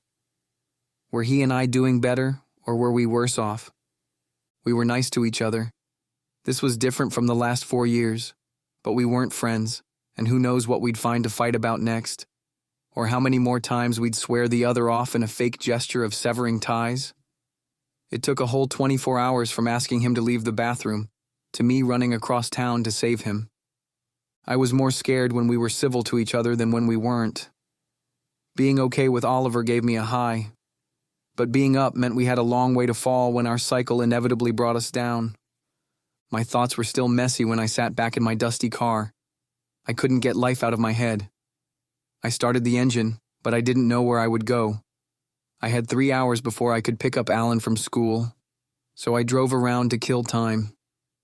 I shouldn't have wasted the gas, but I exhausted my love for nature and I didn't want to go home. Driving gave me focus and filled the time. A simple task while my mind worked out how I would fix everything. I drove aimlessly around many blocks, 4 times across town. At a red light, I noticed where I was. The light turned green, and I circled around the block and parked in front of the store Laura loved. The help wanted sign still hung in the window. I wasn't sure how long a place like this could survive in our small town, but I was only 4 months away from being done with school. I didn't know how well this would go since I never had a real job before. I got out of my car. I wished I would have parked it around the corner since it didn't look so well in contrast to the nicer ones surrounding it. I walked inside and an old brass bell above the door announced my arrival. The place smelled the same as my newest and favorite globe did. I shut the door behind me as it didn't have an automatic closer. At the counter, a woman straightened up. "Oh, you're..." I caught her by surprise, but I recognized her also. "The boy from the elevator," she said, snapping her fingers. "Oh yeah," I said, "the elevator," purposefully avoiding saying hospital. "Yes," she said, "I went to see my father and there you were." The look she gave me was the same one from that night. "Do we have a cusp?" I turned around to see a man. He was more put off by me than I was by him. Maybe 4 months was too generous. How these people were in business at all surprised me. "Yes," the woman said, "we do." I remembered the reason for coming in the first place, but I didn't want to dash their hope. "Well, I'm not a customer." The man joined the woman behind the counter, his face marked with confusion. "You're not?" They both looked at me in a strange way. "You have a help wanted sign on the door." "Oh yes," the woman was too exuberant. "That makes sense," the man said. Why were they so quick to reassure me? How long has it been since they've seen people? They were both the same age. He was decked in the same form, fitting dark clothing as she was. It was hard to tell if they were lovers or brother and sister. I wasn't sure which one was more disturbing, especially since they acted and looked like both. But if I were honest, if I took a hard look in the mirror, I couldn't be so judgmental. I didn't exactly walk a straight path through normalcy myself, and I needed a job. I found an odd familiarity behind the strange way they looked at me. It's the only reason I didn't walk out. "So, do you have an application or something?" "Oh yeah," the woman shook her head. "I mean, no, we don't." "Okay." I tried not to let my apprehension show I wasn't too successful. "I'm sorry," the woman said. "You remind us of a friend of ours." She said this the night in the hospital elevator. It made me uncomfortable and comfortable at the same time, but it didn't fully alleviate my concern with the way they looked at me. I didn't care how much I reminded them of their friend. It didn't constitute their odd behavior. The woman shook her head and apologized again. She bent below the counter and came back with a pen and a blank piece of printer paper. "Write all your information and where you have worked before." I bit my lip and took the paper. "I've only had one job, kind of. Never done retail before." "That's okay," the man said, again too eager. She turned her head to look at him. The long stare pushed him away. "It was nice to meet you," he sheepishly said before walking off. I didn't even get his name and he didn't get mine. But we were beyond normal formalities at this point. I couldn't go through with it. I'd have to ask Laura what was so great about this shop the next time I saw her. I couldn't walk out, though. But at the same time, I wasn't going to give them my personal information. I wrote a fake name on the paper as well as a fake address. They were new to town and wouldn't recognize the street as one which didn't exist. She watched me the whole time from behind the register, and though he was out of sight, I could sense his eyes on me as well. Or was I making this part up? As seconds ticked away, my inner voice screamed. This was not a good place to be, and I scribbled as fast as I could. Oliver reflected my waves, but they weren't enough for him to react to. I folded the piece of paper in half and handed it to her.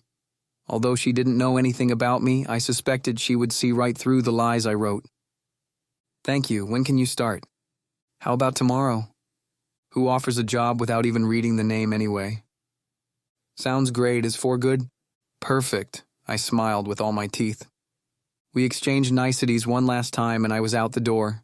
A shudder came over me, but I put it down in favor of my fake, toothy smile. I couldn't dwell on them for too long. The car, the one which followed me, it was there, sitting across the street. I didn't see it before going in, and this was his most brazen act so far. I waited for traffic while trying to pretend I didn't notice the car. I was a terrible actor. My cheeks burned with the building anticipation as the last car passed. I no longer tried to hide. I walked to the side and could see my reflection and how scared I looked in the tinted window. I still couldn't see who he was. He made no effort to move or flee the closer I approached, but the car wasn't running. I didn't see this before. With strength I didn't know I had, I cupped my hands and put my face to the window. Still couldn't see clearly. I did the same to the windshield and it was empty. I backed away and looked at the knitting shop it was parked in front of. A car's horn made me spin around and see what was behind me. It wasn't the passing cars I saw, though. The man and the woman. They were in the shop window. They watched me. This was obvious as how quick they pretended to be preoccupied with other tasks when I looked at them. How could I be so stupid? So stupid, it's their car, they're the ones. By the looks on their faces, they knew what I knew. And we couldn't go back. But I had to get back to my car. To do this, I had to get close to the shop. Closer to them. They now looked firm, no longer pretending, on the other side of a thin sheet of glass.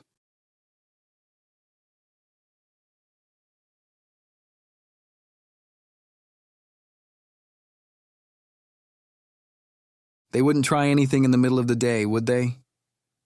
I didn't know these people. I also didn't have a choice. I needed my car, and it made no sense to try to escape on foot. I'm sure it only took seconds to reach the driver's side door, but time was different. They didn't move. My fingers were less coordinated as they fumbled through the keys. When I separated the right one, I dropped them. The man and I made eye contact, and I didn't break it as I swooped down to pick them up. He didn't move. She didn't move. Desperation waved through me. What if I was unable to get away from them? I wished I could count the distance in miles instead of feet. Wished I was safely away from people who weren't chasing me. From people who stayed obscenely still only to glance around to see if others witnessed my hysteria. Inside my car, I made sure all the doors were locked. I turned the ignition and pushed my foot hard on the brake. But I was hit with light. Not from Oliver, but from the universe. This wasn't an appropriate time to blank out and remember the dream. Flashes of his hand destroying my clay-sculpted flower. It was only a second, but my senses were dulled, diminished, turned off to a white void. Even the taste of nothingness and the smell of forever could adrenalize the most subdued minds. Shift to reverse, the only thing I see is him. Every stupid question, every stupid answer. You must leave. How much longer could this last? How long could I live until the fire consumed me from inside? Go now. Go now, I said as someone else, and I did. From their perch, they barely glanced at each other with uncertainty. Whatever they wanted from me, maybe they wouldn't want it if they knew how crazy I was. I watched the mirror, but no one followed me.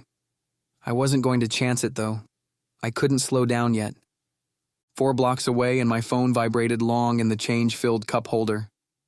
I glanced at it to see his name on the screen. He knew things were different. I knew things were different. Even if my life weren't in danger, I would have answered his call anyway. Hello? Hey. He tried to sound more casual than he was. I'm okay. Are you sure? You don't feel okay. I couldn't argue. I didn't answer my phone to tell him I was fine and to leave me alone. I didn't want to be alone. Even if it was only over the phone. Even if it was him.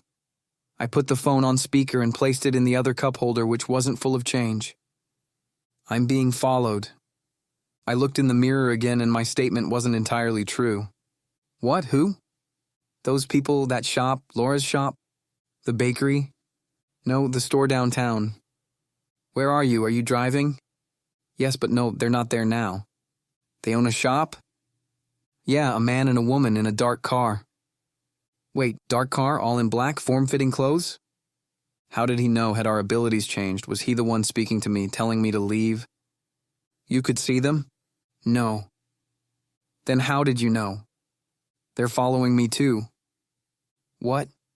I couldn't help the skepticism in my voice. I believed him, but was in disbelief of what was going on. Yes, when you found me at the gas station this morning, they were after me, I think. It's hard to explain. I looked in the mirror to make sure I was still alone. Where are you now? Coming up Court Street away from downtown. Are they following you? No, I don't know. They could still be at the shop. Where are you? I'm still at school in the bathroom. Can you leave? Yes. I have to pick up Alan, but he doesn't get out for another 45 minutes. Meet me at my house in an hour. I'm going now. All right. And the conversation paused. Be careful, he said. Ripped from me was my fondness for him. He knew it as much as I knew it. We didn't know what else to say as we both remembered at the same time. We weren't exactly friends. I will. Okay, he said, I'll see you soon. The screen showed the call ended. With my foot relaxed on the gas pedal, I focused more on my surroundings. No one was behind me, and I didn't want to sit outside Alan's school for too long. I didn't have time to repeat mistakes. I parked in my normal spot and fixated on my mirrors. They knew where to find me and didn't need to follow me here. Would they be waiting at my house? Was Oliver in danger? I'd know if he were, but this stupid ability only works when it's too late. Several minutes after the final bell, the crowded street didn't alleviate any part of me. Alan finally emerged as he walked slow to my car. I leaned over and popped the passenger door open and motioned him to hurry. He didn't.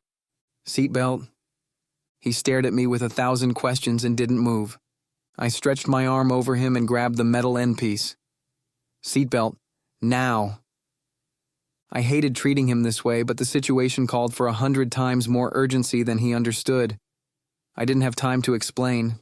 I didn't want to explain it to him. He was better not knowing. It was my duty to keep him safe, and I didn't know if I would succeed.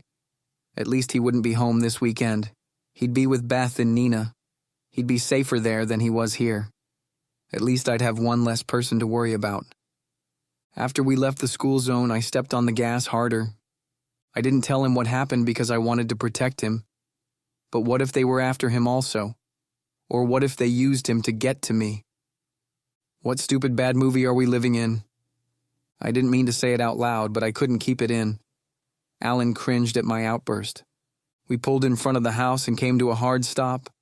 His Jeep was parked where I usually parked. He was at the driver's side door before we even had our seatbelts off. His eyebrows turned up. Are you okay? My internal collapse was written on his face. It hit him hard enough to give some of it back.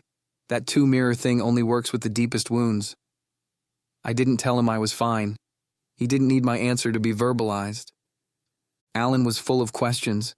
I could hear what they would be through the strains of his face and looking back and forth between the two of us. Don't worry about it, I said. Alan's eyes remained on Oliver. Hi, he said while trying to maintain eye contact with him. Alan looked at him with cold eyes and back at me with more questions. We have to take care of something. I looked at Oliver. Come on. I led the two of them to the door. Alan burnt more holes through him than he did me. He was nervous around my little brother. I'm not the only one in my family he stopped being around all those years ago. Regret hit me and I tried to stop it from going back to him. But it did. Being liked by everyone was what made him who he was. But it was different with Alan. It was genuine. It was something real from someone who indeed did know him his entire life. After I shut the door, my brother still didn't make a move to take off his shoes or coat. He stared at me, no longer looked at him as I was the one who owed him an explanation. I said, don't worry about it. He folded his arms. I told you we have something to do. He shook his head and allowed his arms to fall at his sides. He yanked on his coat's zipper and stepped out of his shoes before walking heavy for the stairs. I waited until he was out of earshot. I told you he hates me. You call that hate? I looked up the stairs wishing life were different. Have you met my brother? I smiled. I knew Larry Russell well. Take your shoes off, I said. He removed them as well as his coat. He looked around the house. It's weird being back here. You were here for the funeral. Yeah, but this is different. He was right because he wasn't talking about the house. It was strange to be on the same side again. Are you thirsty? Yeah. He followed me to the kitchen. When I saw our scarce options in the fridge, a part of me remembered what it was like to be around someone who picked up even my smallest anxieties when they wanted to. It's okay, water's fine. He leaned on the counter while I poured him a glass through the filter. So tell me about this shop, he said. Laura got me a globe for my birthday from there. She wouldn't shut up about it. I went today to see about a job, and the people who owned it are the same people following me. I've seen the woman before, at the hospital. But when I saw her and the guy at the shop today, they acted very strange, so I got out as quick as I could. He looked at me while in thought. I didn't know how to explain myself properly and sucked at storytelling, but he got most of it. When you found me at the gas station, he said. It was the third time. I think they were after me. I couldn't be sure before, but I was sure after that. I didn't know either. It's like they didn't want to catch me. What the hell does that mean? Neither of us knew. The sun was low in the western sky, so I turned the kitchen light on. It hit the color in his eyes a way which got me. In some lights, they looked lighter. Maybe they became more brilliant brown. It wasn't my fault. He dressed like he was ready to join the older men on the driving range. He never bothered to moisturize even where he was scarred. His cologne might be expensive, but is repulsive. He has an emotional range which anymore only seems capable of anger and sadness. He's slow to take a hint, and sometimes too fast to pass judgment. It's his fault. I blame him for the way I see him. Perfect. I think I know why they're following us, he said. I bit my lip because I had the same theory. I didn't want to say it out loud, so I let him be the stronger one. The first time I saw them, he said, something drew me to them. Something I've never sensed before. He paused as he searched for the right words. Though there wouldn't be any, which would allow him to keep hiding the things he didn't want to say. I never knew anything like it outside of you. I know it happened to me too, that pull, the way it grabbed me. At first, I thought it was you behind me. But when I saw the Mercedes, I knew. Mercedes? Yes. I'm pretty sure it's a BMW. Okay, I said, not wanting to argue who was better with cars as he would win. But nothing else has ever hit me this way. You're the only one. So you think they're after us because we are bonded? The look he gave me reminded me it was the first time he heard me say it. Years passed when I first started using it in my own head. I forgot it was new to him. Yeah. I leaned against the counter looking at the floor before returning to his eyes. I don't know. What else could it be? They weren't after money if they were after me. They weren't after an easy target if they were against Oliver. Though the man and woman provoked fear, I doubt they'd be able to take him down easily.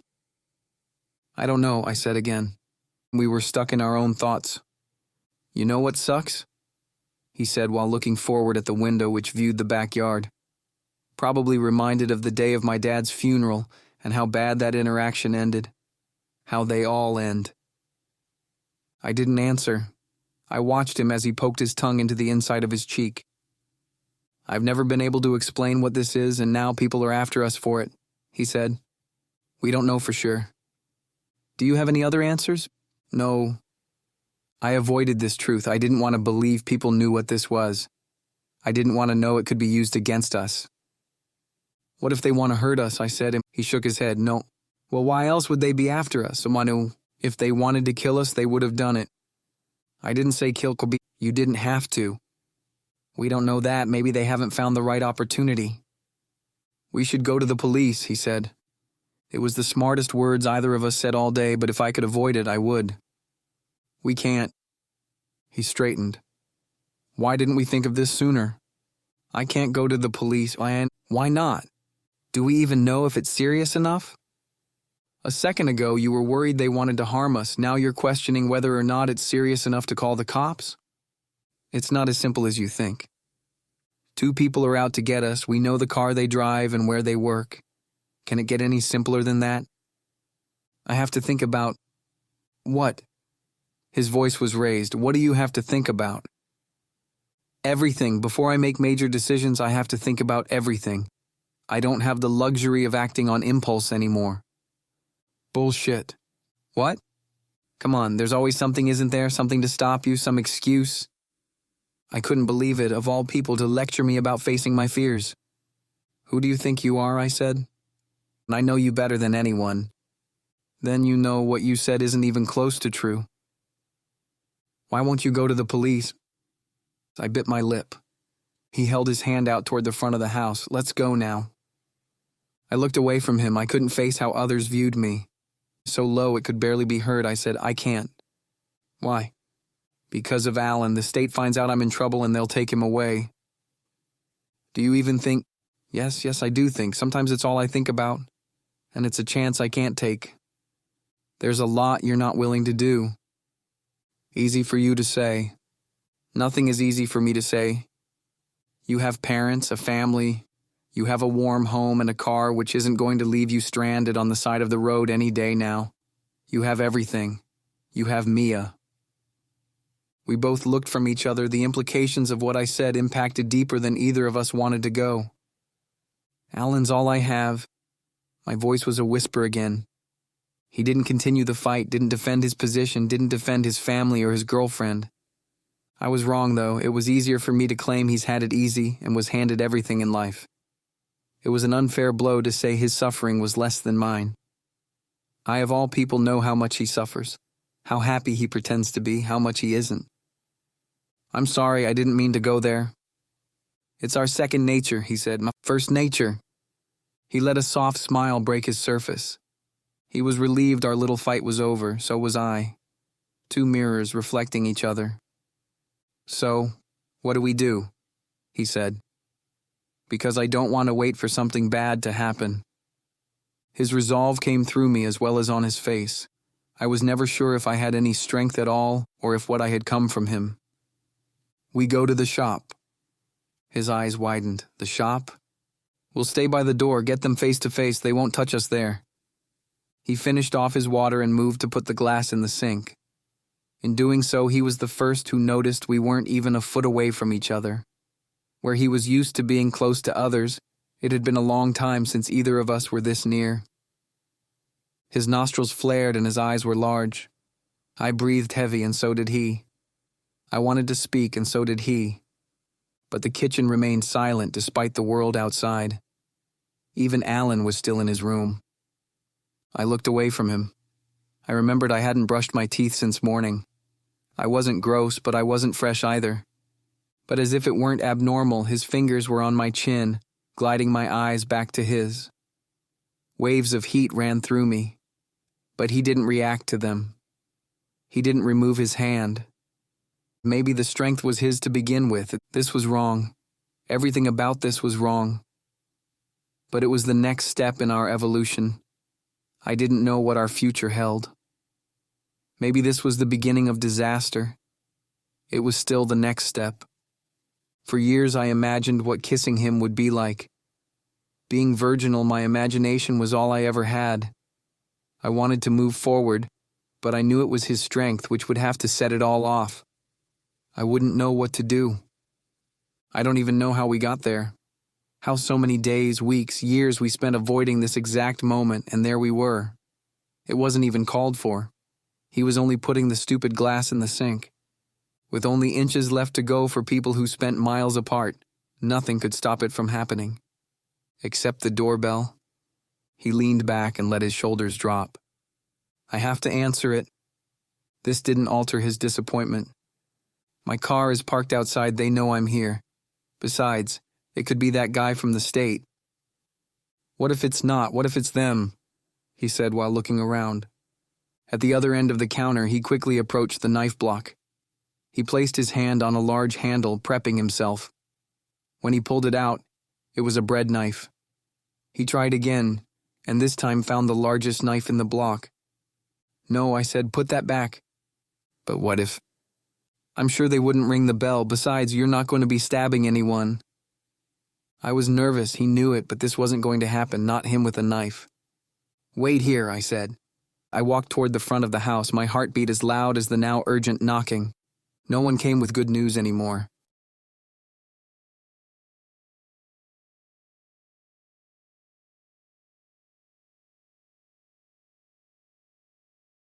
I looked through the peephole, and my worry turned into anger. Beth's face consumed the lens as she tried to look in. I covered the hole with my hand in hopes of blocking the light from showing out. Her continued knocking told me she saw it. She knew it wasn't appropriate to come over without calling first. Cold air, as cold as her presence, rushed in from the outside as I opened the door. Why are you here? She didn't answer. She never treated my questions as valid. She moved sideways to pass me and into the foyer. I didn't accommodate her by moving over. Civility was not an expression either of us were interested in. She looked up the staircase. With the upstairs light off, you couldn't see more than halfway up the steps. Where's Alan? He's not home. Why are you here? I hoped he heard the commotion and was listening. Hoped he'd stay hiding and wouldn't expose my lie. Where is he? I folded my arms. Does it matter? Yes, it does. He's at a friend's. I hated myself for giving up anything, for answering her questions. Though all I offered were lies, she didn't even deserve that. Friends? She laughed. What friends? Then I hoped he wasn't listening, hoped he didn't hear her. I shook my head. Don't talk about him like that. Her face became serious again, and she looked like she did a few seconds earlier. How easily she removes the mask and puts it on again. She ran her finger across the shelf by the stairs so I could see her observing the dust. Did you just drop him off somewhere? You know it's actually none of your business. Why are you here? I want to see my grandson. Why so suddenly? Why tonight? You're picking him up tomorrow night and you'll have him until Monday morning. So he's not here? I shook my head and her face changed. Her posture, her eyes. The snake rose from the basket. She didn't come for him. She had other motives. Have you? But she paused as her eyes focused over my shoulder. I turned around to see Oliver behind me. Through me, he sensed how unwelcome she was, and his posture mimicked mine. When I turned back to her, I saw she looked down her nose at him. And who are you? I'm Ollie. Again, none of your business. I didn't let him finish. You can't bring strangers around my grandson. Says who? I'm not a stranger, his voice commanded attention. The strength which flowed from him became my strength, and when he was next to me, I was stronger than I could be on my own. I didn't forget what it was like to have him around. But I did. We hadn't been on the same side in so long I forgot how incredible it was. I looked at him with a sense of gratitude. He forgot how good this was also. His tongue poked into the side of his cheek. Well, I've never heard of you and neither of my grandsons have ever mentioned you. My arms fell to my side. Why are you here? I've known them all my life. Vitality bounced between us with each affirmed word he said. What are you two up to anyway? Anger swirled within him. We weren't doing anything. Beth smiled with pointed lips. Let's not pretend. Why are you here? Silence. If Alan wasn't listening before, then he was now. She was unfazed by the level I was at. Have you given any thoughts to my offer? It's a good offer, Andrew. What other options do you have right now? Where else are you going to go? I couldn't believe she didn't see how offensive this was. Or did she? Was she trying to trigger me? Was this the genius behind it all? Either way, she couldn't pass up the opportunity to put me down in front of someone she didn't even know. There's no way in hell, I've made this clear. Without me, you'll be homeless soon. I snapped my finger and pointed at the door. Get out. She looked at him. Unexpectedly, his hand gripped my shoulder. Warm vibrations grew from there and touched all the way through my toes. You can't just throw me out. My face unchanged. Yes, I can. Maybe I should call the cops and see what they say. She held a long pause where the only sounds came from outside. The offer still stands, even if you are rude about it. She looked at his hand on my shoulder before smiling to herself. She didn't close the door completely after her long exit. He left my side to close and lock it all the way. He watched her through the peephole. I quietly let out the energy I banked. She's in her car, and his voice muffled by the door. Started, and she's gone. I wanted to thank him, but I didn't. He knew the sentiment was there. It came to him in soft, long waves. What is she talking about? He said. It's nothing.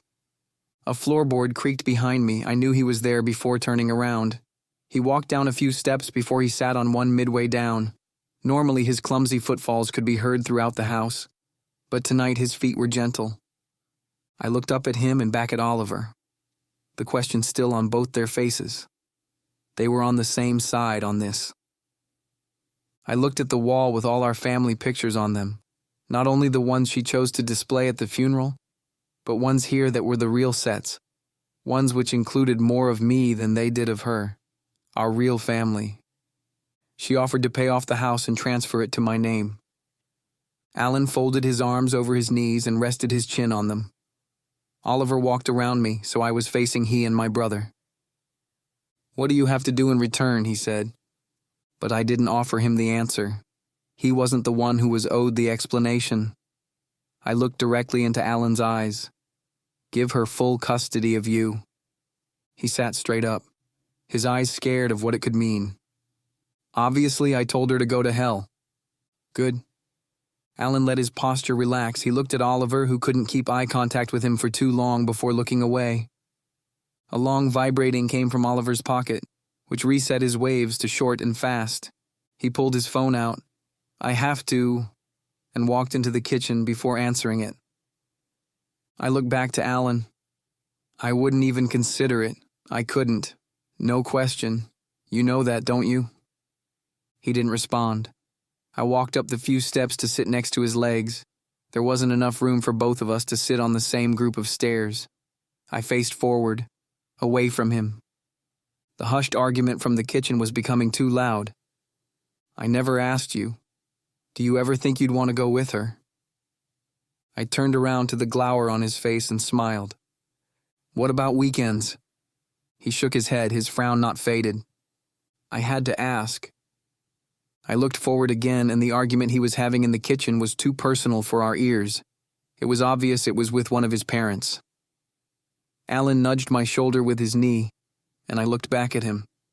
He pointed to the kitchen and at me before holding both his hands up to ask what's going on. It's a long story. He leaned forward. He wasn't going to accept my short answer this time. He deserved more than short answers. I couldn't keep pushing him away. Something serious could be happening. I think we're being stalked, if that's even the right word. He sat straight up again. We don't know. It's not as serious as it sounds. He held out both his hands again and shook his head as if I didn't make sense. We're still trying to figure it out. He stared at me. Is that not good enough? He silently chuckled and looked away. I don't know what else you want me to say. He's the one who doesn't talk, yet I'm the one who struggles to express himself. He could convey 1,000 ideas on looks alone, and I couldn't even find the right words to use. You know this, what he and I have, what we are. And I stopped. I looked at him and he stared forward before his eyes said yes. You know it's not normal. He nodded. We don't know what it is, but I know it means he's going to be a part of me, good or bad. He looked at me and didn't look away. He still scratched the back of his head, though. You can't be too surprised if he's around. I know it's been a while, but with these people following, interested in us, we have to stick together. He shrugged one shoulder and I knew we had an agreement. Oliver had no idea what Alan knew, so we stopped talking about it when he came back into the room. I gotta get going. He walked to the front of the staircase. So, he didn't continue. He looked at Alan, me, and the door. He repeated this again before saying, "I'll see you after school tomorrow." I got up to walk him out. He wanted to say something else. Many something elses. I got that feeling you get when you're stuck in a conversation and want to express an idea but can't get the first word out. Somewhere in it all was the regret of what we almost did. I have 0 attachments, but he has a major one. We might think we're special, but for Mia, this real life too. Her boyfriend almost kissed another guy. Even if she did ignore a lot, her trust didn't deserve to be shattered by us. Before he said more than goodbye, he was gone again. I watched him through the peephole. I debated moving my car to its rightful spot, but left the idea at the door. Alan, still on the step, didn't take his eyes off me. "What?" He shook his head and smiled. "What's so funny?" He pulled out his phone and typed on it. I took it from his hand. "Why don't you just smash and get it over with already?" I tossed his phone and he barely caught it before it fully impacted his chest. "Wow, you're 13, you shouldn't even..." He smiled and typed more. "Well, it's annoying, seriously, do something." This time I handed him back his phone. "You'll understand in a few years." The twist in his expression told me he already understood. After I picked up the house and finished my own homework, I made sure all the doors and windows were locked a second time. We usually left one light on downstairs, but I left them all on. In the shower, I stayed under the water for a long time. The bills were still in my dad's name, so it didn't matter. The first time Oliver and I fell apart in any real sense would be the most lasting. It began the first day of high school. He was only a few weeks out from the camp which tried to make him straight. It wasn't my fault, but why was he imprisoned and tortured, and I allowed to be free? We were both guilty of the same crimes, but he was the only one they tried to destroy. Maybe because he belonged to them, belonged to something greater, something I never did. I was one of those other people. They expected other people to be this way, but not their own son. I was as soulless as the devil himself while he was something which could be saved. And what some call saving, rational people call torturing. On that bitter day, I saw him first during freshman orientation. It was hot out in late August, and I called his name from behind. He turned, and a smile of elation waved through him. It was quickly followed by the self-disgust and shame he worked hard to keep buried. In real time, in the shower, his stored tidal waves returned. They weren't as strong as they were after his imprisonment and torture, but they were there. And it hit me. It hit me so hard it hit him. Then me. Then him. Mr. Him. How could I be so stupid? I wasn't an empath. And did I ever fucking care? Did I actually care for him? Or was it about what I wanted him to be for me? I was the one who deserved to be tortured. For every time I wished he could just get over it. Every time I wished he could get past it. Each time I downplayed how damaged they left him, so he could be more for me. The incredible strength he displayed since childhood wasn't enough. Because through it all, I was his biggest antagonist. He tried so hard to bury his shame. Not for himself, but for me. For the most selfish person in his life, the most domineering, most demanding, most harmful. Maybe his parents were right, maybe Laura and Corey were right. Maybe everyone was right about me. Back on the first day of 9th grade, when I first saw him, he was happy. Happy to see me. But the smile stung him as soon as it formed on his face. He couldn't be happy. He couldn't be near me. A sickness inside of him was planted to tell him he was wrong for the life he desired. Falsehoods replaced his natural instincts after he was rewired by people who didn't know what they were doing. He turned away. I called his name again and he kept his back to me. I walked after him, but he rebuffed me, leaving me alone to be laughed at by the few who witnessed it. We were alike until this point. He ascended to local stardom and I fell into the shadows. I became lost in a world I created. The only two friends I had were my main life preservers. I became darkness, built out of skepticism and hatred for a world which threw me away. And he became light. He shone so bright I couldn't take it. It was so strong I grew to hate it, and I couldn't live without it. The hope in his eyes wasn't dead yet, but it was close. None of us were ever too far from losing everything. A heartbeat away, a paycheck away, a day away from disaster. I shut the water off and dried myself. The steam obscured the mirror enough so I wouldn't have to face myself. It didn't take much to fall asleep, but staying asleep would be a separate challenge. My mind went there again, to the dream about him where I never look at his face. I'm sitting in a bright room, holding a penknife while tracing out the petals of a flower on a clump of clay. The thing about the dream is, in real life, I don't know anything about sculpting, painting. I can't draw. Even my handwriting is ugly. I don't care either. Art isn't my thing. He was before me again, hand outstretched. I didn't look at his face, though a lucid voice inside was telling me to do so. Even in my subconscious, I couldn't face him. Not after everything I've done, everything he's done. This time was different, or was it always different? Usually he takes the flower from my hand. I never put up a fight, but he still forcefully takes it. This time his palm faced upward. It broadcasted calm and patience. He waited for my permission. Permission I gave him. I knew what his purpose was, and I gave it to him to serve it, to destroy it. And he did. It's who he is, what he does. I didn't need to see his face. Besides, on the inside, he is faceless, and in this dream, these bodies are only costumes. These lives are as temporary as a clay flower destroyed before it's finished. My eyes opened. My lids fluttered a few times as I tried to recognize my bedroom again. I hadn't taken a breath in several seconds. I sat up, and I still couldn't breathe. Before panic set in, I pulled a burst of air into my lungs. I was dizzy and put both hands back on my bed to hold me up as I let it out. My shoulders rose as I took in another deep breath. I leveled out but had no idea what happened. I held my head with one hand and my chest with the other. I didn't know what time it was, so I searched for my phone. I had a recent message from him, and I didn't even hear the notification. "Are you okay?" I replied right away. "I'm fine, just a bad dream." I got up to get a glass of water. In the kitchen, another message from him. It must have been a big one. Usually I can tell the difference.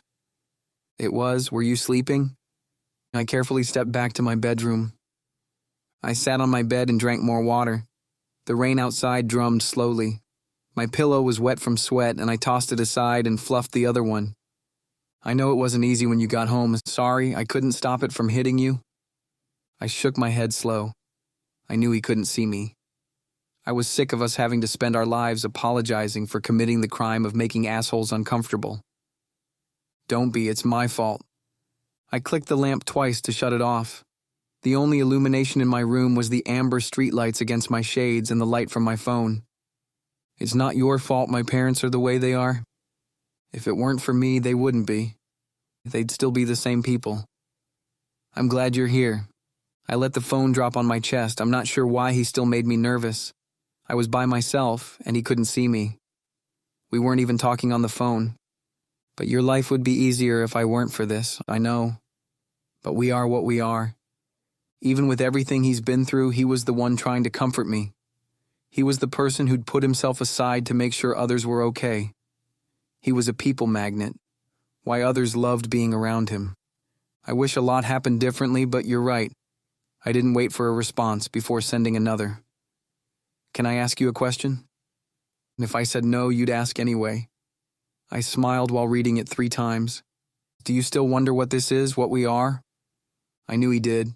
It was a dumb question, but it kept our powers in the forefront of the conversation.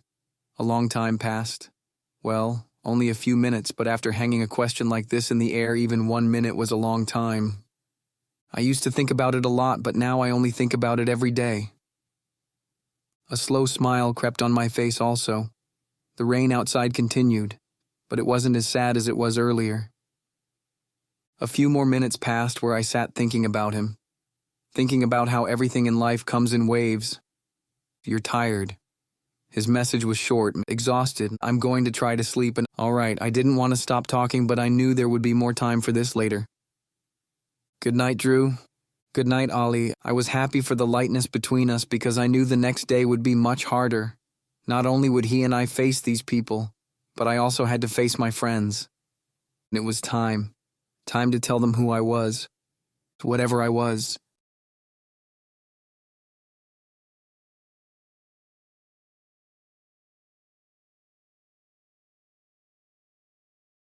Before the first bell, I found myself watching Laura and Corey from across the packed commons. They didn't see me. They talked, laughed, and talked more. Usually it was the three of us together. I was on the outside again. I didn't belong. Again. I wanted to walk away before they saw me. I hated conflict and would be happier if we all went on and pretended as if everything were fine. The more I watched them, the more I asked myself if they were better off without me. They looked fine with each other, and all I offered were secrets, lies, and a constant reminder of how depressing my life was. Maybe with the danger I was in, they would be better off?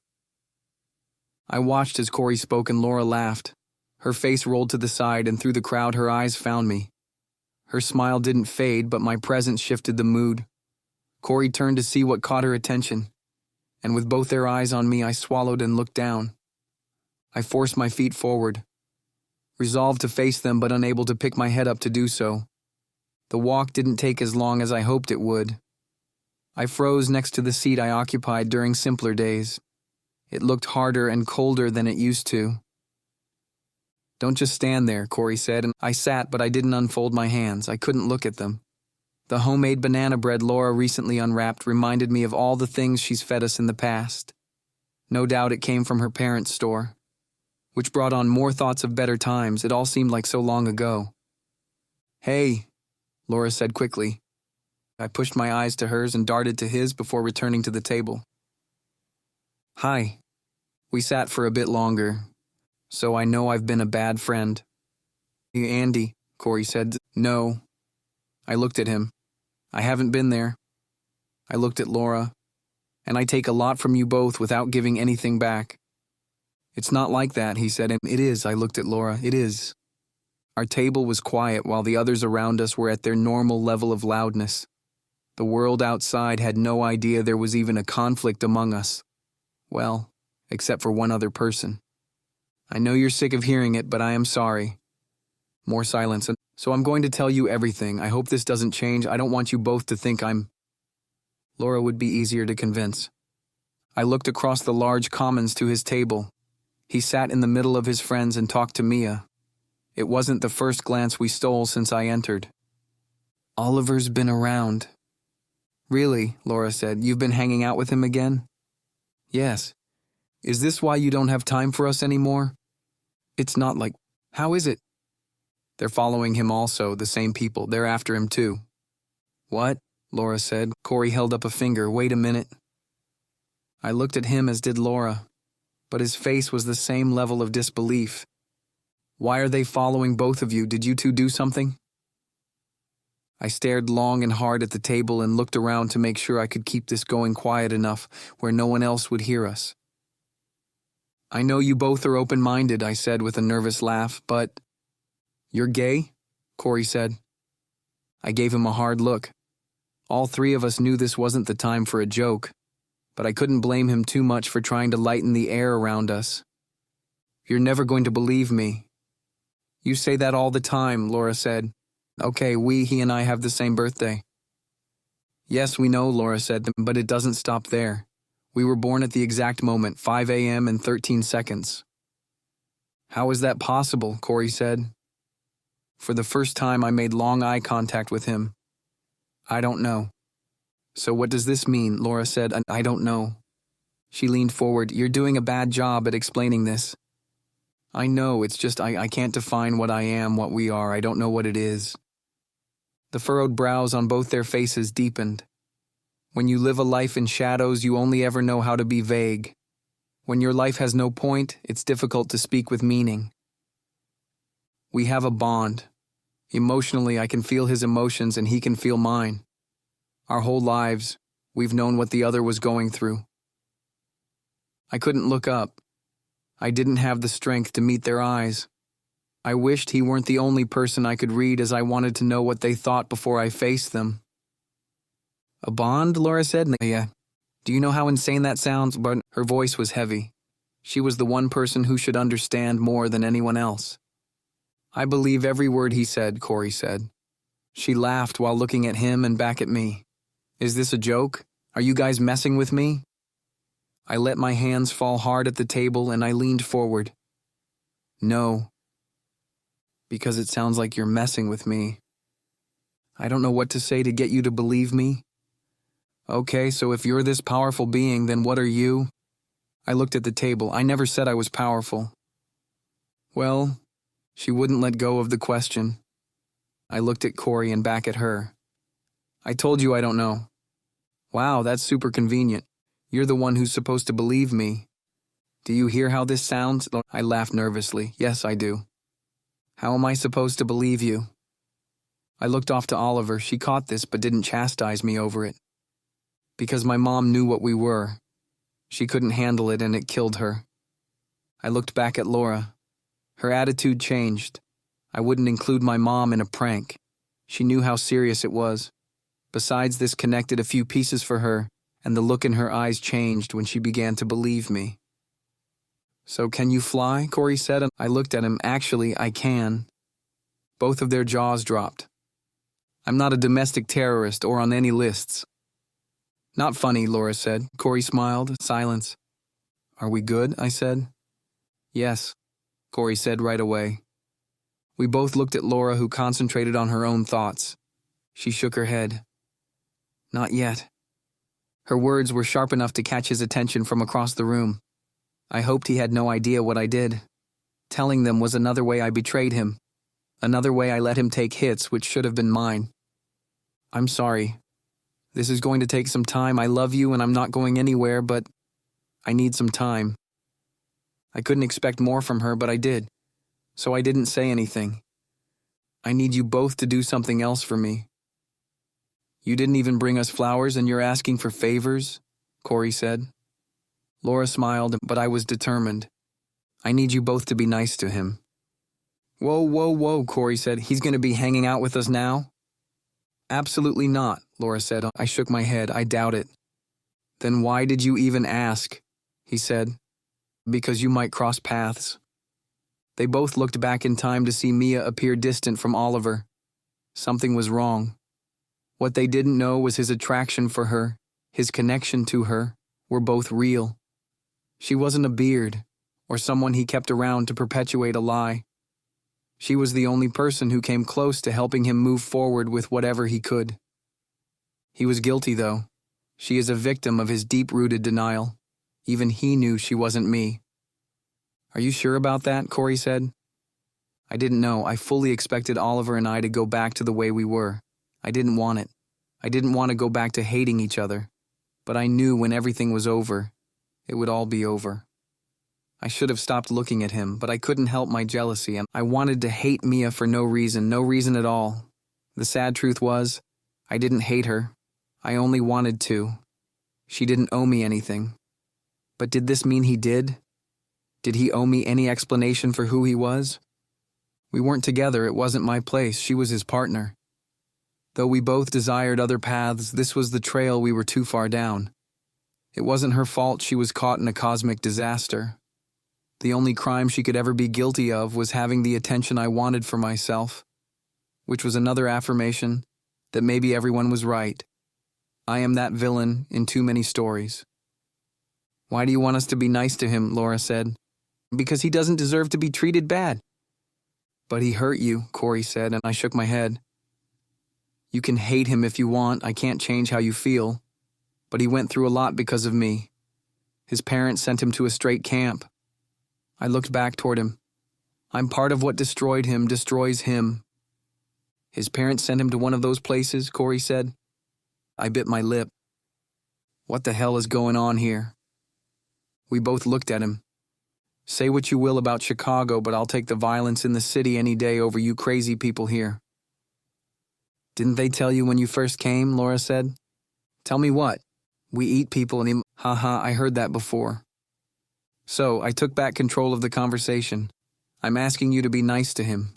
Don't have to be his friend, just be nice. Damn, Corey said. What? Laura said, what? It's obvious how you feel, so why can't we say the L word again? I mean, if I found a girl who looked at me the way you look at him, I gave him a stern look. I'm not a girl. Obviously with that nasty hair. What?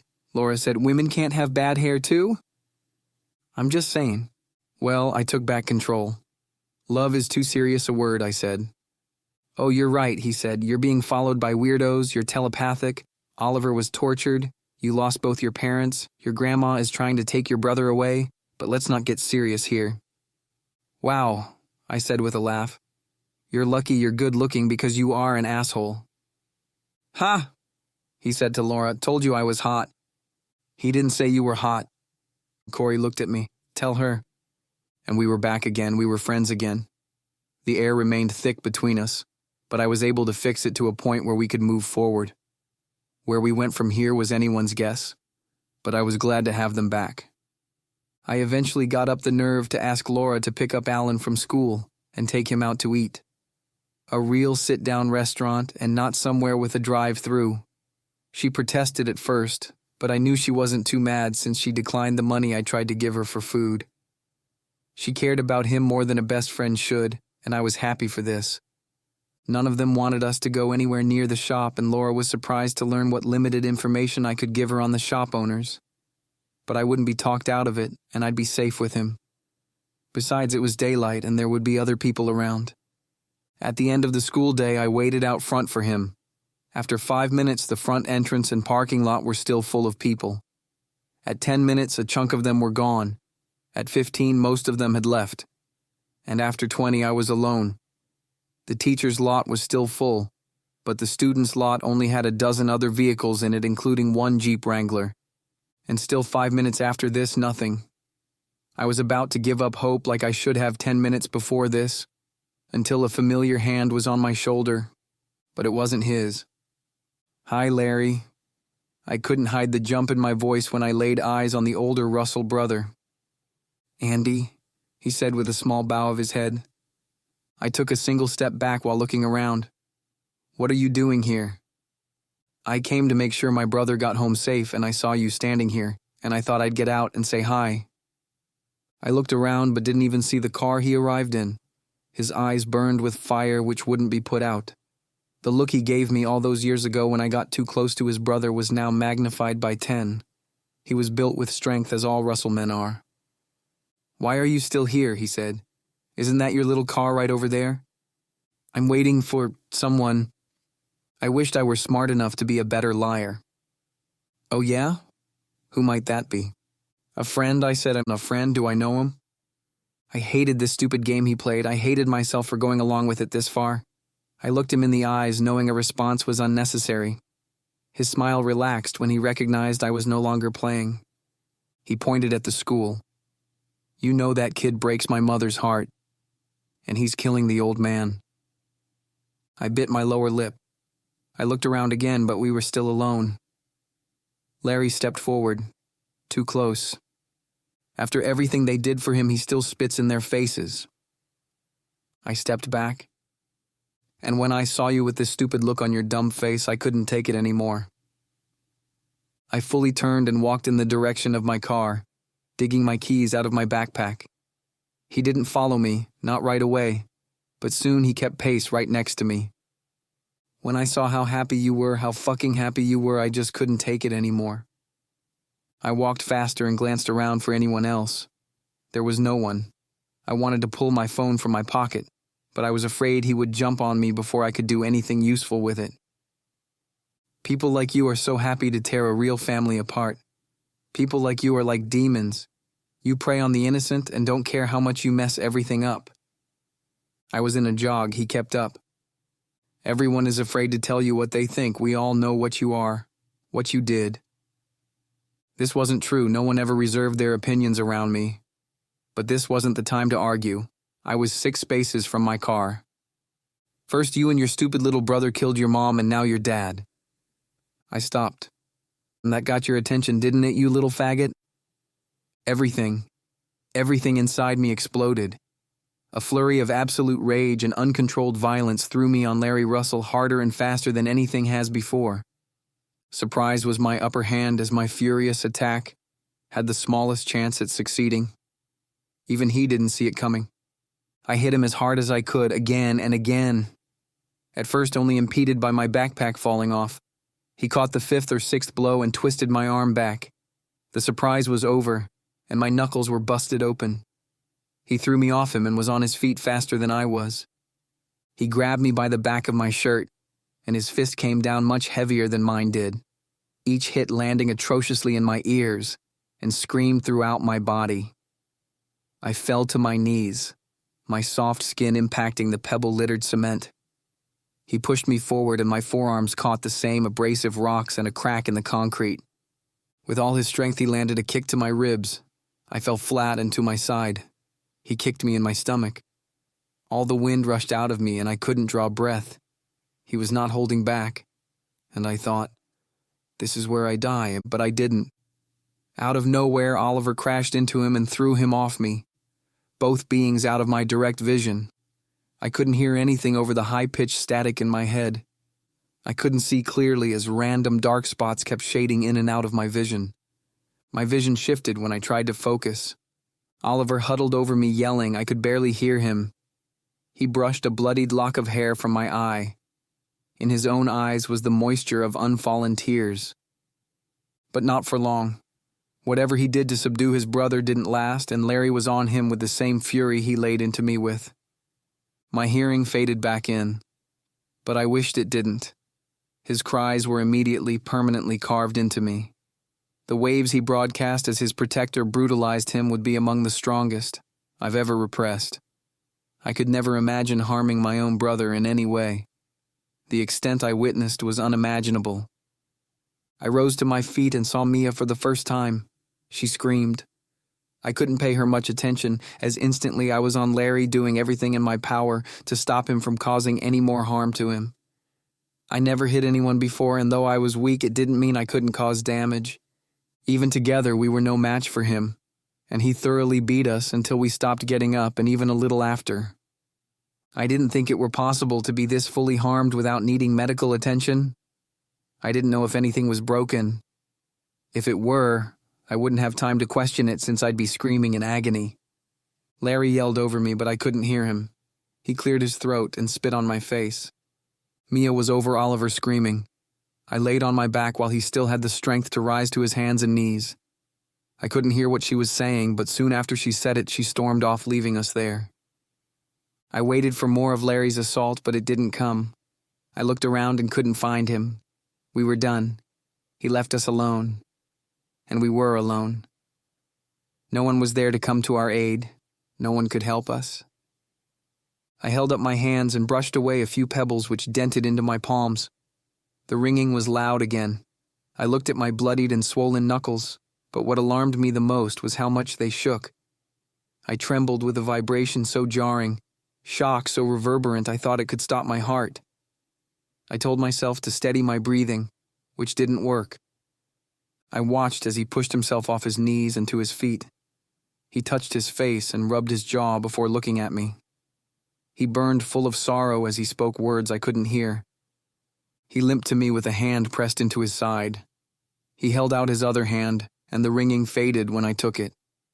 I'm so sorry, I'm sorry, I'm so sorry, is what he was saying, over and over. He helped me to my feet despite how hard it was for both of us, begging me for forgiveness, though it should be me. His tears cleared a path through the ugly dirt and blood smeared on his soft cheek. I'm so sorry. He cradled his hands first around my body but didn't touch me. Then he did the same to my face, still too afraid to put his hands anywhere. I went to put my hand on his cheek, but it burned as it more clumsily brushed his mouth. I didn't know what else to do, and I didn't want to alarm him, but I carefully wrapped my arms around him and held him there. He didn't push away. He didn't reject me. For the first time in many years, he held me back, our connection completing a circle it had paced around for a long time.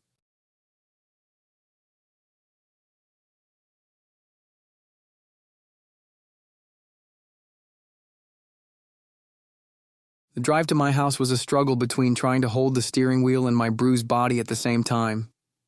He was behind me the whole way, but if he weren't, I'd still be able to feel how wounded he was.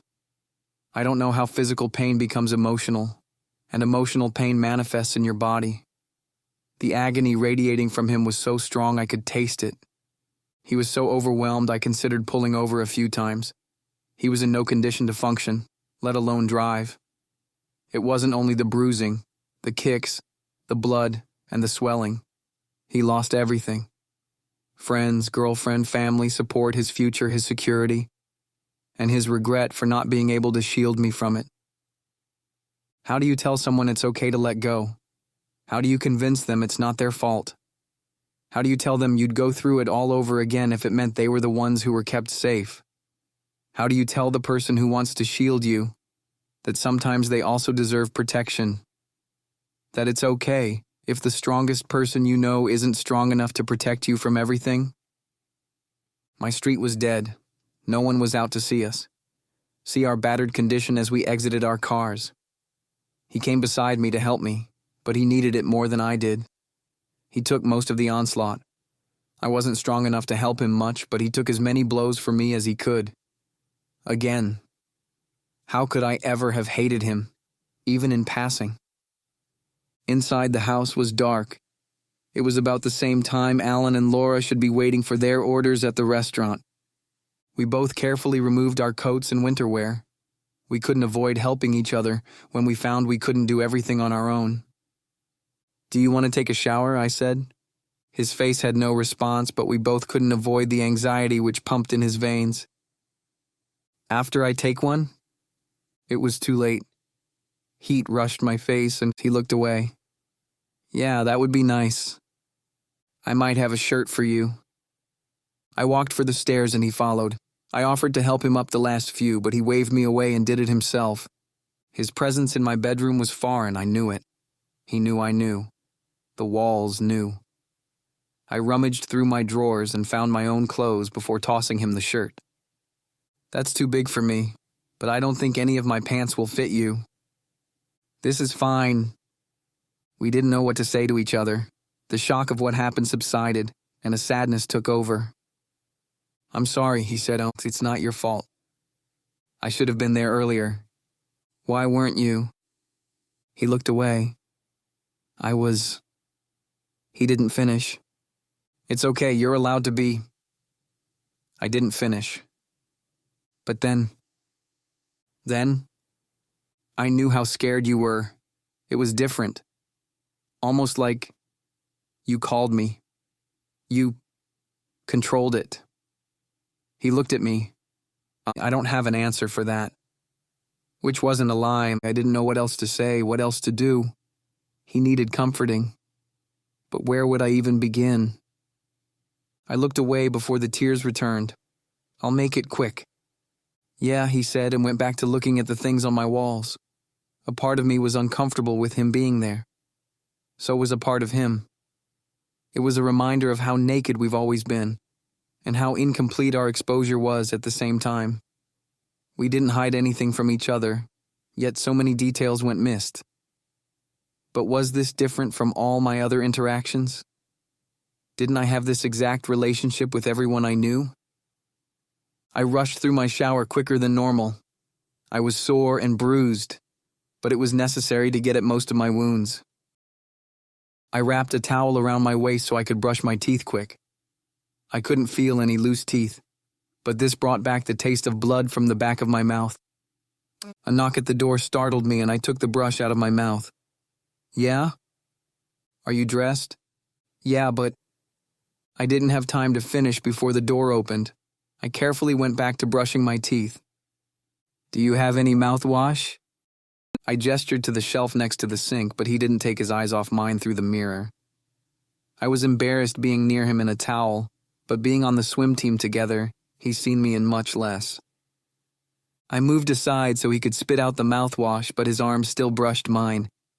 He flinched and grabbed the arm below his elbow. He had what looked like a large bruise, which was smaller ones grouped together. They were defense wounds. He walked to the front of the tub, but I could still see him through the mirror.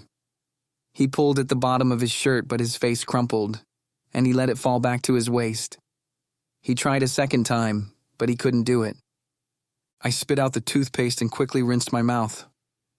Here, wait. I made sure to hold my towel secure as I walked over to him. Can you put your arms up? Yeah. He raised his arms only halfway, and that's all? Yes. That's not going to work. I never liked this shirt, it's too small. Can I cut it? It's pretty much ruined anyway. It looked like it took him a moment to think about it. Yes. I went back to the shelf and opened a box.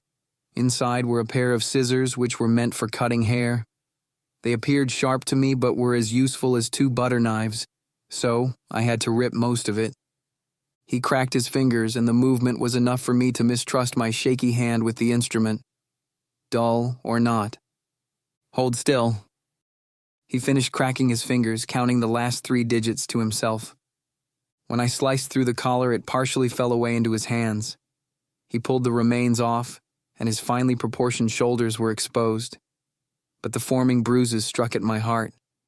He turned around and we were face to face, close enough so his mouthwash cooled my nostrils. Everything about him poured sadness, his rounded eyebrows. He was full of more sorrow than I wanted to handle. It was a gift from Mia. The shirt? Yeah. I'm sorry. He shook his head and looked away with a fake smile as he walked to the corner to throw the ragged cloth away. What happened with her? You were there. I couldn't hear your brother. He hit me hard. He looked away. She's done. I'm sorry. He knew it was sincere. He knew where my heart was. Thank you. I watched his eyes. I'll be in the kitchen. I walked out of the bathroom and back to my bedroom. I forgot the clean clothes I picked to wear, so I picked out all new ones and got dressed quickly. In the kitchen, I poured a glass of water and got out the first aid kit. We kept our medicine there, as Dr. Coley once told us it wasn't good to keep it in the bathroom. Most of my dad's hardcore drugs were kept in his bedroom. When I remembered this, my eyes grew wide. I went up to his room. I knew exactly from which bottle I would tap a single pill from and which drawer it was in. I returned to the kitchen, broke it in 2, and took the slightly smaller half. I placed the other half on a napkin and made no effort to hide it. I had them after oral surgery when I was 12, so I didn't dwell on what I did, or even let the seed of guilt plant within me. To be sure, I looked up how to dispose of old meds. We didn't need them anymore, and I didn't want them in the house, especially with Alan reaching that age. In the living room mirror, I dabbed peroxide on my face, neck, and shoulders. The water shut off upstairs, and I pulled the shirt over my head. After a while, his steps moved through the upper hall before they came down the stairs. Are you hungry? The words came out before I looked at him. He was still shirtless, but otherwise fully dressed. No, I'm fine. I didn't notice it right away. He still held the shirt in his hand, and when he pulled a clean glass from the cabinet, I looked down. From the waist of his pants peeked the elastic of the recognizable pair of boxer briefs I left in the bathroom. I looked to his feet, and he was also wearing the socks. You're wearing my underwear? His face changed quick and his ears dropped. Weren't they for me? I smiled, and his cheeks flushed harder. I guess, yeah, sorry. It's fine. I thought you put them there for me. No, it's fine, though. Now that you bring it up, they're a little small, he said, adjusting himself. I didn't know whether to be embarrassed or offended. What are you trying to say? Your waist is smaller than mine. Wow, good save. We danced around the tight space so he could get to the sink to fill his glass. What's that? He said after taking a drink. I followed his eyes to the broken pill. Manufactured heroin. He laughed. It's for pain. Do you want it? He shook his head. No, where's the other half? Dissolving into my bloodstream. He turned around to refill his glass of water after consuming it in one down. I noticed he had a few mean-looking cuts on his shoulder. He sat on the counter and pulled out his vibrating phone.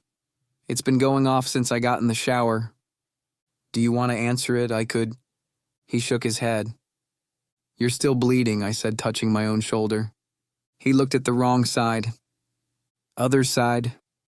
It was in an odd place, and even when he turned to the right side, he couldn't see it, regardless of how hard he tried to tuck his chin. Here, I said, taking the few steps it took to be near him sitting on the counter. The first aid kit was still next to him. I dabbed a cotton swab over the bottle of peroxide and flipped it upside down. This might burn a little. He flinched when I touched it to his shoulders. Sorry. It doesn't hurt, it tickles. Tickles? He smiled. You are a weird person, says King Weirdo. I smeared the few drops of blood which gathered, and he jumped again with a small hiss. Now it burns. I smiled. After I dried it off, I put a bandage over it and gently patted medical tape over it to stick. If it keeps bleeding, you might need stitches. I'll be fine. You don't know that. I'm alive, I'll be fine, he said. Then he lifted my hand to his bare chest, intended for me to feel his heartbeat.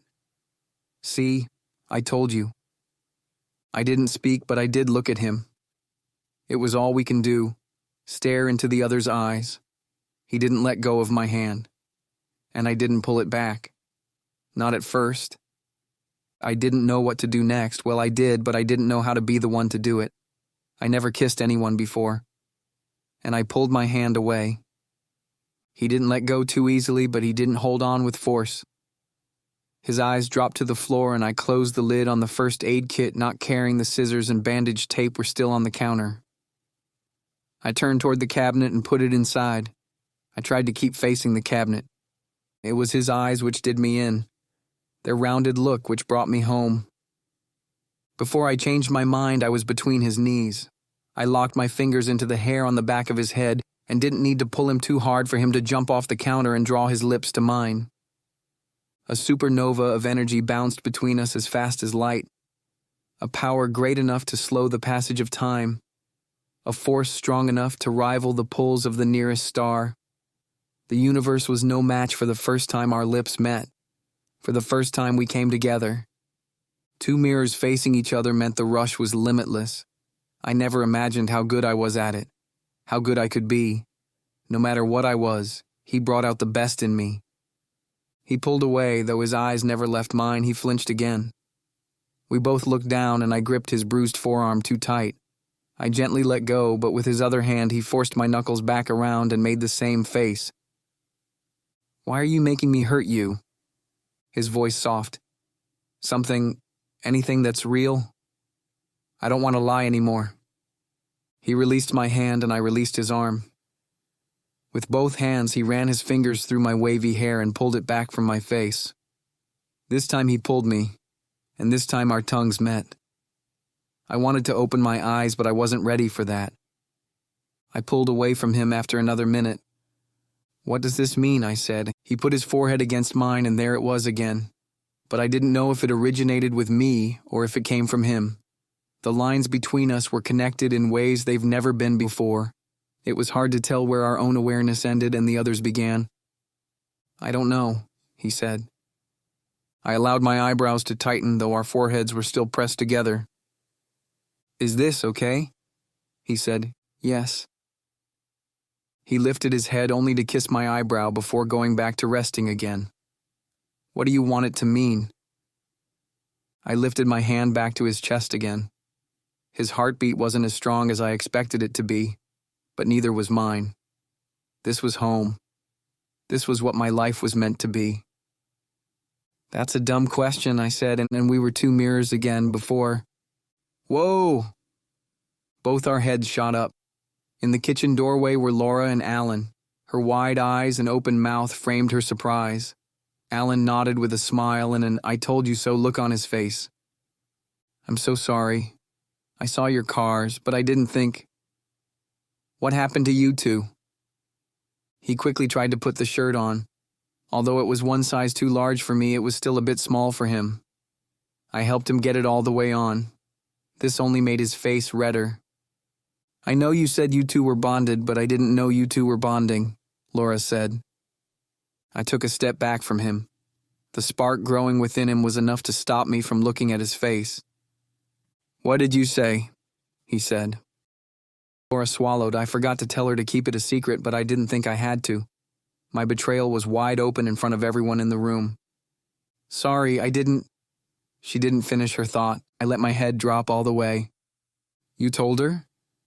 He shook his head. Who else? Corey. Corey Short, he knows? I still couldn't look at him. Yes. Is that all? I shook my head. I found the strength to face him and wished I didn't. His waves hit me short and quick. The silence in the room was only interrupted by his vibrating phone. He snatched it off the counter and turned it off. He looked at me, waiting for an answer. I slowly looked across the room at my brother, who looked uncomfortable with all eyes on him. You told Alan too? No, I said, and how does he... He's always known. The look on Laura's face reminded me this was a fact she didn't know either. How? Don't yell at him, Laura said. Oliver held up a finger to her. This is none of your business. Alan stepped from one foot to the other. He's my best friend, of course it's my business, when he pointed at me. It wasn't his secret to tell. That might be true, but you wouldn't understand. You've never been close to anyone in your life, she said to him. That's a shitty, I said. He held up a finger to me. I can handle myself. And there it is again, she said, and there what is? The dismissive way you treat people. You don't know me. What's to know about Oliver Russell? He's as deep as a drop of water. Laura, I said. What did I tell you? I can handle myself. I turned my attention to him. Yes, I heard you. No one's trying to handle you. Alan shifted again.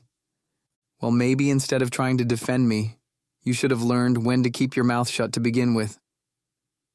Words which did hurt him more than they hurt me. That's not fair, but I was still hurt. You know what's not fair is not having a fucking say in anything? We have no control over what we are except keeping it a secret. A tear rolled down his cheek. And you took that away from me too. Is that what you think? I stepped toward him. Hey, come on. Laura grabbed me by my injured elbow. He didn't look at me. No, I didn't mean... My whole life I've been entirely exposed to you, and all I am is something you're ashamed of. So why wouldn't you believe it was all my fault? Why wouldn't you believe, I pointed at the front door, everything people believe about me? That's not what I meant. Laura folded her arms. How did you mean it? Please let me handle this, I said. You've done a fantastic job at handling it so far, she said to me. Don't talk to him like that, Oliver said, none of us knowing whose side any of us were on anymore. Alan shifting and wanting to make an exit but not wanting to take on the attention he'd get in doing so. And I don't need you defending me either, I said, and it's not like that. I've done a great job at getting along without you. What does that mean? Oliver said.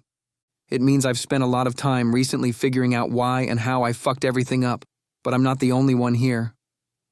The silence which followed was the worst yet. The words spoke to a higher level and hit him in more ways than I intended. This triggered those simple insecurities within him. Waves of regret, sadness, shame, waves of self-hate, and we were back to where we started. No, we were much worse. He couldn't face anyone in the room. He couldn't even look at me. He went to crack his neck, but it didn't make any sound. His waves came through, and I took a step toward him only to stop myself when his eyes caught mine. He only calmed when he took the half pill off the counter and swallowed it. He walked out, and Alan moved aside to let him go. The three of us could hear him in the living room clumsily stepping into his shoes. Laura lipped words at me, but I couldn't make them out. What? I said out loud. She gestured toward the living room, but I shook my head. Alan held out his hand to ask why. I shook my head at him also. From the front came the loudest coat zipper, and after this, nothing. The turmoil inside him grew as he froze there. He didn't want to go, I didn't want him to go. What choice was there? Isn't this the only life we could expect to have together? Laura and Alan flinched as the front door swung open and slammed shut. He was gone. Andy? What? Go after him. I shook my head. We could hear his Jeep start and drive off. Since when did she care anyway? I'm sorry, Laura said, and I didn't speak, and she looked at Alan. I'm sorry. He nodded to her. I'm sorry too. My voice was strained. What happened to you two? Did you get into a fight? I shook my head still without eye contact. No, Larry Russell did this. To both of you, his own brother? I raised an eyebrow with nonchalance, still not making eye contact with anyone. Are you okay? No. I chuckled without a smile. I'll never be okay, but eventually this will just be another bad memory. I'm sorry, she said again, and I didn't answer. She looked around. We didn't have anything else to say. I'm going to go. I remained still as she left.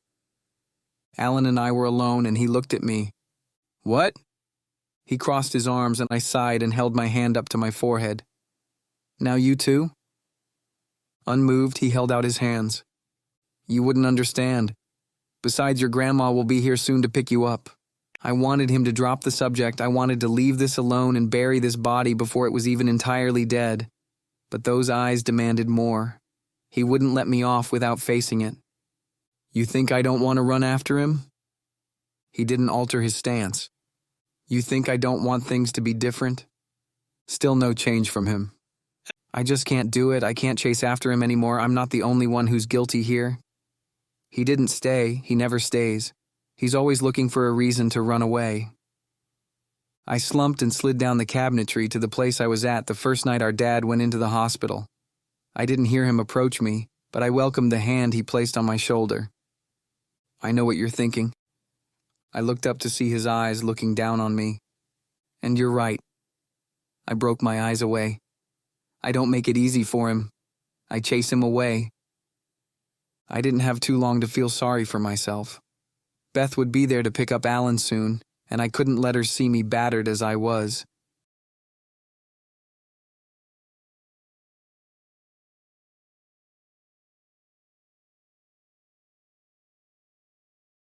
An hour later, Beth picked up Alan. I worked it out so I didn't have to see her while she waited in her car for him. I didn't have to swear Alan to secrecy as I sent him off for what I assumed would be the most uncomfortable days he's had in a long time. The pill wore off before I went to bed. An idea hit me, and after several rounds of messages, I convinced Corey to do something he's never done before. I tried to sleep myself, but I tossed and turned and sweat through my pillow twice. Everyone's voice, even those of the strange couple, were too loud in my thoughts. My stomach growls reminded me I hadn't eaten much. The weakness caught up to me in small amounts. Alan only ate a little bit more than I had. Not for lack of food as much as appetites leave us and return at the worst times. I should have let him stay home.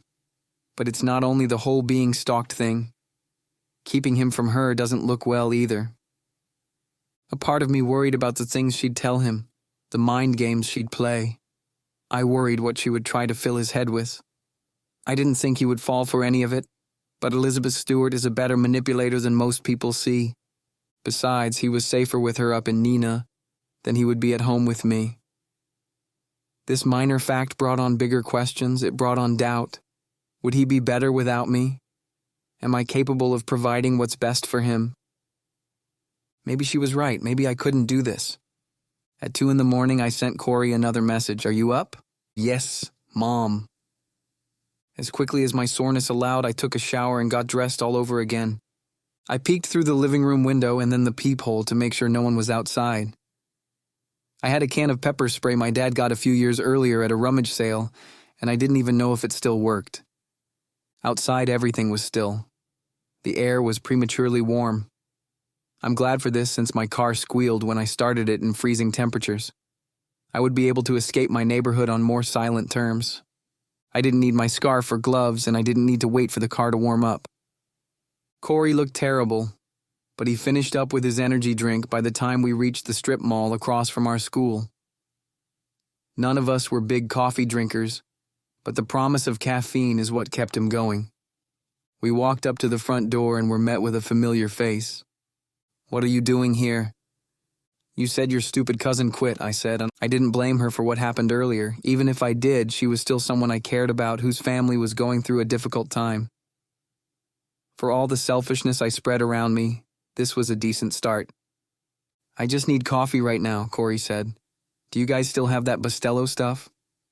Of course we do, she said, but that's not coffee, it's espresso. Corey held up his hands. Whatever. Laura's smile warmed when she looked at me, though she was still hesitant. Can I hug you? No more wasted time, only the truth is going to move us forward. So I hugged her without speaking. Oh my God, Corey said as she pulled him in too. You didn't ask me. Within a few seconds, she pulled quickly away and held our cheeks so tight mine and Corey's faces were still pushed together. I love you both, but I really wish you would have brushed your teeth. But we got soap in the back, long aprons, gloves, face shields, mints. Coffee. Yes, damn it. Her dad was the only other person there. I mostly trained Corey on what to do. He had zero experience in baking, and I didn't want him to be a distraction on Laura. It had been several months since I last set foot behind the counter, but it all came back to me. Honesty is never all wrapped up in a single kind gesture. Relationships as good as ours will someday be built up into something strong again. The walls could tumble all over, but the pieces will still be there. Because Corey was right. This wasn't only a stop on the way to something better. We would do whatever it took to make sure this was part of becoming something better. If Corey moved back to Chicago, if I took Alan to Madison, if Laura stayed in Elkhorn, we'd make it work. As the eastern sky smeared into purple, Laura's mom arrived and fussed over the state I was in. Laura joked that I got hit by a truck, but when her mom wouldn't accept this, Corey broke in and lied about the small fight I got into, and how she should see how bad the other guy looks. She didn't believe this either, but she left it alone. Her parents made breakfast for us while Corey and I washed dishes. I only ate enough to appease everyone watching me. I had a few sweet rolls throughout the night. I wasn't even hungry when I ate those. We finished with everything 20 minutes after opening. On the way to Corey's house, he watched out the window on his side. I had time to think about what you said. He turned the radio down. If I were him, I'd listen, but keep facing the other way. He was always fierce in the way he faced everything. And you're right. It's hard to treat our friendship seriously. It's not because of anything you did. I mean, when I first met you, I thought you were hot as... Yeah, junior year, buddy. You said sophomore, I smiled. Anyway, it's not that I wanted to keep you away. It's that I thought it would be better if you didn't get too close. That doesn't even make sense, he shook his head. It sounds too simple. I always thought you were better than me. You were going to have better things, and it would be harmful to let you get too close. This seriously sounds like a cop-out, he laughed. You don't believe that. I'm supposed to believe... Yes, and you are. But if I haven't scared you away yet then, and when you got into Loyola, I thought for sure you wouldn't look back, and I didn't think I was important enough for you to. That's so stupid, though. It isn't. I parked in front of his house. What could we offer you here? And this isn't at all to say anything about you. I just didn't think it would be fair to trap you in this shithole of misery. You know I didn't have any friends in the city. I didn't know that, and he's right, I should have. But when we first moved here, I hated it so much that I couldn't wait to go back. It's all I could think about. I didn't care how big our house was, how much more shit we had. I didn't care. I hated this place, but you guys made it different. I can't believe I'm saying this. Better. I kind of like it. Because you both are here. He paused before continuing. My parents are here. I know Laura is your best friend, but you're mine. I mean, don't get me wrong. There was one time where I looked at my life and realized it wasn't what I thought it would be. But you guys are more than... I can't even talk like this with my parents.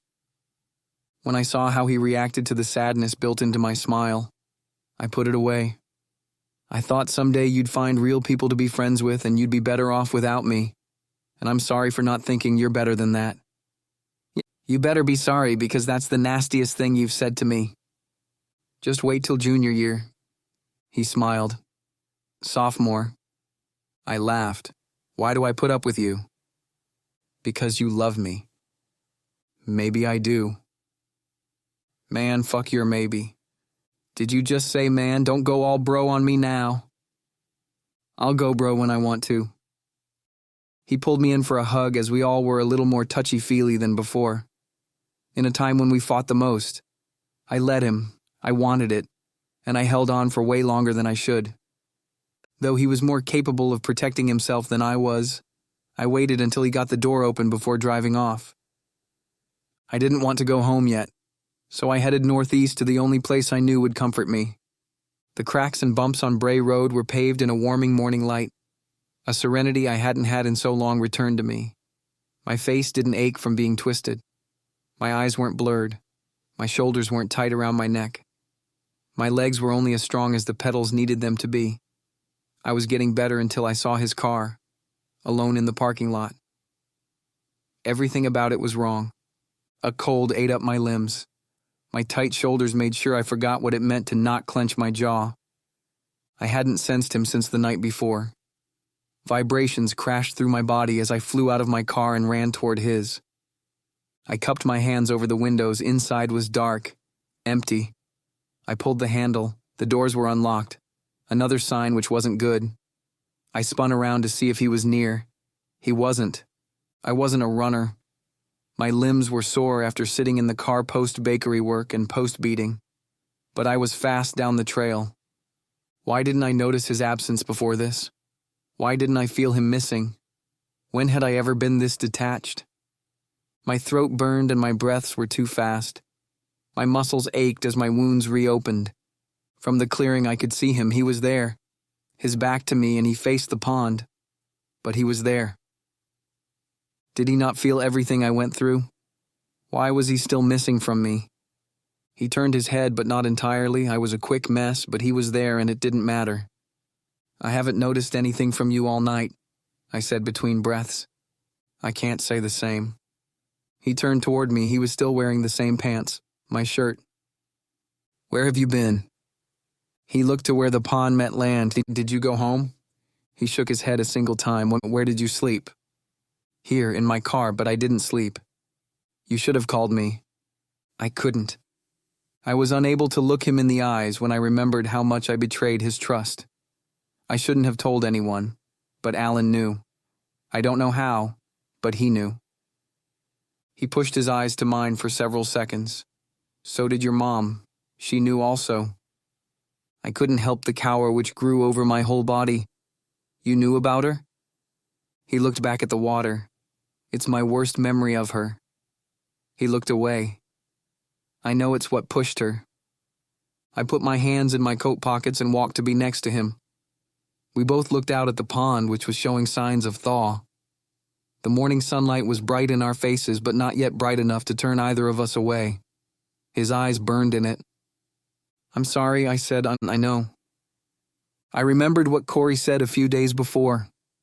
I shifted a few times before speaking. If I thought before I acted, I wouldn't have to apologize so much. Me too. I scratched the back of my head. He picked up a rock and threw it out into the center. It sunk an inch into the slushy ice. You should have called me. You didn't have to stay here. I couldn't. I know a lot happened yesterday, but they shut my phone off, probably reported my car stolen also. What? My parents, they cut me off, but not before I got their messages. I tried to stop it, but it was useless as I broadcasted immense sorrow. It's okay. I closed my eyes. No, it's not. Well, what am I going to do? Can't sit around crying about it. I looked at him. You have to face them eventually. No, I don't. I don't ever want to see them again. He shook his head. It's done.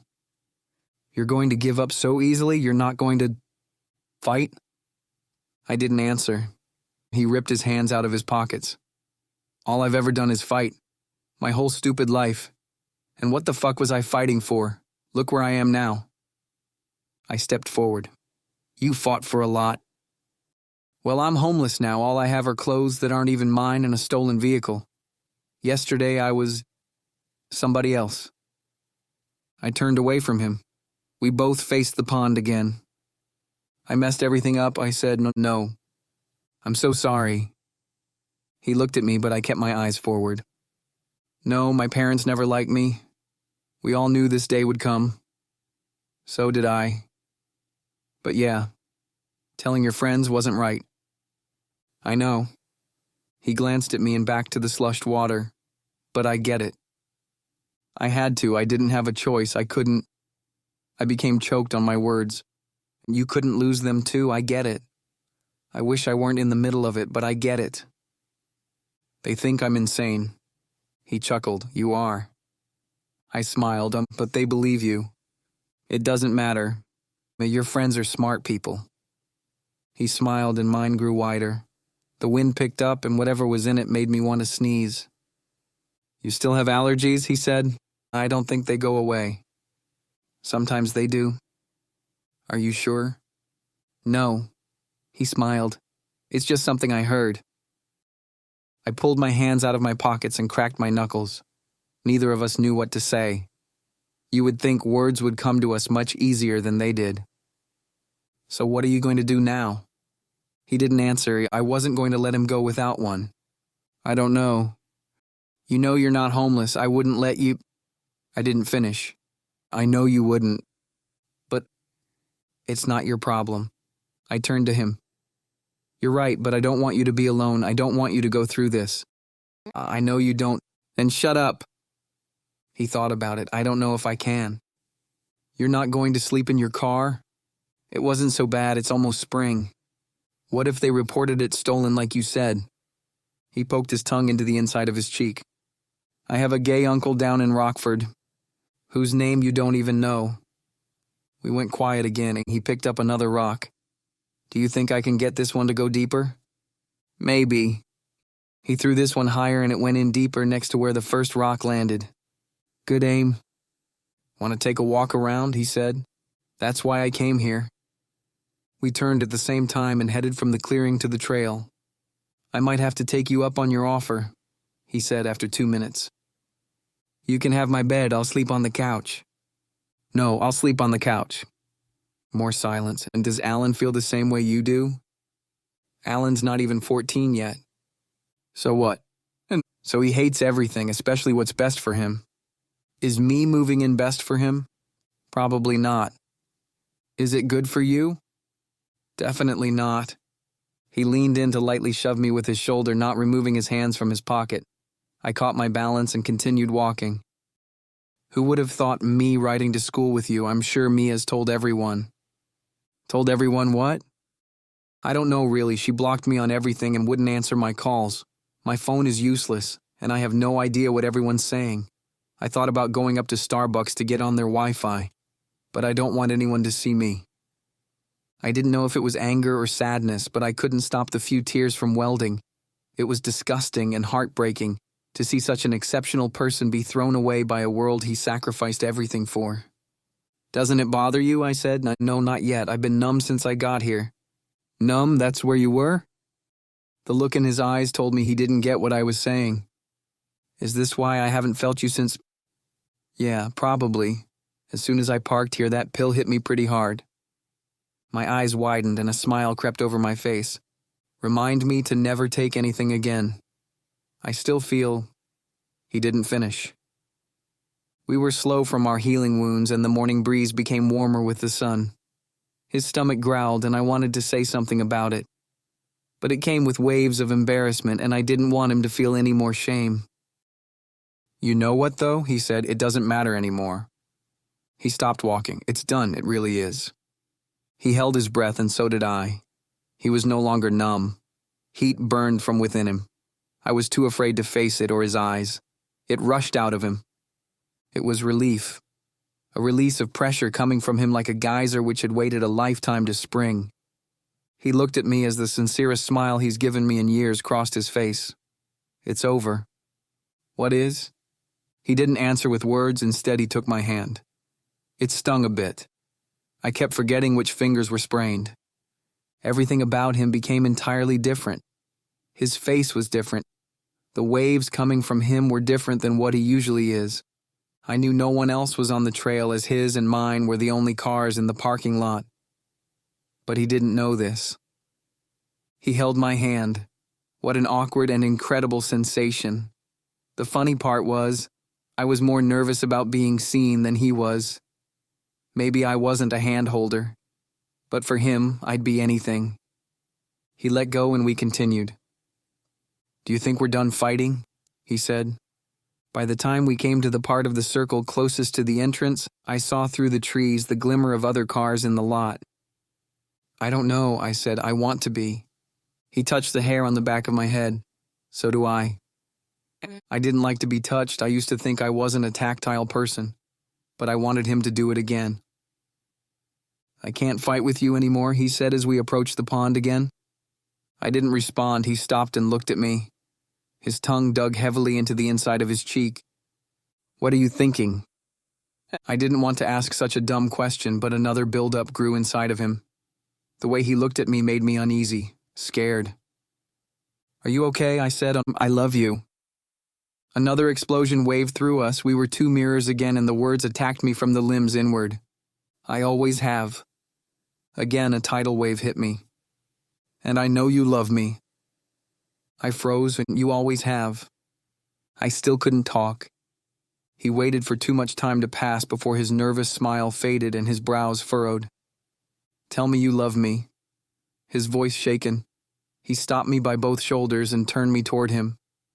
"I know what you think, so why can't you just say it? It's such a stupid thing." He was right, and he took in a deep but fast gasp, which I mistook for anger at first.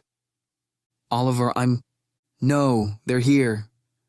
I turned and barely caught the silhouettes of a darkly adorned man and woman in the corner of my eyes before he had me by the hand again, and we ran.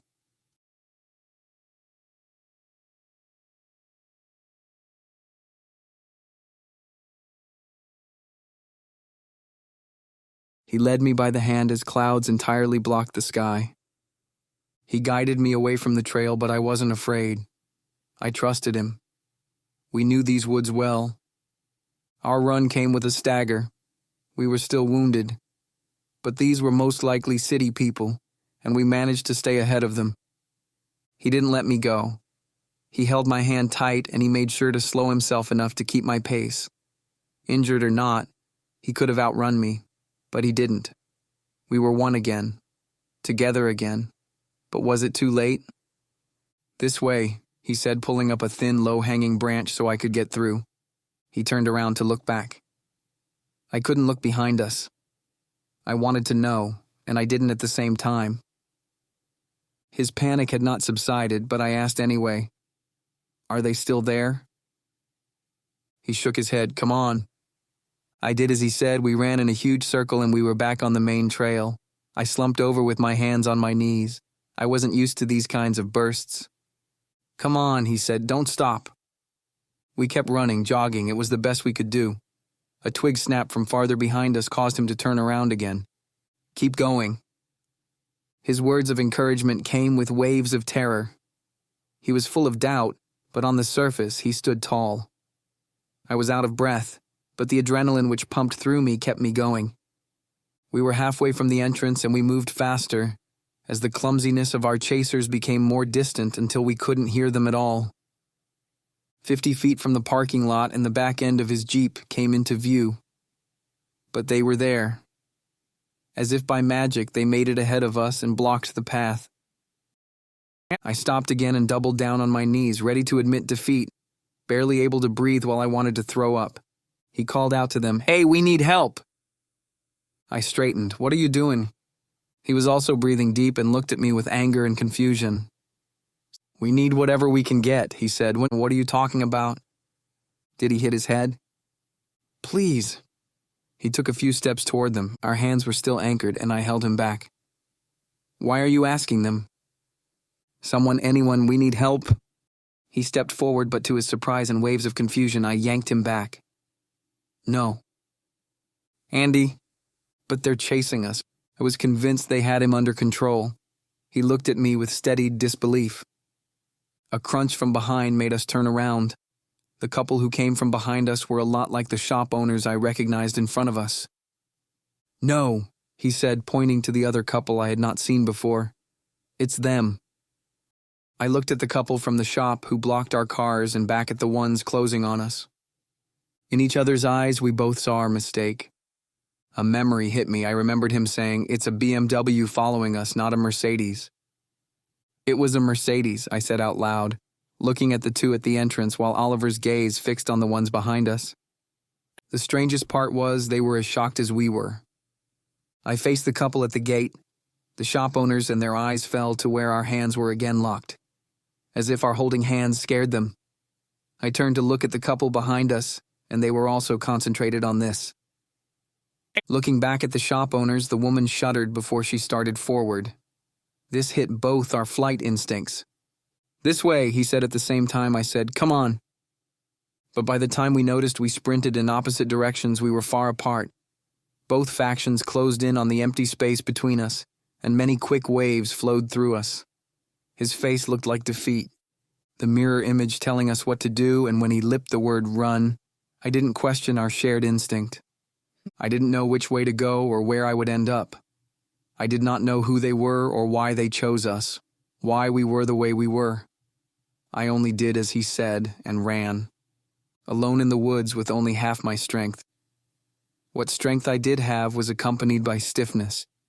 My body fought against me from inside and out. Misery. We were hunted in a place which once brought us so much joy. Is there anything sacred left? The question of why screamed as loud as the soreness through my torso as my feet impacted the earth. Even the softest patches of dirt were as hard as the grounds filled with old tree roots.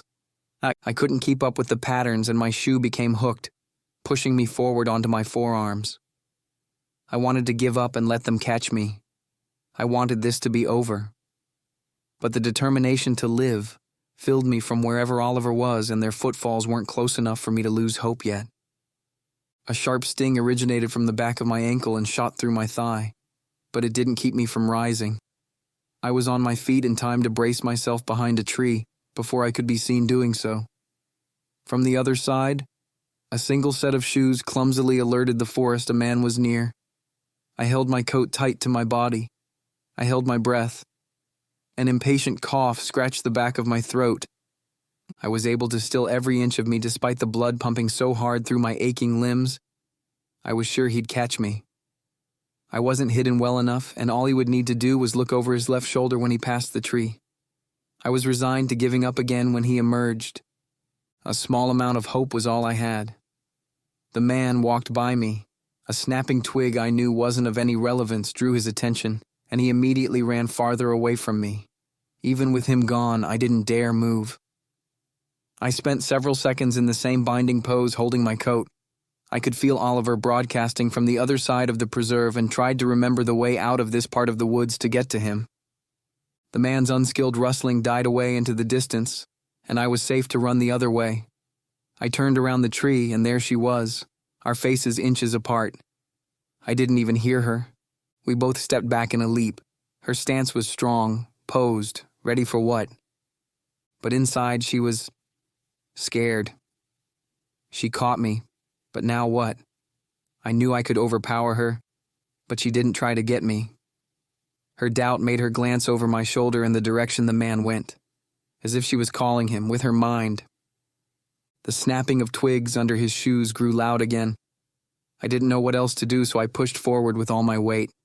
It threw her to the ground, and I leapt the best I could over her legs to get away. She could have easily tripped me, but she didn't. She was scared, and I didn't need to look at her face to know this. She was scared, and she was hurt, and I felt it. I felt her. I felt her fear, her apprehension. I felt how she didn't know what to do when we first came face to face. She sent it all to me, in the same involuntary waves Oliver did. Why was she scared? More importantly, why could I feel her? This had never happened with anyone else, and the new presence, though small, was enough to stop me. I wanted to turn back, wanted to know why. But it was him again. He wanted me to live, wanted us to live past this, and this was enough confirmation. There was no doubt. They chased us because of what we were. They needed us. I don't know how I knew this. The woods I once knew were now different around me. They became unfamiliar, dim, gray. The sun was hidden, and I couldn't find a way to get back to the path. Oliver taught me to stop and wait for the sun. I didn't have time to wait. He was on the move, and it was hard to track him. I had a good idea what direction he was in. But nothing was exact.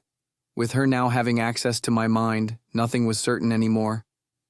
The rules of the universe I knew were broken and we would all disappear into nothing. From behind me waved dread, and it was so familiar I turned around. But it wasn't him. It was her. And her waves grew louder, stronger. I knew exactly where she was. This also meant she knew where I was. And if she could call to her companion, then she could also direct him. I limped into a clearing and was able to hide myself behind 3 downed trees and laid flat on the ground. It was cold and the dry mud stuck to the elbows of my jacket. They weren't far behind, but far enough to miss seeing me climb into my hiding spot. I could see them from between 2 of the trunks, but they didn't speak to each other. Instead, their eyes connected and they stared at each other. Again, I held my breath, starving my need for air, hoping I wouldn't cough, expecting to be caught, uncertain of what they would do to either of us. His waves came through stronger than they had. I knew where he was, but he was so strong I could easily think the emotion came from me and not him. His horror was magnified, and the waves were so short and quick I knew he was captured. The ones who chased him caught him. They had him. I wasn't imagining this. She got inside me again, as if she called out. This time she looked right in between the crevasse between the logs, her eyes locked with mine. I was on both my injured legs again. Adrenaline doing everything to push me along, but this artificial strength reached its zenith and was no longer enough. I ran, but I didn't have the benefit of distance anymore. They were right behind me this time. I looked behind and they were only a whisper away. Turning back was my downfall, as I didn't see the roots sticking out of the ground, nor the small hill it was at the top of, tumbling over the forest floor, gravity not caring how harsh it took me, or from what height it dragged me from, limbs twisting the whole way until the back of my head slammed into a hard object. 1.5 seconds is more than enough time to cause a lot of damage. Now I knew where I was, on the eastern border of the preserve where it meets a farm. I fought my eyes, the ridiculous flutter of my lids. The least I could do was stay alert. But before everything went dark, I was hit with his sorrow which originated in me. Our dual reflections of the once endless hall, which most likely was the end of our lives.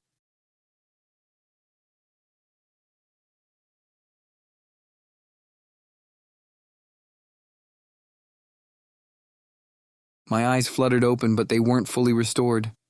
A light hung above me, but my eyes weren't only reliant on light. I remembered the blow to the back of my head. My first instinct was to reach back and touch it, but my arms were restrained. I blinked hard to force my surroundings to form quicker, but moisture would not flood my eyes. Dust hit my nostrils. I'm sure they flared, but after several measured breaths through my mouth, I didn't sneeze. Slowly I could make out shelves with boxes. I lifted my head from whatever it rested on, and my stiffened neck seeped through my shoulders. I winced and tried to pull my hands up again, forgetting the restraints. I was tied at the wrists and forearms. I could barely feel the ties, and they only compressed me when I struggled. I was in an office, or a storeroom, or a sleeping quarter. The shelving was broken by a desk with a computer on it, and I was tied into the plush brown high-back chair on wheels. A cot was set in a corner. Was it set up for me? Or was it there for a different reason? I pulled on my restraints again, but not on accident this time. I hoped getting out of this would be easier than I first thought. The ties were an abnormal texture, soft and uncalled for in a moment like this. They were silk. Material so soft, though I could clearly see a rope and bungee cords hanging on the wall. Also, this wasn't the only chair in the room. Another one was in the corner, and from the way it was built, it would have been easier for them to tie me to it than the one I was in. But the one I was in was more comfortable. I sat forward and the chair moved with me. My leg hit the desk and the computer screen came to life. I quelled my excitement when I recognized what this meant. I didn't need to reach the entire keyboard, just the mouse. There was a way to pull up an on-screen keyboard, I only needed to remember how. I scooted forward, and the plastic wheels scraped and scratched over the unfinished floor. I looked to the wall and found the door they would march through if they heard me. I focused hard, but an intermittent ringing kept blocking my concentration. I couldn't hear anything beyond the door, but it didn't stop me from trying. Nothing happened, so I continued to move the chair forward with delicate force. I wasn't sure if I was successful at being quiet, or if I was only dragging the same amount of sound out. I pulled on the tie as hard as I could, and despite the fine material, my skin still burned. With my hand stretched into a claw, my fingertips were only an inch from the mouse. I pulled harder. The closer I came to it, the more it hurt. With the little strength I had, I pulled against my restraints, and my fingers made contact, enough touch to push it farther away. I slumped in the chair, and its loud creak made my heart race. I watched the door again, waiting. But nothing happened. I was smart enough to know I should pretend to still be out if they came through the door. But I was also smart enough to know I couldn't pretend, even if my life depended on it. I was jolted back to him. His waves reminded me how little I cared about myself and wanted to protect him. I tried to get up, but the squeaking of the chair echoed through the room. I tried again, but got the same result. A key entered the double lock and turned so smooth you could barely hear it. I looked around for anything to defend myself, but there was no way I could do this. I pulled on my restraints with everything I could. This was as useless as it was a minute earlier. The door opened and the man and woman entered. She was first, the unspoken leader of this awful grouping. Please let me go. Though I was full of anger, my voice only sang of desperation. They didn't speak. The man was careful to close and lock the door behind them. I won't say anything. Nothing from them. I won't tell anyone. Did I say this already? The words escaped my lips before I remembered how pointless they were. They didn't go through all this trouble to let me go. They stared at me with pity on their faces, and his distress hit me again. He wasn't far, but he wasn't close either. I half stood with the chair attached to my arms again, noticing my middle section was also tied to the back with more silk. I couldn't hold myself in the chair for too long, and I collapsed back. The back of my head throbbed throughout my body. The man flinched with me, but the woman remained stoic as she looked away. Why am I here? She turned to look at him, their eyes connected. Why are you doing this? Now what do we do, he said. She looked from his eyes and back at me. I don't know, we've never had to do this before. Her face was blank, but she radiated sorrow. Whatever they were about to do to me, it was obvious they didn't want to do it. Everything about this setup was disorganized and messy. I could still feel her uneasiness, her exaggerated apprehension, and when she looked at me, I could also feel shame.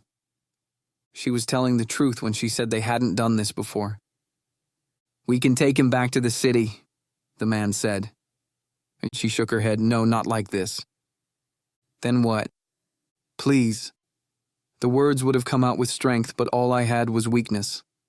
My strength was borrowed from him, and he didn't have enough for himself. From a few miles away, he reflected my panic. I gave it back. Again. As if we served no other purpose than to show each other what it means to lose all hope. What it means to lose a game you were never meant to win. I couldn't imagine him being harmed. Or worse. The idea of him in the same position cut into me so swift and efficient. What will they do to Oliver? When I said his name, they both scowled and took a step back, as if they were twins acting in unison. Why do you care, she said. Why are you doing this? The burning inside of me returned. The man looked away. He was the weaker of the two, so I put my concentration on him. I can see it in your eyes, you don't like this. Why do you ask about him, Oliver? The woman said. Because I care about him. They stepped back to the door. The man cupped his hands over his mouth. A deep sadness waved from her as wetness flooded her eyes. It's much worse than we thought. She turned around to look at the man. I knew everything was different this time. It's all gone wrong. Stop talking about me like I'm not right in front of you. They both bowed their heads. Look at me. Oddly, they both complied, their eyes bloodshot. "Untie me." The man looked up to the ceiling tiles before he stepped forward, but the woman held her hand out and he stopped. "I don't know how to explain this to you," she said. "We never had to before." "I don't know what you're talking about." "Because you've always known before, you never forgot who you were." These two were insane. But this wasn't how mental illness works. He was there again. Our lifelong bond was strong even when it wasn't. "I need to get to him." "Why?" Her waves were desperate. "Why do you need to be anywhere near that thing?" I looked at the man. His face was full of secrets, ones he didn't hide well. He was afraid of me. Skinny me tied to a chair, and this man twice my size couldn't even hold eye contact. "Why are you doing this?" She opened her mouth to speak. I didn't look at her. He was going to be how I got out of this. He was weaker than her. When he caught my eyes, I used it against him. "Untie me now." My voice deeper than I remembered it, and he complied. He approached, and she didn't stop him this time. He pulled a knife from his pocket and unfolded it. Half of me wished I didn't ask for this. The other part couldn't wait for it. He put a hand over the cloth and still wouldn't look at me. He was unsteady, holding the knife in his hand. "I'm so sorry," he said while shaking his head. He stepped back when my right arm was free, and I didn't take my eyes off them as I untied the other. I didn't think about it before doing it, and they didn't stop me. Being freed hurt. I was cut, bruised, and my head throbbed. I was nauseated, probably from sleeping with a concussion. How long could I last without getting to a hospital? When I looked at them, they looked away. Why? Why did they release me? Why would I even ask? I looked at the door, and right away she read me. "Let me by." The man shook his head, but she was the one to speak, albeit in a hushed and sorrowful tone. "We can't." "Why not?" She looked at me while his head remained bowed. "Because you're so lost, so far from home that you don't even know what you are." "I'm Andrew Stewart." I tried to stop the shred of doubt that leaked to her and Oliver. "And of all things," she continued, "of all the ludicrous ideas on this plane, how are you? Why are you? How can you consort with our enemy?" "Enemy?" "Yes." "Oliver?" The name caused them to cower again. The same flurry of emotions was magnified before I worked out. They weren't only hers, they were the man's as well. His waves came through also. It was there a minute ago when I sensed his despair, but I didn't notice it right away. It came through to me so organically I didn't feel anything different from having him inside me as well. I was now connected to them both, connected to my abductors, my captors. I wanted it to stop. I needed it to stop before my sanity collapsed. My lost voice could only whisper, "Whatever he did to you, it has nothing to do with me." She shook her head slowly, with her mouth open and her eyes unable to accept anything I said. "I get you think he's your enemy, but it has nothing to do with me," I said again. Her head fell to the side, tears escaping her eyes. "It has everything to do with you."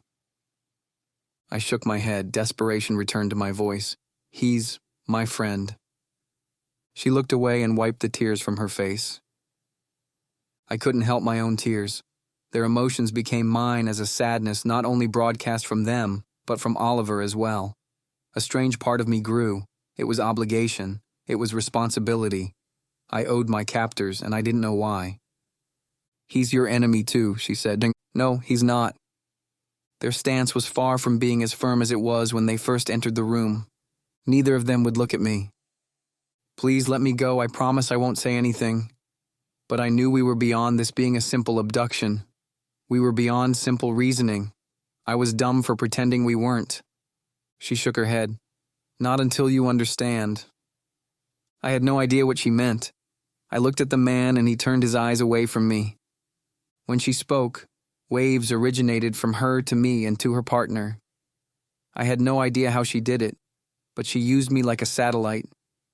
It both amazed me, and I hated it at the same time. I didn't need to see them this way. I needed them to remain the monsters I was afraid of. The truth is, she said, you're our brother. You're our son. She looked down. You're our father. I was unsure of what face I made or what waves I released. You and him, you're not the people you think you are.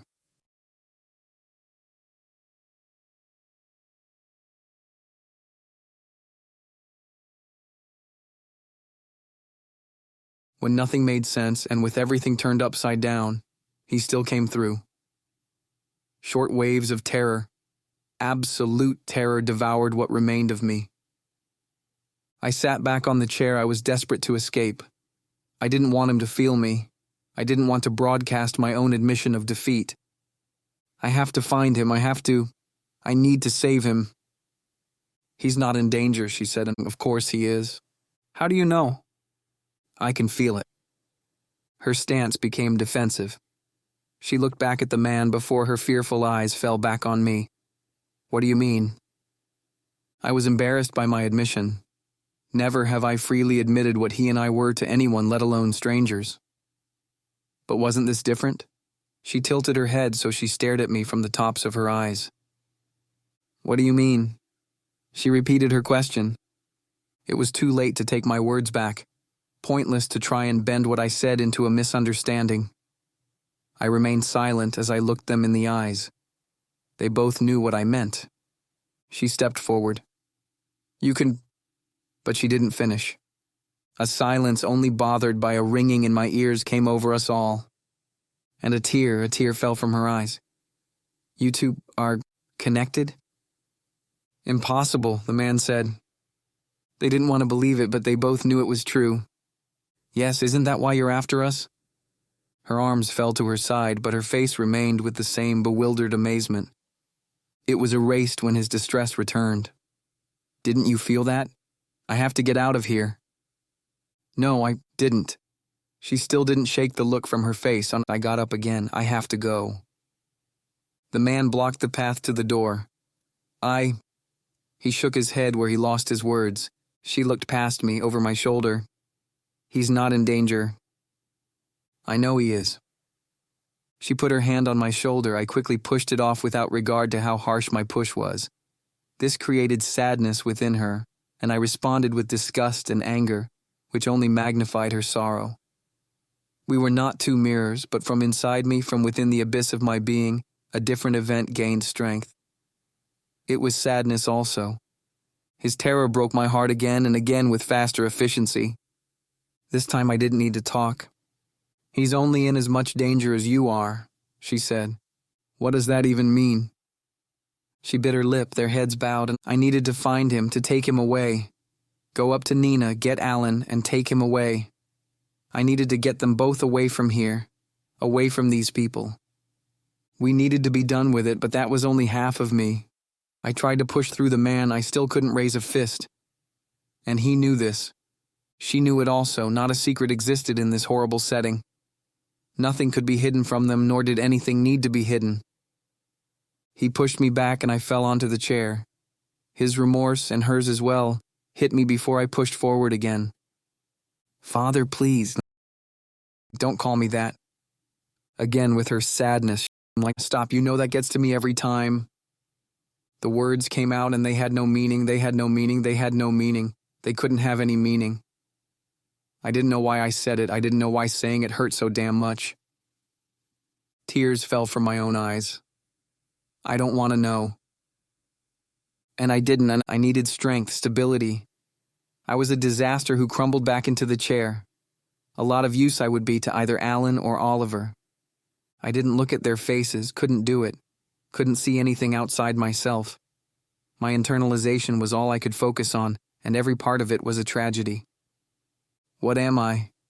Why am I not the person you think I am? I remained unable to seek their faces. Half of me is here, and half of me is there. Her voice was soft. You are an immortal interdimensional being who has served the purpose of creator for the eons this world has existed. The absurd half couldn't hold in my laugh. Oh, am I? Your divinity is on a level much higher than the simple human body you occupy. You are not Andrew Stewart, and you never were. He isn't real. You know what? Who are you anyway? Her posture strengthened with a firm hand on her waist. I am Kara Matkare Shari Oraha. Right. I looked at him. And what ridiculous name do you have? His stance wasn't as proud as hers. I'm Seth. My thoughts edged on delirium. Nothing was funny about what happened. But was it not ridiculous? Was the whole situation anything but absurd? Was my head wound more serious than I thought? But I was centered again by him. The way his soul called out to me, reached for me. This was the pinch which reminded me this wasn't a dream. This was real. Oliver. They both recoiled at his name, and she said, I don't know how you can care about that. Stop, why do you keep doing that? She didn't answer. He's not a thing. What else do you call it? Seth said, and his name is Oliver. No, it isn't. His name is Oliver. She was quiet at first, but her voice became a whisper. He is darkness. He is the Omega, the destroyer. Some people call him Satan. He is the end. I looked at her, deep into her eyes, a sense of something I wanted to trust, but it wasn't right. And, I said, oh no, and you are light. You are the Alpha, the Creator. You are the beginning. So what you're saying is, I couldn't believe I was saying these words, I'm God?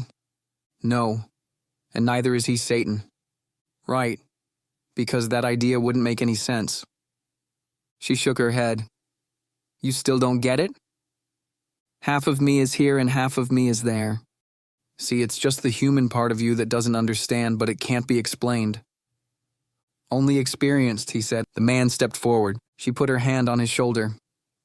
Periodically, you go on these sabbaticals.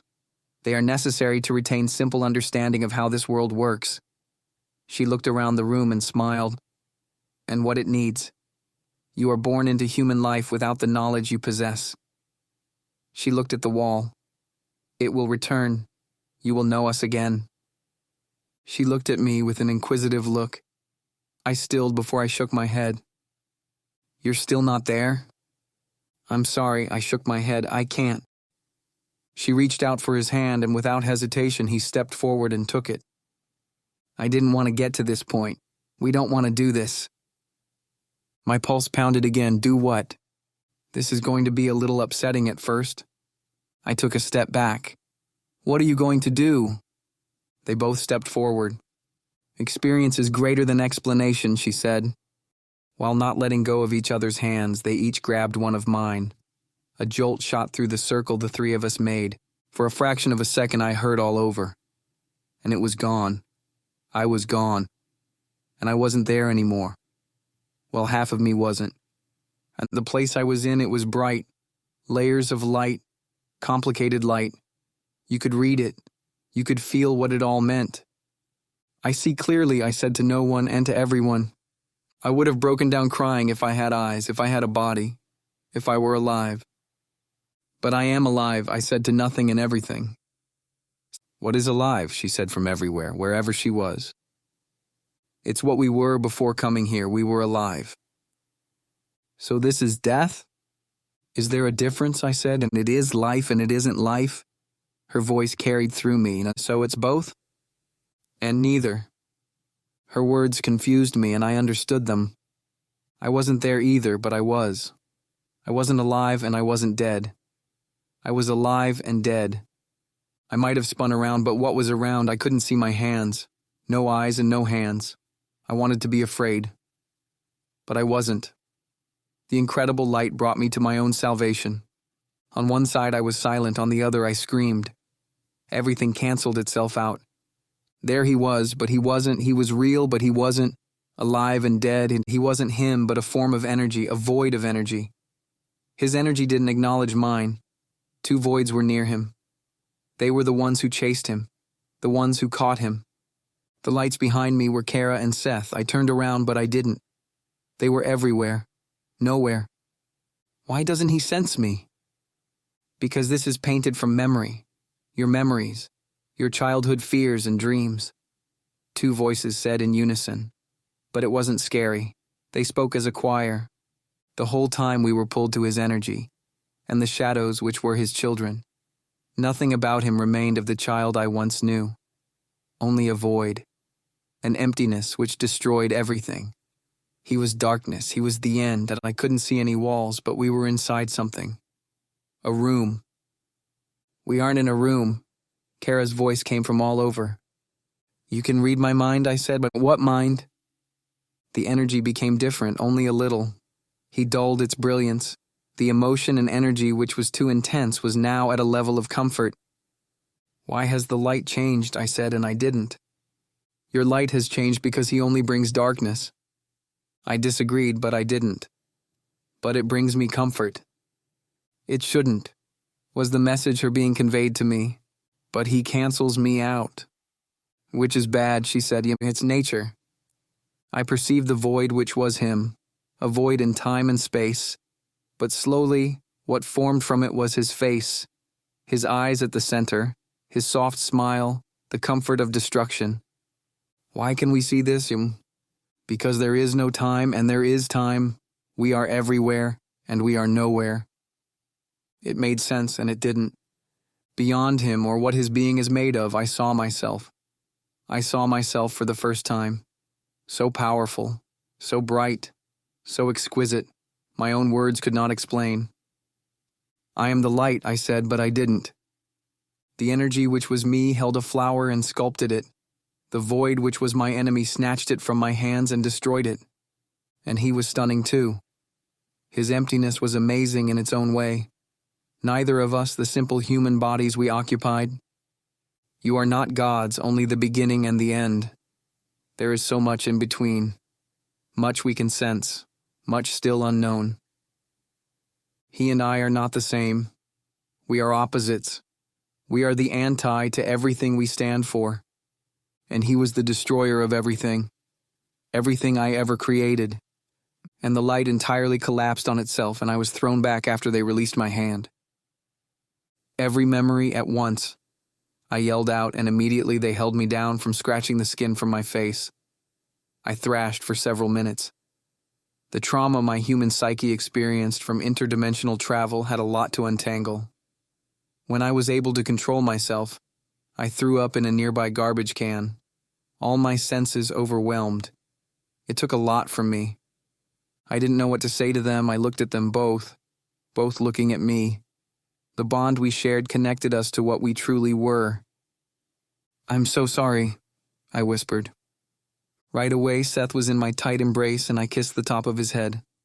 I held my arm out. She tried to hold back, but she couldn't. She broke down and joined us at my right side. I'm sorry, I said again, and she shook her head and I held them tight. It is impossible to find words to describe how much you two mean to me. She shook her head again and they let go. I was wrong about love. It's not a question of whether it's real. When it's true, it's indescribable. Hard to define. I never knew what it was when it found me. When Oliver found me. When Alan thought of family, when my friends would remember me. My phone? Within a second, Seth presented it. I walked by them and out of the storeroom. They followed me to the middle of the shop.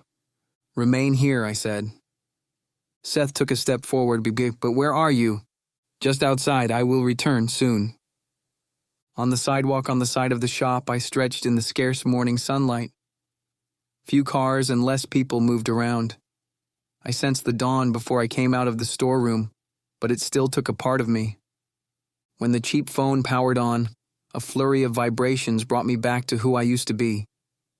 Who I still was. My phone blew up with messages from everyone. Right away, my human heart found the person I loved the most, the person who mattered most to me. I sent a message, "Are you okay?" Right away, he responded, "Where have you been? Sorry I overslept, I lied. For 13 hours?" My brow furrowed at the idea of letting him down again. "I'm sorry, it's all right, and it wasn't. And are you okay? Is Beth treating you okay?" Yeah, just boring here, I'm sure. Can I come home early? Was home lost? Where do we go from here? There was a lot I should have told him. The truth would have been a great start. But I didn't. I kept the conversation light. So many topics didn't get touched. But they didn't need to. Thanks to Alan, I was able to make up my mind as quickly as I did. I walked back into the store. They made short eye contact with me. They knew where my sentiments were. You are both wrong, I said. You know what you have to do, Kara said when I shook my head. No. You know it's destiny. How could it be destiny? It's not even possible, I said. Look around you, she said. The world is broken. This doesn't mean, yes, it does. I can't. It's necessary. No, you're wrong. They looked away. You were wrong about something else, too. They remained silent. I have two best friends. Their names are Laura Garcia and Corey Short. They mean the world to me. I had a mom named Darlene Stewart. My dad was named Anthony, but people called him Tony. I paused. Outside the street became more alive. I have a brother. His name is Alan, and he's the best this world has to offer. I couldn't imagine. He's lost too much. I won't let him go through this without me. I walked to the window and looked out with my back to them. You were wrong because I was born here. I grew up here. I have existed. A car drove down the street. I am real. I could see in the window's reflection they didn't look up to me, even with my back to them. And I will not kill Oliver.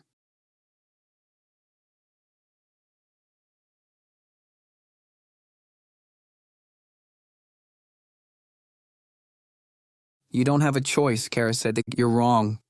My voice was stern even in the farthest corner of the room. She lowered her head. But you haven't seen what we've seen these last 18 years. They've been harder. We always say this. We think everything is much worse than it was before. We think it's more different now than it used to be. With human minds, we forget how circular time is. It only feels worse because everything else is just a memory. It's easier to forget the memories of hurt than it is to forget hurt as it's happening. But this is different. You think I don't see it for what it is? We don't. Maybe you're the ones who are blind to true human suffering. They remained silent.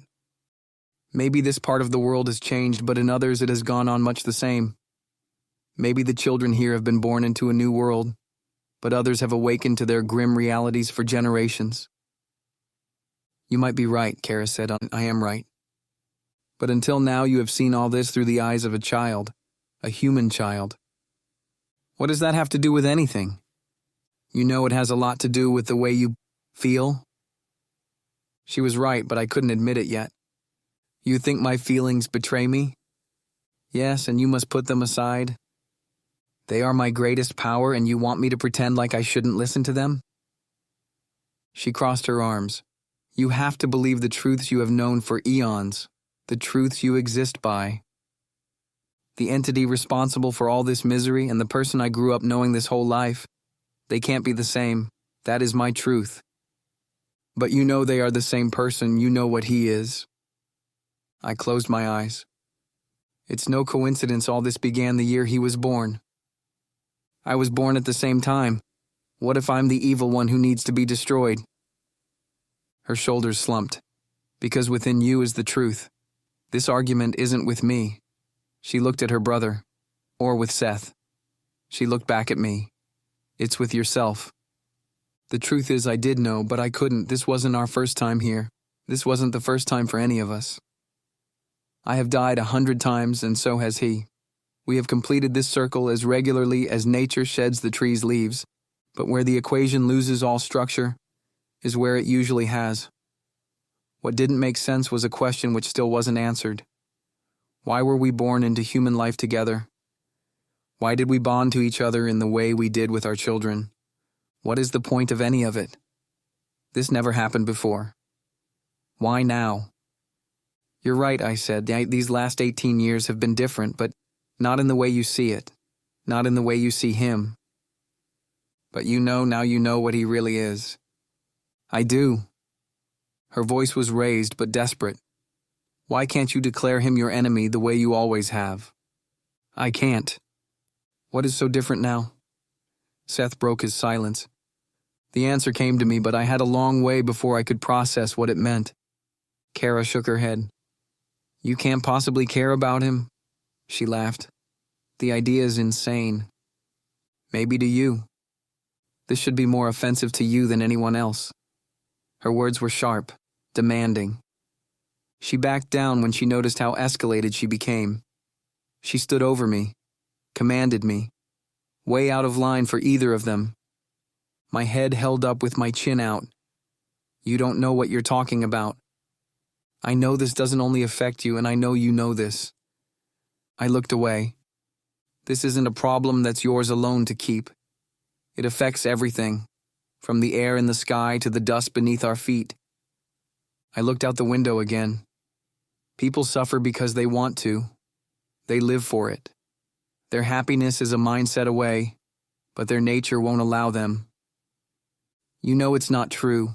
You know the depths of their free will. I did. And you feel the burden which weighs on them? I did. The burden you know as Oliver. He's not... I couldn't finish. She was correct. I knew who he was. What he was. The past is made of events which can't be forgotten. Our history couldn't be forgotten. This life was a sliver in time compared to all the time which passed before, and all that will pass again. This was different. I wanted it to be different. I imagined his eyes, his innocence. I can't do it. She looked away from me. What purpose do you serve if not the light who defeats the darkness? We all processed her words as they twisted into me. They hit him also. That's low for you, Kara. Well, you aren't listening to her, Seth said, and do you really believe his children aren't telling him the exact same thing at this very moment? Do you really think, knowing what we all know, they aren't preparing to kill you? I hear her, I hear both of you, but I can't do it. Why not? She said. I am still human. But you're not. And I've never used a human imagination to see my true self before. We had no choice but to wake you, Seth said. I'm glad you did, because from this perspective I can see you are right. Confusion held their posture. You're right, because this time is different, but not in the way you believe. But they only looked at me. Everything we could say about this was said. I didn't want to do it, I didn't want to quit. I liked believing I was this person, this Andrew Stewart. Half of me was. This half was not a murderer, and he couldn't harm anyone. Especially not the people he cared about. I wanted to still be this person as much as I wanted to be what they saw when they looked at me. I looked into Seth's and Kara's eyes. I knew I couldn't. The other half of me, the important one, knew I had no choice. Silence enveloped the room. Though it subsided, the intensity was still heavy. It took a long time to regain any normal thinking patterns. It took an hour to reconnect myself to the truth I knew. With all their obedience, they let me come to terms with it. Fine, I said, my words cutting through the solemn, silent air. I walked for the door without giving them a second look. Where's my car? 1 block south, Seth said before throwing me the keys, which I caught without turning back. With only a few strides, I was out on the city sidewalk. Unimaginably powerful among a community I spent years being so small around. The shop door opened. I knew it was Kara before the brass bell even rang. Where are you going? I need to do something. You need to stay with us. I turned to face her. The world continued around us, but time stopped between us. I gave her a single shake of my head before continuing toward my car. She didn't need to look into my eyes to know how serious I was. Nor did she need to look at them to sense the anguish which brought tears to them. The eyes of my children were on me until they could no longer see my physical form. Their concern for the future was valid, but they couldn't expect me to abandon this life without closure. They knew it never worked this way. I sat in my car as it warmed up. I stared forward, knowing I was at the end of an era. Sadness caught me. The time was nearing where I could no longer be the person I wanted to be. The time was close for me to become what I was. I now knew what this was. I spent my whole life waiting for this to be defined, for this knowledge. But it was a quest I wished I never succeeded in. I wish I never found myself. If I could take it all back, I would. So would he. But this isn't who we were, nor was it what we were destined to do. Every living being crosses thresholds through time, doors that lock forever behind you once you're through them. In my recent logs, I found Laura's name. Oh my God, she picked up on the second ring. Were you expecting me? I've been trying to get a hold of you since yesterday. I heard about Oliver's parents. What's going on? Her front door unlocked and opened before I was halfway up the sidewalk. Is he with you? She looked at my car over my shoulder. No, I said as I walked in, is he okay? Where is he? Although she said she was alone, I looked around the house. Talk. I don't know where he is. Which was true because something between us blocked certain parts of us, including the parts where we can find each other. It would have felt different if Kara and Seth didn't add weight to it all. Well, will you please say something? I have a million questions and you're not talking. I don't know if you'll understand. She slammed the door shut. I'm so sick of you saying that. I didn't have nervous quirks like how he poked his tongue into the inside of his cheek. All I had was catatonic ignorance. I went still and silent when deep in thought, which only agitated Laura even more. But was this part of me from the beginning, or was it the human side? Did you come here to ignore me? We're in trouble. You and Alan? I shook my head. Wait, you and Oliver? I nodded. What did you do? Nothing. Is it those people? Kind of, I said. What does kind of mean? Those people aren't bad. How? How are they not bad? They're not. Did you hit yourself on the head or something? I did, but she didn't need to know. She didn't need more fuel. Her thought process was already out of control. We have to do something to make it right. Are you high? Because you don't look like yourself. You don't even sound like yourself. You're scaring me. There's nothing wrong with me. I'm looking at you now. Don't try to convince me nothing's wrong. She was right. I'm sorry, I said, even back to apologizing again. Please don't do that. Do what? Act like everything I do is to hurt you on purpose? We were quiet as cars passed down the busy street outside. What did you mean you have to make things right? We have to do something. What? One of us, both of us might not come back. What? Might not come back. My face was unchanged and I didn't need to answer her question. What the hell is going on? Her voice was strained. I can't tell you. No! She shoved a finger in my face and ran around me to lean against the door. No way! You're not getting out of this. Tell me everything. I can't. Yes, you can, she screamed, and it's not possible. Well, you can't come here and tell me this without letting me help you. You already have. She covered her face in a way I could not make out the words she spoke. You have helped me. You helped me with my brother. You helped me with my dad. You sat through years of hell with me when no one else would. You taught me what it means to be accepted. You taught me how beautiful this world is. She neither spoke nor looked at me. And I need you to do something else for me. She looked at me, makeup smeared as black blotches covered her cheeks. I want you to tell my brother I loved him, and make sure he never forgets me. She stood quick. No, I won't. Please. No, go do it your damn self. Laura, please. No, you don't get to act like a coward this time. He'd never let me go if I did. So you're giving up on everything? It's that easy for you? No, because to me it looks this way. It's not simple. Of course it's not, but you're the one who overcomplicates it. You wouldn't understand. I was right, she couldn't if she wanted to. If I sat here and explained it to her for hours, she'd still feel the same way. I know what I am now. I looked down, my jaw quivered. All of you have been the best. I could barely gather myself. What powerful being I wasn't. I want nothing more to stay here with you forever. A heavy tear fell from my eye. All of you. I nodded. Another car drove by, but if I don't try to fix it, then soon there might not be anything to return to. My sincerity sold itself alone. Even if she had no idea what I was trying to tell her, even if I still couldn't find the right words to use. She shook her head. I grabbed her hands and held them in mine. I now frightened her. I'm so sorry, but there's no other way. For 1/100th of an Earth second, I took her to the other place. The light overwhelmed her human senses and she collapsed in the corner sobbing. She needed to see.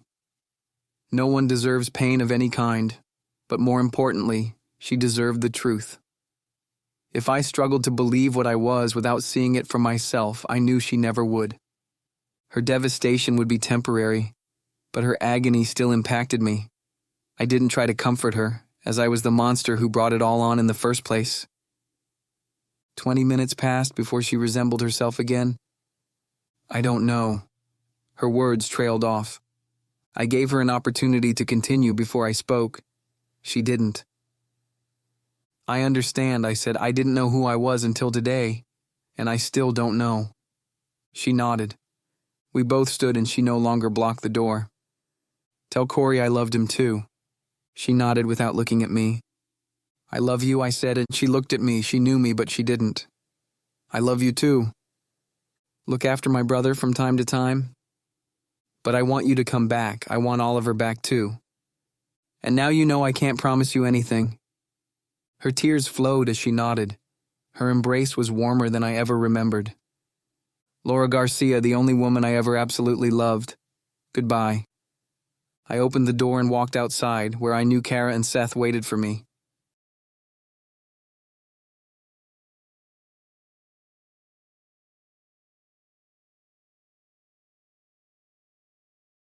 The spring when we were 14 were our last days together. We knew change was coming. The shift was unavoidable. We didn't fully know this was the beginning of our end, though. My mom recently died and he lied to his parents to see me. We would meet in the woods near the pond and walk around for hours. We couldn't risk being seen in town, and having him over was hard with my dad around. I remembered him on one particular day. We walked around the circle twice before stopping at the pond.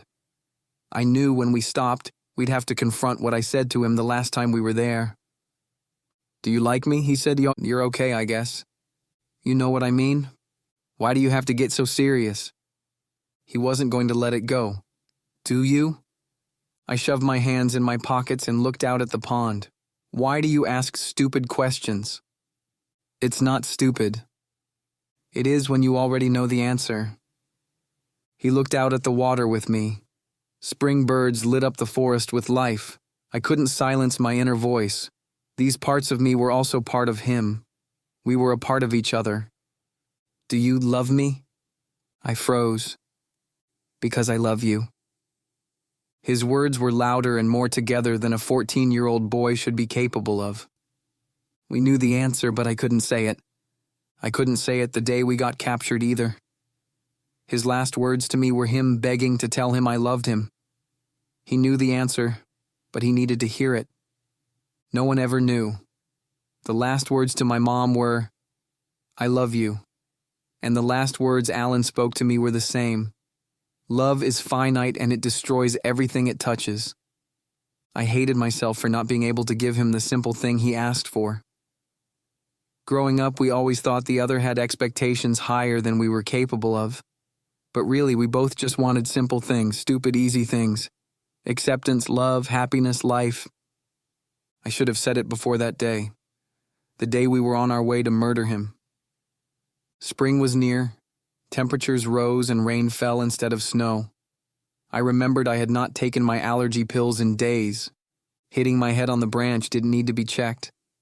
And I was healed from the thrashing we received days before. The night was still cold like the days of winter, but I did not need a coat. I was fine. More than fine. I was stronger. I was smarter. I was more resilient. I came to life. Vitality shot through every molecule which made up my body. If I knew this before this night, I could be an entirely different person. But who was Andrew Stewart? Why was I him? What was the point of all this? Night grew heavier and I watched it pass through the glass in the back of the car. A film of fog grew over the bottom halves of the rear windows. I drew an image with my finger. It was a basic flower with 6 petals, a piece of art a child could have drawn. I watched the world outside pass in a blur through its lines, but only for a few seconds. I wiped it out, destroyed it, in the way he was there to destroy it for me. A sad smile came over me as I remembered he never actually did that in real life. My nightmares only told me he did. I cleared the fog enough to see where we turned after the highway. I leaned forward. "Why are we on Bray Road?" "We have to take you to the pond," Kara said. "Why are we stopping there?" "We aren't stopping there, it's a gate, it's our destination." Even with lifetimes of knowledge, it took me a little to get what she meant. The pond was the spot. This is where it all led to. The final confrontation would be held on land, which meant so much to us. Land, I now understood, which was sacred to everything else. "Is that why we're drawn there?" "I don't know what you mean." I didn't explain to them what it meant.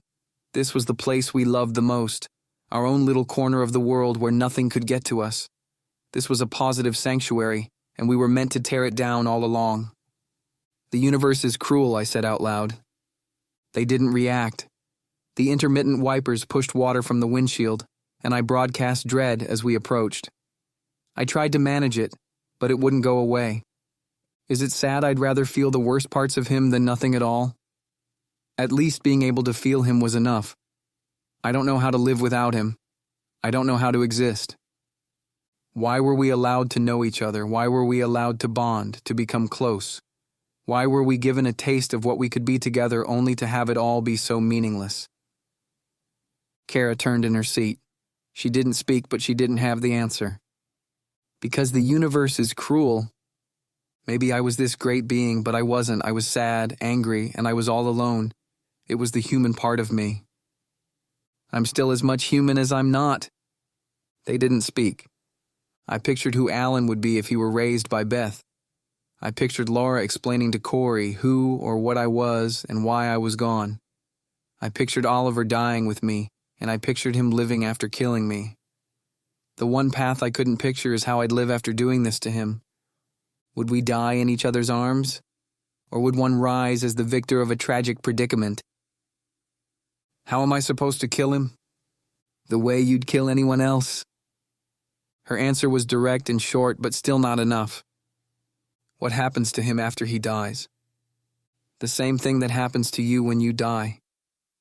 So he goes back to the other side and he becomes this being of darkness, and Oliver Russell will no longer exist?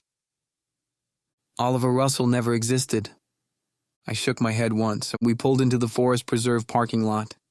It was well after dusk, which meant the grounds should have been closed, but they weren't. Only one other car was parked in the gravel lot. A sleek black BMW, which was like the car we were in. We parked away from it. There was no sign of what happened to Oliver's Jeep. "The car is empty," Seth said. "I know, they're at the pond waiting for us." I could sense his location again. They both turned to look at me but didn't doubt what I said. It was still hard for them to accept he and I were connected, though he and I were aware our entire lives. "You say I don't know what the last 18 years were like. You think I don't understand." "Father," I held up my hand. "Let me finish." She curled her lips in. "This might be true from your perspective, but you don't know what it was like from mine. You don't know what it has been like to be bonded to him, to share this life with him. He became more to me than I was to myself. I don't expect you to ever know what that means, but I wish you could." She didn't waste time. "This does not change anything." I know. I popped open the door. They were quick to follow, and the rain picked up when we stood strong. They waited for me, but I couldn't leave the car. My hand still rested on the door. I didn't want to let go. It was the last chance to take it all back. "We've come too far to turn around now," Seth said. His strength surprised me, as usually it was Kara who spoke this way. I pulled my hair back from my face. The drops soaked through the shoulders of my jacket. I let my hand fall from the window. Kara and Seth were next to each other behind me. Kara on the right, Seth on the left. Our triangle formation trading immense amounts of energy, which I wouldn't have been able to handle a few days earlier. We used to play here all the time when we were kids. As we got older, we'd still come here. Not as much as we used to, but we still came. This place is more powerful than you know, Kara said. She was wrong because I did know. We both did. We just didn't understand it. The walk took us much longer than it should have. I walked as slow as I could. By the time we were to the clearing, I was soaked through. 3 shadows confirmed the source of his emotions. I couldn't make out any of their faces, but I knew he was the one who was front and center. Their backs were to the pond, and they faced us. His anger grew stronger when they laid eyes on us. I reflected it to him, which was a power I didn't know I could will so easily, but he pushed it right back. He is immortal, I can't hurt him, I told myself. And his anger fell away like the facade it was. His face portrayed determination, but inside, he portrayed blankness. I never saw him look at anything. In the haunting way, he looked at me. Were they right? Did he ever exist, or was he always this way? Was he this empty body? Was he ever the child I once knew? But even the blankness was a wall. He could only hide for so long, but even with all his strength, he couldn't hide from me. His sadness flowed as strong as mine. Our shared sadness was the opposite of the resolution both our faces held. I knew what was next. We all knew what we were there for. We stopped 10 feet from him, my human body exposed no weakness. But wasn't it my soul which reached out to him and not my body? I had to declare him an enemy. I had to kill him. I took a stance of readiness, and his children took the same posture as Kara and Seth, tensed behind me. I couldn't believe I was doing this. I was starting this. I was beginning. Half of my nature stared him down. This part was so strange to me, but more natural than the other at the same time. And the other half of both of us, our humanity, screamed. Our eyes couldn't break. Despite our endless reflection, we acted as vectors for the dozens of conflictions flowing through our children. The power to find your own voice among the chatter can open more thoughts than all the eons combined. With all the strength within and around me, I forced the words out. I declare. He looked at me with the same burn I gave him, but the sadness was immense. I couldn't take it anymore. I remembered the kiss we shared a few days earlier. Our embrace. It was as incredible as the light itself. I declare. All eyes were on me. Everyone waiting for me to do what we all believed was written in destiny. But his eyes took it all away and rearranged everything we once believed. He knew what came from inside of me, and it wasn't the hate the ages told us we were supposed to have. A second in time, but an eternity of knowledge, which told me what needed to be done. I declare I love you. A whisper so powerful the rain stopped. The forest paused, everything stunted in its place. He returned to what I once knew, to what he meant to me, to both of us, to everything. Because even the darkest void can be so beautiful it reduces me to nothing. It all melted away. We stood before each other as simple people again. His sculpted jaw trembled as he nodded. I couldn't wait another moment. Before anyone could react, we were in each other's arms, our bond exploding with a force our children could barely withstand. We were balanced. The way we were supposed to be, the way we were meant to be.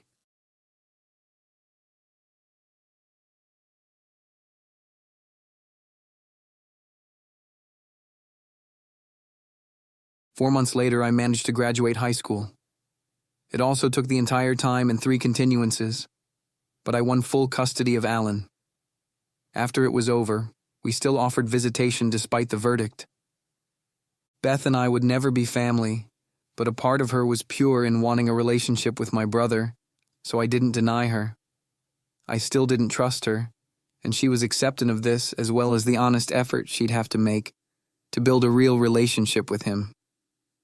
It wasn't hard to figure out why I wanted to continue as normal, why Oliver would also, and why the beings we described as our children didn't interfere with us. We were as much human as we weren't. There were reasons we lived these lives, and I loved Andy. I loved me. He is me, and I love myself and the life I have. I also love my brother. I wouldn't give him up for the world, and not many people can say this and mean it. I loved Laura, Corey, their families were good people. And I loved Oliver. I knew what circles he and I would navigate, but I didn't know where the others would go after this. Sometimes we're allowed more time. Sometimes we're allowed infinity. Sometimes this is all we have. Whichever way we went, I wanted to keep as much of them for as long as I could. Laura watched as I dusted and hung picture frames on the foyer wall. "Why are you moving above these people's shop again?" she said. "They're not charging rent. And it's good for Oliver because he can shoot straight up to Whitewater when school starts." Still, she looked around. "It's a good trade," I said. "What do you have to give them in return?" "Sex every Tuesday and Friday, and they get to watch Oliver and I go at it whenever they want." At first her eyes bulged until they narrowed again. I smiled at how long it took her. She shook her head. "I thought you were serious." "Seriously, that's gross." The reality of what I said hit me. I put a screw into the wall with the power drill I recently bought. Alan walked by us carrying a box to the living room. "Why are they being so nice to you?" "They're my children, they don't have a choice, that whole you can't choose your family thing." I shrugged. "It's universal." "Really?" Her tone was sarcastic. "You asked." She chewed her lip as I hung a frame on the screw. It was a picture of my earthly family when we were young, when we were happy. Months after seeing the light, and Laura was still trying to understand it all. "Your children?" I looked her straight in the eye. "I didn't birth them or anything, it's just the best way of saying it." Corey walked in holding a box and pushed the door shut with his shoe. "Where does this go?" Laura willfully ignored the label which said kitchen in large letters. "Here, I'll show you." I smiled as she walked away from me, trying to wrap her head around what little I was able to tell her. She didn't want to believe anything, which is what pushed her away sometimes. But she never went far. We worked well through the new parts of both of us, and the pounding at the lower part of the door made me jump. Alan was back from his bedroom by the time I opened it. "Are you going to help us or hang pictures all day?" Oliver said. I answered with a rev of the power drill. "Where does this go?" he said with a box marked with his name. He looked at Alan as if waiting for him to answer, but all he could do was shake his head and give him a look which said, "Duh." You'd think somebody would have taught this kid sign language by now, or at least how to point. Alan held up his finger and dug into his pocket. When he pulled out a worn, folded piece of paper, Oliver smiled and nodded his head as he recognized what was to follow. He unfolded the paper to display the word asshole, written in thick permanent marker. He carefully put it back in his pocket in time to follow Laura and Corey downstairs. Oliver looked at me and held up the box. "Well?" "What is it?" "It's trophies I saved from the garbage." "Oh. What oh?" "Bedroom?" I was thinking living room. "How about we try the bedroom first?" "Why, are you afraid of people seeing how amazing I was?" "My swimming trophies are bigger." "Fine, bedroom." He didn't walk off right away. Instead, he put the box down. "We don't have to stay here, you know," he said. "It's fine." "But is that half of you going to be able to handle the looks you get? I've dealt with them all my life. Is your other half going to be able to handle it?" I turned the question back to him. "It's not my parents we'll be running into at the store." "I'm not afraid of them." "Didn't say you were." He smiled. Definitely implied. I picked another frame out of the stack. "Well, I guess we should get used to it." "Why?" "If we're going to change anything, then we have to learn how to turn the other cheek." "Ha!" His voice smelled of fake sarcasm. "What?" "Nothing." I pinched him on his shoulder. "Tell me." He smiled and I raised my eyebrows. All right, it's just someone has a God complex today." I smiled and turned back to the picture. It was he and I as little boys, and I could see both our smiling reflections in the glass as I hung it. "Not today, Satan," I said as my smile widened. How dated. You've waited a long time to say that, didn't you? I shrugged. Maybe. He picked up the box and walked toward the back of the apartment. I walked into the living room where we had a used couch in front of an old entertainment center. I opened a box which said L Room Fragile because I knew exactly what I was looking for. I freed the item from its newspaper prison and placed my favorite globe on the wide windowsill, the one Laura and Corey got me months earlier from the shop downstairs. I opened the shades to view the street below. I watched as Alan smiled at Corey and Laura while getting a box from the back of the truck. It was the perfect framing of who I was and who we were all going to be. The following January 24th, it rained ice like it did most years. The alarm clock said 4:56 p.m. though it was a.m. It was like this for months, but it didn't matter. I don't know why we bothered, why we tried to sleep. I turned around to face him. He was as afraid as I was. We no longer called them birthdays. This was the 19th anniversary of our births. Half of us was more comfortable with this terminology. The other part didn't care. I placed a hand to his bare chest to sense his racing heart. This life was good, but it wasn't easy. We still had eons of issues to work through.